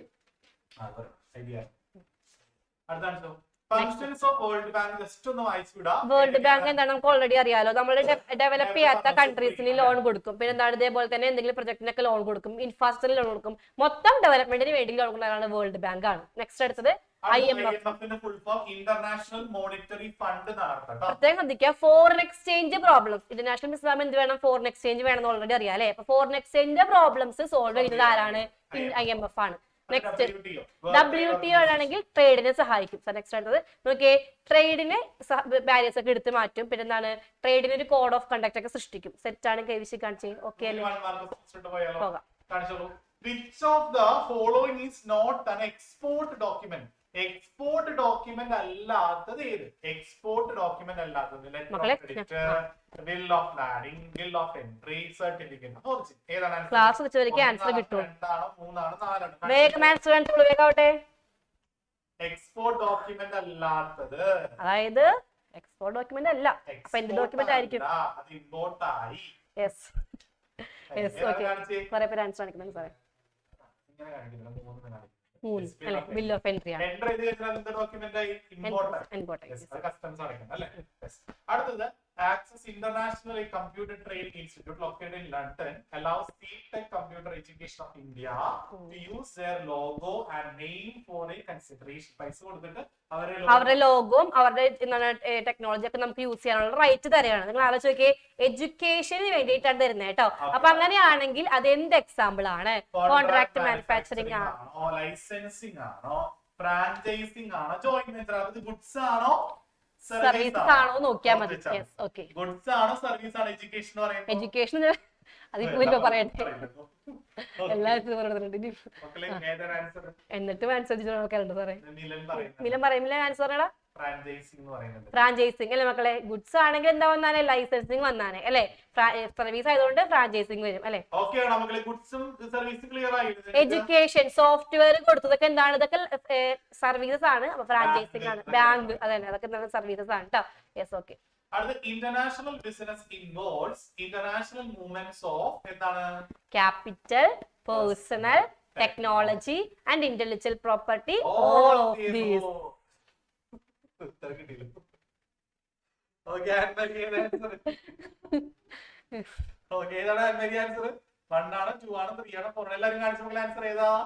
ജിസാന്റെ 2 ആലോചിച്ചാൽ മതി. ഇതൊക്കെ ക്വസ്റ്റ്യൻ ആണെങ്കിൽ ജിസാനെ കുറിച്ച് ആലോചിക്കാൻ പറ്റും. ജിസാന്റെ 2 യെസ് ഓൾ ഓഫ് ദി പോലെ മക്കളെ ഇന്റർനാഷണൽ ബിസിനസ് ആകുമ്പോൾ ഇതെല്ലാം നമ്മൾ ട്രാൻസ്ഫർ ചെയ്യുന്നുണ്ട്. നെക്സ്റ്റ് അടുത്തൊക്കെ name the document which serves evidence that shipping company has accepted the good for carrying destination a designated destination. Yes. Shipping company ഒരൊറ്റ മുദ്ര നോക്കിയാൽ മതി അല്ലേ? Yes. എത്ര പേർ ഷിപ്പിംഗ് കമ്പനിയാണ്. എന്നാ പിന്നെ ആൻസർ പറഞ്ഞോളൂ. ഏതാണ് ആൻസർ? ആൻസർ ഏതാ? യെസ്, വിൽ ഓഫ് ലാഡിംഗ് അല്ലേ? യെസ് മക്കളെ, വെരി ഗുഡ്. അപ്പോൾ ഇനി നമ്മൾ അടിപൊളിയായിട്ട് കഴിഞ്ഞു. നമുക്ക് പ്രഡിക്ഷൻ ആണ്. ഇനി ഉറപ്പായിട്ട് വരുന്ന ക്വസ്റ്റ്യൻസ് നമ്മൾ പറയണം. അതിനുശേഷം നമുക്ക് എന്ത് ചെയ്യാം? ഗൂഗിൾ ഫോം കൊടുക്കാം അല്ലേ? യെസ്, നമുക്ക് പ്രഡിക്ഷൻ പറഞ്ഞാലോ? ഫസ്റ്റ് ചാപ്റ്ററിന് പോവാലോ? ഫസ്റ്റ് ചാപ്റ്റർ എന്നാണ് ബിസിനസ്, ട്രേഡ് ആൻഡ് കൊമേഴ്സ് ആണ്. ഫസ്റ്റ് ചാപ്റ്ററിൽ നിന്നും business, profession, employment difference question ഉറപ്പാ. അതുപോലെ ട്രേഡ് പ്രോഫിറ്റ് എങ്കിൽ എംപ്ലോയ്മെന്റ് എന്ത്, അല്ലെങ്കിൽ ഇതെന്താണ് പ്രൊഫഷൻ എന്താ, അങ്ങനെ വരാം. അല്ലെങ്കിൽ ഡിഫറൻസ് ആയിട്ട് ചോദിക്കാം, അല്ലെങ്കിൽ എക്സാമ്പിൾ വെച്ച് ചോദിക്കാം. ഇത് എന്തായാലും ഒരു ക്വസ്റ്റ്യൻ ഉറപ്പായിട്ട് വരും. പിന്നെ ഓക്സ്ഫോർഡ് ടു ട്രേഡ് ഡിഫറൻസ് ആയിട്ട് ചോദിക്കാൻ ചാൻസ് ഉണ്ട്. അതുപോലെ തന്നെ ട്രേഡും അതുപോലെ കൊമേഴ്സ് ഇല്ലേ, അതിന് വേണമെങ്കിൽ 8 മാർക്കിന്റെ എസ്സേ വരാം എന്ന് പറയാൻ പറ്റുള്ളൂ കേട്ടോ. ഉറപ്പ് നമ്മൾ പറയുന്നില്ല, വരാം. ഓക്കെ അല്ലേ? അതിനകത്ത് ഒരു കാര്യം ഉറപ്പാണ്, സിന്തറ്റിക്കൽ, അനലിറ്റിക്കൽ, പ്രോസസിംഗ്, അസംബ്ലിംഗ്. ഈ 4 എണ്ണത്തിൽ ചിലപ്പോൾ മാച്ച് ദ ഫോളോയിങ്ങോ അല്ലെങ്കിൽ അതിന് എക്സാമ്പിളോ അങ്ങനെ എഴുതാനായിട്ട് ചിലപ്പോൾ 1 മാർക്കിനോ വരാം. അത് വളരെ ഇമ്പോർട്ടന്റ്. അതുപോലെ ബിസിനസ് റിസ്കിന്റെ കോസസ്, നാച്ചുറൽ കോസസ്, ഹ്യൂമൻ കോസസിന്റെ 1 വേർഡ് ചോദിക്കാനുള്ള ചാൻസ് ഉണ്ട്. അതുപോലെ ഹിൻഡ്രൻസ് ഓഫ് അത് ഉറപ്പായിട്ടും വരും കേട്ടോ. ഒരു 1 മാർക്കിന്റെ ക്വസ്റ്റ്യനോ അല്ലെങ്കിൽ ചിലപ്പോൾ മാച്ച് ദ ഫോളോയിങ്ങോ വരാം. ഇനി ഒരു ബിസിനസ് സ്റ്റാർട്ട് ചെയ്യുമ്പോൾ കൺസിഡർ അത് നോക്കാം. 5 മാർക്കിന് മിക്കപ്പോഴും ചോദിക്കാറുണ്ട്. ഇത്രയും നിങ്ങൾ മെയിൻലി നോക്കുക. അത് മാത്രം പോരാ, കുറച്ച് ആക്ടിവിറ്റി എക്കണോമിക് ആണോ നോൺ എക്കണോമിക് ആണോ അതും വരും കേട്ടോ. എക്കണോമിക് ആണോ നോൺ എക്കണോമിക് ആണോ.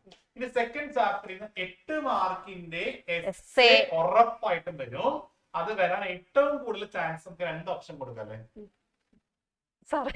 അത് നമുക്ക് ഒരിക്കലും പ്രഡിക്റ്റബിൾ അല്ല, പക്ഷെ വരാറുണ്ട്. അങ്ങനെയല്ല, ഇന്ന ക്വസ്റ്റ്യൻ പറയാൻ പറ്റില്ലല്ലോ. പക്ഷെ നമ്മൾ ഉറപ്പായിട്ട് വരും. ഒരു ക്വസ്റ്റ്യൻ ഉറപ്പാണ്. അത് മിക്കവാറും ഭാഗ്യമുണ്ടെങ്കിൽ സോൾ പ്രൊപ്പറേറ്റർഷിപ്പ് വരാൻ ചാൻസ് ഉണ്ട്. പാർട്ട്ണർഷിപ്പ് വരാൻ ചാൻസ് ഉണ്ട്. ടീച്ചർ പാർട്ട്ണർഷിപ്പ് എന്ന് പറയുന്നുണ്ട്, ഞാൻ സോൾ പ്രൊപ്പറേറ്റർഷിപ്പ് പറയും. അപ്പൊ രണ്ടും വരാം. ചിലപ്പോൾ ജോയിസ് കമ്പനി വരാം. പക്ഷെ ആ 3 ഹോപ്പ് കൂടുതലുള്ളത്. ആ 3 നന്നായിട്ട് പഠിച്ചു. ഇനിയിപ്പോ കോപ്പറേറ്റീവ് സൊസൈറ്റിന്നാണ് വരുന്നതെങ്കിൽ ചിലപ്പോൾ ടൈപ്സ് ഓഫ് കോപ്പറേറ്റീവ് സൊസൈറ്റി എഴുതാൻ വരും.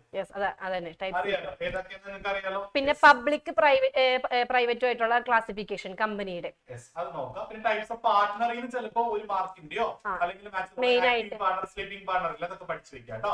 അതുപോലെ 1 മാൻ 1 വോട്ട് അറിയാലോ എല്ലാവർക്കും. സർവീസ് മോട്ടോ അറിയാലോ. എന്നിട്ടാണ് കോപ്പറേറ്റീവ് സൊസൈറ്റി മറന്നു പോകുന്നത് കേട്ടോ. ഇനി 3ാമത്തെ ചാപ്റ്റർ എന്ന് പറയുന്ന ചാപ്റ്റർ ആണ് അതിലെ മക്കളെ ഡിപ്പാർട്ട്മെന്റ് അണ്ടർടേക്കിംഗ്, കോർപ്പറേഷൻ, അതുപോലെ ഗവൺമെന്റ്. ഇത് ഉറപ്പായിട്ട് ക്വസ്റ്റ്യൻ ഉണ്ട് കേട്ടോ. ഉറപ്പായിട്ട് ചിലപ്പോൾ എക്സാമ്പിൾ അതിന്റെ ഏത് ടൈപ്പ് ഓഫ് പബ്ലിക് സെക്ടർ ആണ് ചോദിക്കുക. പബ്ലിക് സെക്ടർ ആണ് കേട്ടോ, പ്രൈവറ്റ് അല്ല, പബ്ലിക് ആണ്. അത് ഏതൊക്കെയാണ്? അതേപോലെ MNCയുടെ ഫീച്ചർ ചോദിക്കാം.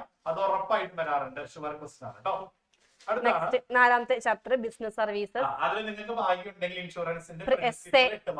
ഇതിലും എസ്സേക്ക് ചാൻസ് ഉള്ള ചാപ്റ്റർ ആണ്. ഇൻഷുറൻസ് ചോദിക്കാം, കൊമേഴ്ഷ്യൽ അതിൽ ഗ്രാഫ് വരയ്ക്കാൻ. നെക്സ്റ്റ് അതിൽ അറ്റ്മോസ്റ്റ് ഗുഡ് ഫെയ്ത്തിന്റെ ഒരു പേര് പറഞ്ഞിട്ടുണ്ട്. അതിനൊരു പേരും കൂടി ഉണ്ട്. ഇൻഷുറൻസ് നമ്മളൊരു വിശ്വാസം ഉണ്ടായിരിക്കും അല്ലെ. അത് നമ്മൾ വേറൊരു പേര്, നമ്മളൊരു ലാറ്റിൻ വേർഡ് പറയുന്നുണ്ട്, ഉപരിമേഡ് ഫീഡിംഗ് എന്ന് പറയുന്നത്. ഇത് വെച്ചിട്ടൊരു പേരാണ്. ഉപരിമേഡ് BERRIMAE കാണുന്നില്ല മക്കളെ?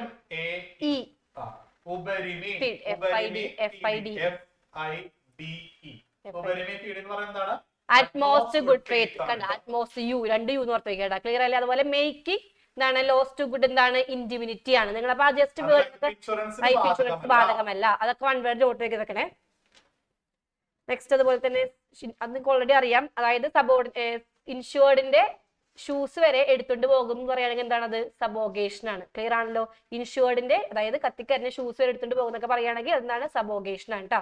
അതുപോലെ ഡബിൾ ഇൻഷുറൻസ്, ഇൻഷുറൻസ് കേട്ടോ. ഒരാൾ തന്നെ 2 കമ്പനി ഇൻഷുറൻസ് എടുത്ത ഡബിൾ ഇൻഷുറൻസ്, ഒരു ഇൻഷുറൻസ് കമ്പനി വേറൊരു കമ്പനി എടുത്ത റീ ഇൻഷുറൻസ് കേട്ടോ. തെറ്റിക്കരുത്. വിസാറ്റ് പഠിച്ചു വെക്കാം. അതുപോലെ ഫയർ ഇൻഷുറൻസ്, മറൈനൊക്കെ ജസ്റ്റ് ഒന്ന് വായിച്ചു വിടാം. മറൈൻ ഇൻഷുറൻസിൽ എടുക്കുന്ന ഏതൊക്കെ പ്രോപ്പർട്ടീസിൽ മറൈൻ ഇൻഷുറൻസ് എടുക്കുന്നത്, അതായത് ഫ്രൈറ്റ്, കാർഗോ, അത് ക്ലിയർ ആയിട്ട് പഠിക്കുക. ഏതൊക്കെയാണ് ഇൻഷുറൻസ് എടുക്കുന്നത് പഠിച്ചു വെക്കാം. ഇനി 5ാമത്തെ ചാപ്റ്റർ ഓൾറെഡി നമ്മൾ പറഞ്ഞു. ഈ ബിസിനസിന്റെ ഒരു ക്വസ്റ്റ്യൻ ഉറപ്പാണ്. അതിൽ ഈ ബാങ്കിങ് ചിലപ്പോൾ ഇത് രണ്ടിന് ഏതെങ്കിലും ഒന്നേ വരുള്ളൂ. ഈ ബാങ്കിങ് ചോദിക്കുകയാണെങ്കിൽ ചിലപ്പോൾ ഈ ബിസിനസ് ചോദിക്കില്ല, ഈ ബിസിനസ് ആണെങ്കിൽ ഈ ബാങ്കിങ് ചോദിക്കില്ല. അപ്പൊ എന്തായാലും ഉറപ്പായിട്ട് വരും. ചിലപ്പോൾ ഈ ബിസിനസ് ട്രഡീഷണൽ ബിസിനസ് ഡിഫറൻസ് ചോദിക്കാം, സ്കോപ്പ് കേട്ടോ. അത് നന്നായിട്ട് ബെനിഫിറ്റ് നോക്കാം, അതുപോലെ തന്നെ പേയ്മെന്റ് ഓപ്ഷൻസ് നോക്കാം, അത്രയല്ലോ ഇതിനകത്ത് നോക്കാം. പിന്നെ സോഷ്യൽ റെസ്പോൺസിബിലിറ്റി ടുവേർഡ്സ് ഒരെണ്ണം ഉറപ്പായിട്ടും വരും. അത് ചിലപ്പോൾ ആർഗ്യുമെന്റ്സ് പോയിന്റ്സും എഗെയിൻസ്റ്റ് പോയിന്റ്സും 4 വെച്ച് പഠിച്ചേക്കാം. റെസ്പോൺസിബിലിറ്റി എക്സാമ്പിൾ പഠിക്കുക. അടുത്ത മക്കളെ formation of committee steps, promotion functions, ഏതാണ് നമ്മുടെ certificate, birth certificate, certificate of incorporation, memorandum, ഉറപ്പാണ്. ക്ലോസുകൾ ചിലപ്പോൾ ക്ലോസുകൾ വേണമെങ്കിൽ എസ്സേക്ക് ചോദിക്കാം അല്ലേ. പ്രോസ്പെക്ടസിന് വേണമെങ്കിൽ 1 മാർക്കിനോ അല്ലെങ്കിൽ 2 മാർക്കിനോ. ഡിഫറൻസ് ബിറ്റ്വീൻ മെമ്മോറാണ്ടം ആർട്ടിക്കിൾസ് പഠിച്ചു വെക്കാം. പിന്നെ ഇന്നത്തെ സോഴ്സ് ഓഫ് ഫിനാൻസ് അല്ലേ, source of finance already 2 difference പറഞ്ഞു. ഷെയറും പഠിക്കാം, ഇക്വിറ്റി ഷെയറും പ്രിഫറൻസ് ഷെയറും, റീറ്റെയിൻഡ് ഏർണിംഗ്സും ഫ്രാഞ്ചൈസിംഗും ലൈസൻസിംഗും പഠിക്കാം. അതും ഇമ്പോർട്ടന്റ്. നെക്സ്റ്റ് അടുത്തത് ഇന്റർനെറ്റ് ഇന്റർണൽ ട്രേഡ് എന്ന് പറയുമ്പോൾ അതിൽ വരുന്ന സർവീസസ് ടു ഹോൾസെയിലറും റീറ്റെയിലേഴ്സും ആ സർവീസ് നന്നായിട്ട് പഠിച്ചു കേട്ടോ. അത് ഹോക്കേഴ്സ് പെഡ്ലേഴ്സ് തന്നെ. പിന്നെ അതിനകത്തുണ്ട് മറ്റേ ഡിപ്പാർട്ട്മെന്റൽ സ്റ്റോഴ്സ്, ചെയിൻ സ്റ്റോഴ്സ് അല്ലെങ്കിൽ മൾട്ടിപ്പിൾ ഷോപ്സ്, സൂപ്പർ മാർക്കറ്റ്, അതൊക്കെ ക്ലിയർ ആയിട്ട് പഠിച്ചു വെക്കാം കേട്ടോ. അതിന്റെ ഡിഫറൻസും പഠിക്കാം. ഉപയോഗിക്കുന്ന പ്രൊഡക്റ്റുകൾ വേണമെങ്കിൽ നോക്കി പോയിക്കോ. വെൻഡിംഗ് മെഷീൻ എന്തൊക്കെ പ്രൊഡക്റ്റ് നമ്മൾ യൂസ് ചെയ്യും അതൊക്കെ ജസ്റ്റ് നോക്കി പോകാം. ലൈസ് ഒക്കെ നിങ്ങൾക്ക് പറയാം, ലൈസ് ഫ്രൂട്ടി ഒക്കെ പറഞ്ഞൂടെ, അതൊക്കെ ജസ്റ്റ് നോക്കി നോക്കാം കേട്ടോ. പിന്നെ scope of entering to international business വരാം. അതുപോലെ നേരത്തെ പറഞ്ഞ സ്റ്റെപ്സ് 4 സ്റ്റെപ്സ് ചോദിക്കാം. പിന്നെ ഡോക്യുമെന്റ്സ് ഏതെങ്കിലും ചോദിക്കാം കേട്ടോ. എല്ലാം ഒന്ന് വേണ്ടത് നിങ്ങളുടെ ടെക്സ്റ്റ് വർക്ക്ഷോപ്പ് നിങ്ങൾ ടെക്സ്റ്റ് നോക്കിയാൽ നിങ്ങൾക്ക് അറിയാൻ പറ്റും. എല്ലാം ഒന്നും പറഞ്ഞിട്ടൊന്നുമില്ല അല്ലേ സാറേ? ഒരുപാടുണ്ട്. ഇത്രയും വലിയ ടെക്സ്റ്റ് ബുക്ക് നമ്മൾ ഇത്രയും ക്വസ്റ്റ്യൻസ് അല്ലേ പറഞ്ഞുള്ളൂ. അപ്പൊ അത് ഒന്നുകൂടെ കേൾക്കാം കേട്ടോ, ഒന്നുകൂടെ നിങ്ങൾ കേൾക്കാം. നന്നായിട്ട് പഠിക്കാൻ ഒരു കാര്യം പ്രത്യേകം പറയാനുണ്ട് മക്കളെ. ക്വസ്റ്റ്യൻ നമുക്ക് കൂൾ ഓഫ് ടൈമില് നിങ്ങൾ ഓരോ സെക്ഷനിൽ നിന്നും എത്ര ക്വസ്റ്റ്യൻസ് ആൻസർ ചെയ്യും എന്ന് മുൻകൂട്ടി നിങ്ങൾ ടിക്ക് ഇട്ട് വെക്കുക കേട്ടോ. ഇപ്പോ ആൻസർ സെക്ഷൻ എയില് ചിലപ്പോ 8 ക്വസ്റ്റ്യൻ ഉണ്ടാവും, അതിൽ 7 എണ്ണം എഴുതിയാൽ മതിയായിരിക്കും. പക്ഷെ നിങ്ങൾ 8 എണ്ണം എഴുതിക്കോളൂ, കാരണം 1 വേർഡ് ആയിരിക്കും. അപ്പോ ഫസ്റ്റ് സെക്ഷനിൽ എല്ലാ ക്വസ്റ്റ്യൻ ചെയ്തു. പക്ഷെ ഉറപ്പാണ് മക്കളെ, ഉറപ്പുള്ള ക്വസ്റ്റ്യൻസ് നിങ്ങൾ ആദ്യം ചെയ്യണം. MCQ എല്ലാം ചെയ്തോളൂ കേട്ടോ. കാരണം ഏതെങ്കിലും ഒരെണ്ണം നിങ്ങൾ അശ്രദ്ധ പോലെ തെറ്റിയാൽ നിങ്ങൾക്ക് ഫുൾ മാർക്ക് സ്കോർ ചെയ്യാൻ പറ്റും കേട്ടോ മക്കളെ. ഓക്കെ അല്ലേ? MCQ ഇല്ലേ, ഫസ്റ്റ് 1 വേർഡ് ക്വസ്റ്റ്യൻസ് അതെല്ലാം ചെയ്യണം. 2 മാർക്കിന്റെ ക്വസ്റ്റ്യൻസ് ശ്രദ്ധിക്കണം. 2 മാർക്ക് മുതൽ സെക്ഷൻ D തൊട്ട് സെക്ഷൻ 2 മുതൽ പ്രത്യേകം ശ്രദ്ധിക്കണം. നിങ്ങൾ ആദ്യം നിങ്ങൾക്ക് ഏറ്റവും ഉറപ്പുള്ള, ഇപ്പൊ 5 എണ്ണത്തിൽ 4 എണ്ണം എഴുതിയാൽ മതി എന്ന് പറയുമ്പോൾ ഉറപ്പുള്ള 4 എണ്ണം ആദ്യം ടിക്ക് ഇട്ട് വയ്ക്കും. എന്നിട്ട് ആ 4 എണ്ണമേ നിങ്ങൾ എഴുതാൻ പാടുള്ളൂ. ഓക്കെ അല്ലേ? ഓക്കെ ആണെങ്കിൽ കാണിച്ച്. ഇനി മൂന്നാമത്തെ സെക്ഷനിൽ നിന്ന് ഒന്നുകൂടെ പറയാം. രണ്ടാമത്തെ സെക്ഷൻ നിങ്ങൾ ചൂസ് ചെയ്യുമ്പോൾ ചിലപ്പോ 5 എണ്ണത്തിൽ 4 എണ്ണമേ എഴുതാൻ പറയുള്ളൂ. അപ്പൊ ആ 4 എണ്ണം ഏറ്റവും നന്നായിട്ട് അറിയുന്ന 4 നിങ്ങൾ ആദ്യം ടിക്കറ്റ് വെക്കുക. അതുപോലെ അടുത്ത സെക്ഷൻ, മൂന്നാമത്തെ സെക്ഷനിൽ നിന്ന് 5 എണ്ണത്തിൽ 4 ആണെങ്കിൽ ആ 4 ടിക്കറ്റ്. എന്നിട്ട് നിങ്ങൾ എന്ത് ചെയ്യണം, ഈ 4 എണ്ണം ആദ്യം എഴുതുക. എന്നിട്ട് അടുത്ത സെക്ഷനിൽ 4 എണ്ണം എഴുതുക. അങ്ങനെ എല്ലാ സെക്ഷനും കഴിഞ്ഞിട്ട് സമയമുണ്ടെങ്കിൽ മാത്രം ശ്രദ്ധിക്കുക, ടൈം ഉണ്ടെങ്കിൽ മാത്രമേ നിങ്ങൾ സെക്ഷൻ 2 മുതൽ എക്സ്ട്രാ ക്വസ്റ്റ്യൻസ് ചെയ്യാൻ പാടുള്ളൂ. ഓക്കെ ആണോ? അവ കൂൾ ഓഫ് ടൈമിൽ ടിക്കറ്റ് വെക്കുക, എന്നിട്ട് അത് ചെയ്യുക, ആൻസർ ചെയ്യുക കേട്ടല്ലോ. ഇനി 1 മാർക്കിന്റെ ക്വസ്റ്റ്യൻ ഒരുപാട് സമയം അങ്ങോട്ട് തിരിഞ്ഞിരുന്നു ഇങ്ങോട്ട് തിരിഞ്ഞിരുന്നു ആലോചിച്ച് സമയം കളയരുത്. 1 മാർക്കല്ലേ ഉള്ളൂ, അത് അവസാനം എഴുതിയാലും കുഴപ്പമില്ല. 1 2 3 4 5 എന്ന് പറഞ്ഞിട്ട് 10 നമ്പർ ഇട്ട് വെക്കുക. ആൻസർ ഇല്ലെങ്കിൽ അവിടെ എഴുതി വെക്കുക, ലാസ്റ്റ് നമുക്ക് എഴുതാം കേട്ടോ. കിട്ടില്ലെങ്കിൽ അത് ആലോചിച്ചിട്ട് ചിന്തിച്ച് സമയം കളയുന്നത്, ലാസ്റ്റ് ആലോചിക്കാം. ഓക്കെ അല്ലേ? ഓക്കെ ആണോ? സെറ്റ് അല്ലേ? ക്വസ്റ്റ്യൻ വായിച്ചിട്ട് മനസ്സിലായി തൊട്ടപ്പുറത്ത് മലയാളം വായിക്കുക. പിന്നെ ഒരു കാര്യം ശ്രദ്ധിക്കുക, 5 മാർക്കിന് 8 മാർക്കിനൊക്കെ ക്വസ്റ്റ്യൻസ് വരുമ്പോൾ 8 മാർക്കിന് നിങ്ങൾ മിനിമം ഒരു പേജിന് 2 സൈഡെങ്കിലും മിനിമം എഴുതിയിട്ടുണ്ടാകണം. ഇനി ആ എഴുതുന്ന കൂട്ടത്തിൽ നിങ്ങൾക്ക് വേണമെങ്കിൽ ഒരു പേജിൽ ഫുള്ള് വേണമെങ്കിൽ ചാർട്ട് വരയ്ക്കാണെങ്കിൽ വരച്ചോ, കുഴപ്പമില്ല.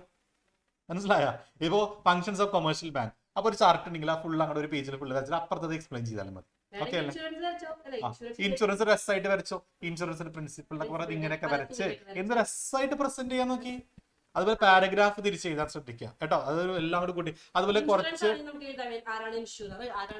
ഇതൊക്കെ എഴുതാം, പക്ഷെ ഇതൊക്കെ എഴുതി സമയം കളഞ്ഞ അവസാനം ലാസ്റ്റ് ക്വസ്റ്റിലേക്ക് എത്തരുത്. സ്പീഡിൽ എഴുതാൻ പറ്റണവർ ചെയ്താൽ മതി. അല്ലെങ്കിൽ ഇങ്ങനെ ഒച്ച എഴുതുന്ന പോലെ എഴുതുന്ന ആൾക്കാരുണ്ട്. അവര് യെസ്, അതൊക്കെ ശ്രദ്ധിക്കുക. അതുപോലെ തന്നെ എല്ലാ ക്വസ്റ്റ്യൻസും അറ്റംപ്റ്റ് ചെയ്തിട്ട് ശേഷം ഒന്ന് വായിച്ച് നോക്കുക നിങ്ങൾ ചെയ്തത്. ഏതെങ്കിലും ക്വസ്റ്റ്യൻ ചിലപ്പോൾ നമ്പർ വിട്ടിട്ടുണ്ടാവുക, ചിലപ്പോൾ 1 മാർക്കിന്റെ ക്വസ്റ്റ്യൻ അവസാനം എഴുതാന്ന് വെച്ചാൽ ചിലപ്പോൾ വിട്ടിട്ടുണ്ടാവുക, ചിലപ്പോൾ അത് മറന്നുപോകും. മനസ്സിലായ? ഈ അവസാനം ഈ 1 മാർക്കിന്റെ ക്വസ്റ്റ്യൻ വിട്ടാൽ നിങ്ങളുടെ ഫുൾ മാർക്ക് പോകും. അറിയാലോ നിങ്ങൾക്ക്, 1 മാർക്കിന്റെ ക്വസ്റ്റ്യൻ പോയി 1 മാർക്ക് അവിടെ പോയി. അതാണ് പറയുന്നത്. മറ്റേ ഓപ്ഷനിലാണെങ്കിൽ ഒരെണ്ണം പോയാലും മറ്റൊരു ചിലപ്പോൾ സ്കോർ ചെയ്യാൻ പറ്റും. പക്ഷെ 1 മാർക്കിന്റെ ക്വസ്റ്റ്യൻ അങ്ങനെ വിട്ട് കളയരുത് കേട്ടോ. ഇനി 1 മാർക്കിന്റെ ക്വസ്റ്റ്യൻ പറഞ്ഞാൽ അറ്റ്ലീസ്റ്റ് ഒന്നും കിട്ടുന്നില്ലെങ്കിൽ ആ 4 ഓപ്ഷനിൽ ഏതെങ്കിലും ഒരെണ്ണം എടുത്ത് എഴുതാം. ചിലപ്പോൾ ഭാഗ്യം കൊണ്ട് ശരിയാവാലോ. മനസ്സിലായില്ലേ? അല്ലാണ്ട് അയ്യോ എനിക്ക് അറിയില്ല ഞാൻ ചെയ്തില്ല അങ്ങനെ വിചാരിക്കുന്ന മക്കളെ ഓപ്ഷൻ ഇല്ലേ? ഓപ്ഷൻ പറഞ്ഞെടുത്ത് ചെയ്താൽ നിങ്ങൾക്ക് വല്ല ബുദ്ധിമുട്ടുണ്ടോ? ഇല്ലല്ലോ. എന്തോ ഭാഗ്യം കൊണ്ട് അത് കറക്റ്റ് ആയാലോ അല്ലെ? അങ്ങനെ സംഭവിക്കാം. അപ്പൊ അതുകൊണ്ട് അത് ശ്രദ്ധിക്കുക. അതുപോലെ തന്നെ വൃത്തിയായിട്ട് നീറ്റായിട്ട് പ്രസന്റ് ചെയ്യുക. വെറുതെ നിങ്ങൾക്ക് ഇപ്പൊ തെറ്റായിട്ട് തോന്നുകയാണെങ്കിൽ ജസ്റ്റ് ഒരു ലൈൻ വരച്ച് കട്ട് ചെയ്യുക. അല്ലാണ്ട് ഇത് ഇങ്ങനെ അങ്ങനെ വരച്ച് വരയ്ക്കുന്ന ആൾക്കാർ. അതുപോലെ മെയിൻ പോയിന്റുകൾ നിങ്ങൾ കുറെ ഗ്യാസ് അടിക്കുമല്ലോ, എക്സ്പ്ലെയിൻഷൻ ഗ്യാസ് അടിക്കുമ്പോൾ മെയിൻ പോയിന്റ് വരില്ലേ? മെയിൻ പോയിന്റ് ചിലപ്പോൾ എക്സ്പ്ലെയിൻ ചെയ്യുന്നുള്ള മെയിൻ പോയിന്റ് അത് ജസ്റ്റ് അണ്ടർലൈൻ ചെയ്തിടുക. അപ്പൊ പേപ്പർ നോക്കണോ എന്ത് രസാ കൊണ്ടിരിക്കണേ. മനസ്സിലായോ? അപ്പൊ ഗ്യാസും അടിക്കുക, അതിനകത്ത് മെയിൻ പോയിന്റ് ഉണ്ടെങ്കിൽ ജസ്റ്റ് ഒന്ന് അണ്ടർലൈൻ ചെയ്തിടുക കേട്ടോ. ഓക്കെ അല്ലേ? ഇനി എന്തെങ്കിലും പറയാനുണ്ടോ? നിങ്ങൾക്ക് എന്തെങ്കിലും ഡൗട്ടുകൾ ചോദിക്കാനുണ്ടോ? പോകുമ്പോൾ ഹാൾ ടിക്കറ്റ് കൃത്യമായിട്ട് എടുക്കുക. അത് ഉണ്ടാവണം.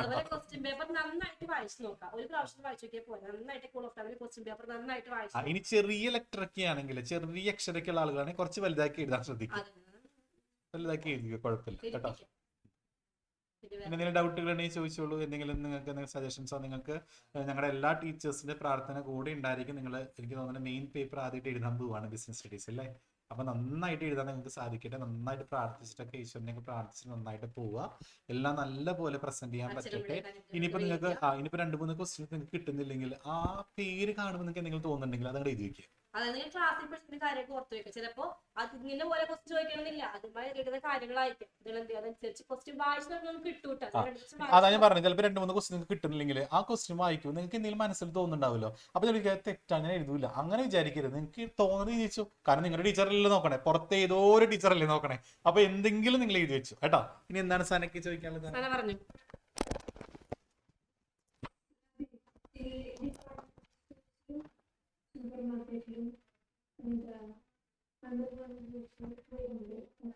Under one roof many department ആണെങ്കിൽ ഡിപ്പാർട്ട്മെന്റ് സ്റ്റോഴ്സിനെ വരുള്ളൂ. അതേപോലെ under one roof self service low price ഒന്നും കൂടി കണ്ടാൽ അതെന്താണ്? സൂപ്പർ മാർക്കറ്റ് ആണ്. സെൽഫ് സർവീസ് അല്ലെങ്കിൽ ലോ പ്രൈസ് ഉണ്ടായിരിക്കും. സെറ്റ് ആണോ? ഡിപ്പാർട്ട്മെന്റ് സ്റ്റോറിൽ ഒരിക്കലും ലോ പ്രൈസിന് വരില്ല. അതുപോലെ ഡിപ്പാർട്ട്മെന്റിൽ നിന്നായിരിക്കും അട്രാക്റ്റീവ് സർവീസ് കൊടുക്കാനായിരിക്കും. സെറ്റ് അല്ലേ? അതാണ് സൂപ്പർ മാർക്കറ്റിലുള്ള ഡിഫറൻസ്. ഓക്കെ അല്ലേ? ഇനി നിങ്ങൾക്ക് നമ്മുടെ ഗൂഗിൾ ഫോം വരും. ഗൂഗിൾ ഫോം അയച്ചോളാൻ പറഞ്ഞേക്ക്. വേഗം ഫില്ല് ചെയ്തോളൂ. മിൽട്ടന്റെ ഡൗട്ട് ചോദിച്ചോ.